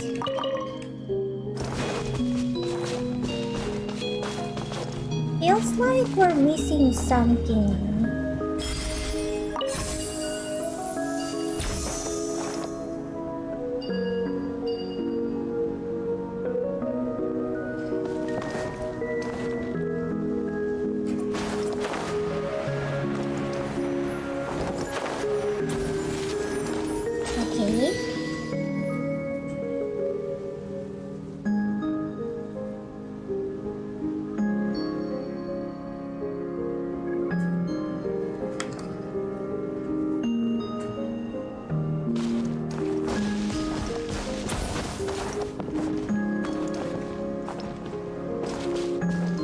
Do I have to bomb this mine?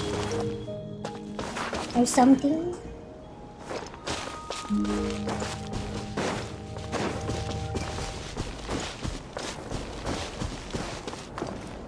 Is there a bomb here or something?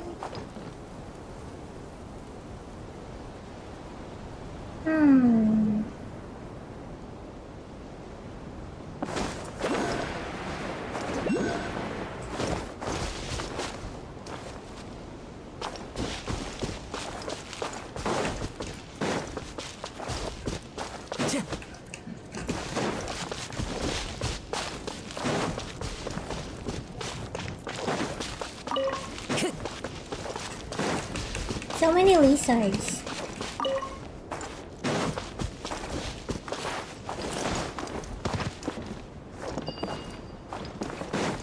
There.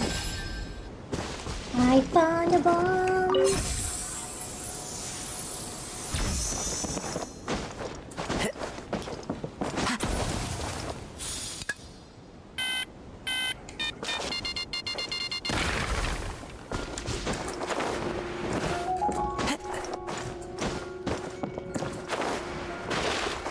Look at that. Is that a sword? Oh. Oh.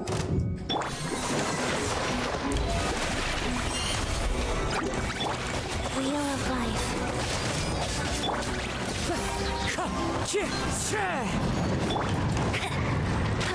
It's Amber. I think I don't need Amber.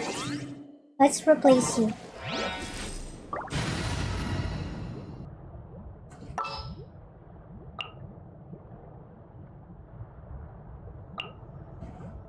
No need to fret. I shall.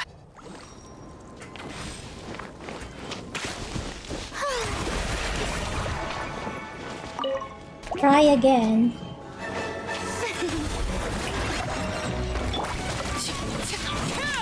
Overruled. Life goes on. Wind strike.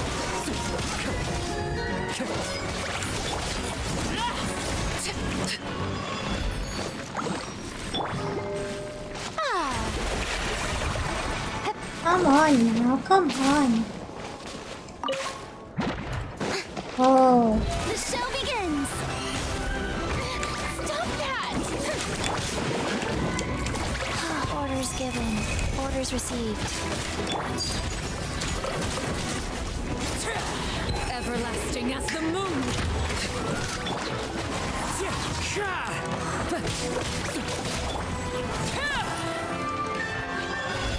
where did all this slime? Maybe we'll find some clues?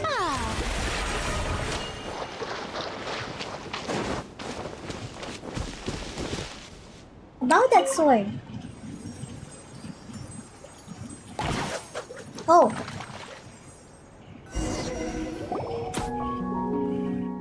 Hey, the swords come out. Guess we've got these gopers to think, huh?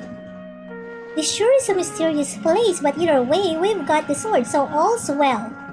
Rather than a sword, I must say that this feels more like a horn. A horn? You mean like one from that dragon? Ah, if scales are dragon's armor, then we could consider horn its weapons. Now that we've found any other clues anyway, let's go back and offer it to the goddess. And then we've just gotta hope that she likes our gifts.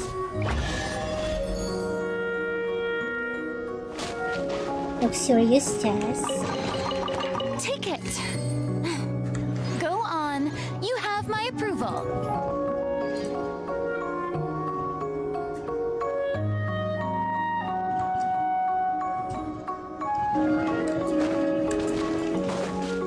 Do I have the sword? I did got it, right? I hope I did get it. Thank you.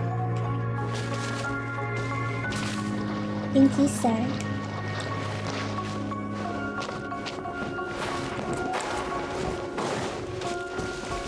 Okay, let's go back to the goddess for now.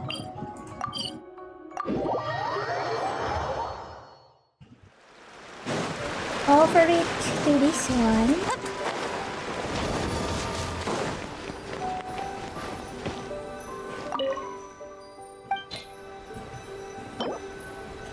Submit. There we go.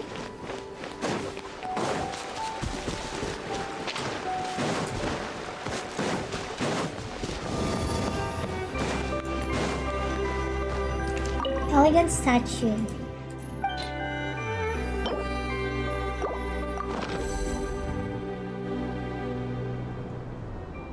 Now let's see what's gonna happen. Whoa.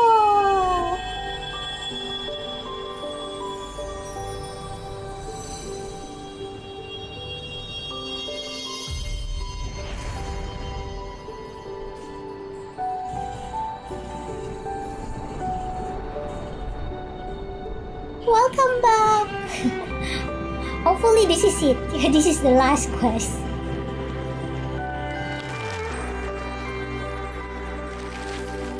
I know, right? I got into it. This is definitely the last quest. Because I have to go. I have to go cook.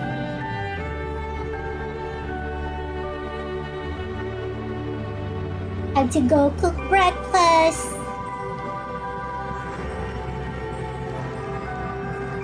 We're sailing.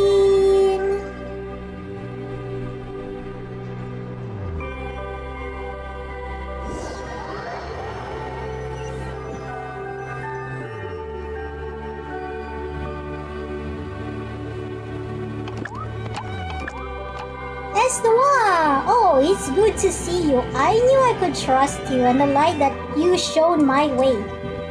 I gave you my word, dear friend, and now you're back. As for the light, however, you have our two guests to tame. Skies above, that was you then? I thought you had been stranded on that island when I saw you on my return trip, which is why I invited you on board. Words fail to describe how thankful I am to you. Had that radiance not reached my ship, I'm sure I would have been utterly lost at sea. Also, what happened to our lighthouse, Esnor? What happened to this place? What exactly did I miss? Paimon better give you some food. Hey, we're gonna have to cook Paimon. A dragon crashed into the village and another into the waterfall behind it? That really is a lot. I'm going to have to ask you to give me all the details when you've got the time. Well, I have the time right now. I have time anytime, in fact. I've managed to clean up a little area where we can have some tea and cakes and enjoy the fragrance of the flowers while we're at it. Really? Then that would be no problem at all. In fact, I've been looking forward to this. I'll show you the new samples I've collected too. You will not believe all the different types of flowers and bugs I've encountered. It's just a shame that my bag is so small. I shall bring a larger one next time for sure. 4 PF your streams in a row? What's PF?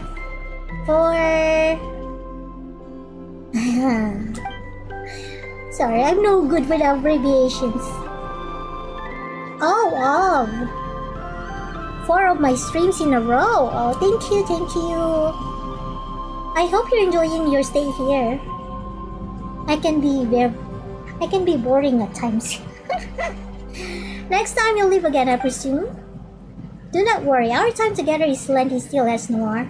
The time we have now is more than sufficient for me to tell you about all the new things I've seen, I assure you. Are you going back out venturing? You're a fast typer, it's hard to certain that. Oh, it's okay. I just thought like it's some kind of abbreviation.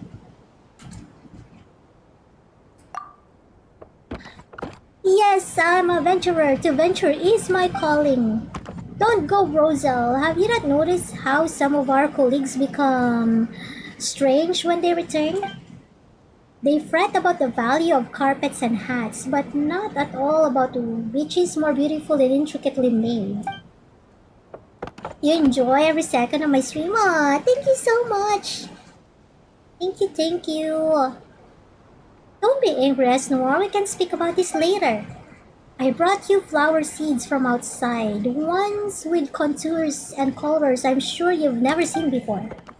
Ah yes, dear guests, you too should take some of these marvelous new gifts I've obtained from outside. Consider them a token of my gratitude. Thank you for lighting the way for my ship, and also for taking care of Esnoir. Now that the light illuminates the way, I'm sure the other adventurers will also begin returning to the village. I hope they can rest well. After all, there are all many far-off places that await their exploration still. Yay! We are done, guys! We are done! I think we are done. After you obtain a certain number of excerpts of bliss, you can unlock the Jocund letter gadget. The letter can search the excerpts in a fixed nearby radius. Use it well to more easily. Oh, okay. Good to know. I think that is all left that we must do. I don't see any other quests here. I think that was it, guys. Yeah, it's the end of the quest. It is indeed. Map check, normal map, not Summertide. Why? Map check? Why do we need to do map check? Like Sumeru map check? Why? I think I'm done. Boring. Or at least I need to be done for now. Anything else more interesting I gotta to do? cook! Yeah, I'm done with the fairy tale voyage. All of it, I'm done. And then I don't see any more quests in the summer isle. So all I need to do now is try to get all of the side things, treasure and stuff. Oh, you wanna see my progression on the normal map? Well, pretty much I've done 100% except Sumeru. Oh, and Liyue too, I guess. I'm not done with Liyue. Some parts of Liyue I'm not 100%. But Fontaine, I'm 100%. So I'm focusing on Sumeru right now. Map-wise. Anyway, Inazuma, yeah, I'm done with Inazuma. I actually did it pretty fast. Oh, I wonder what is in here.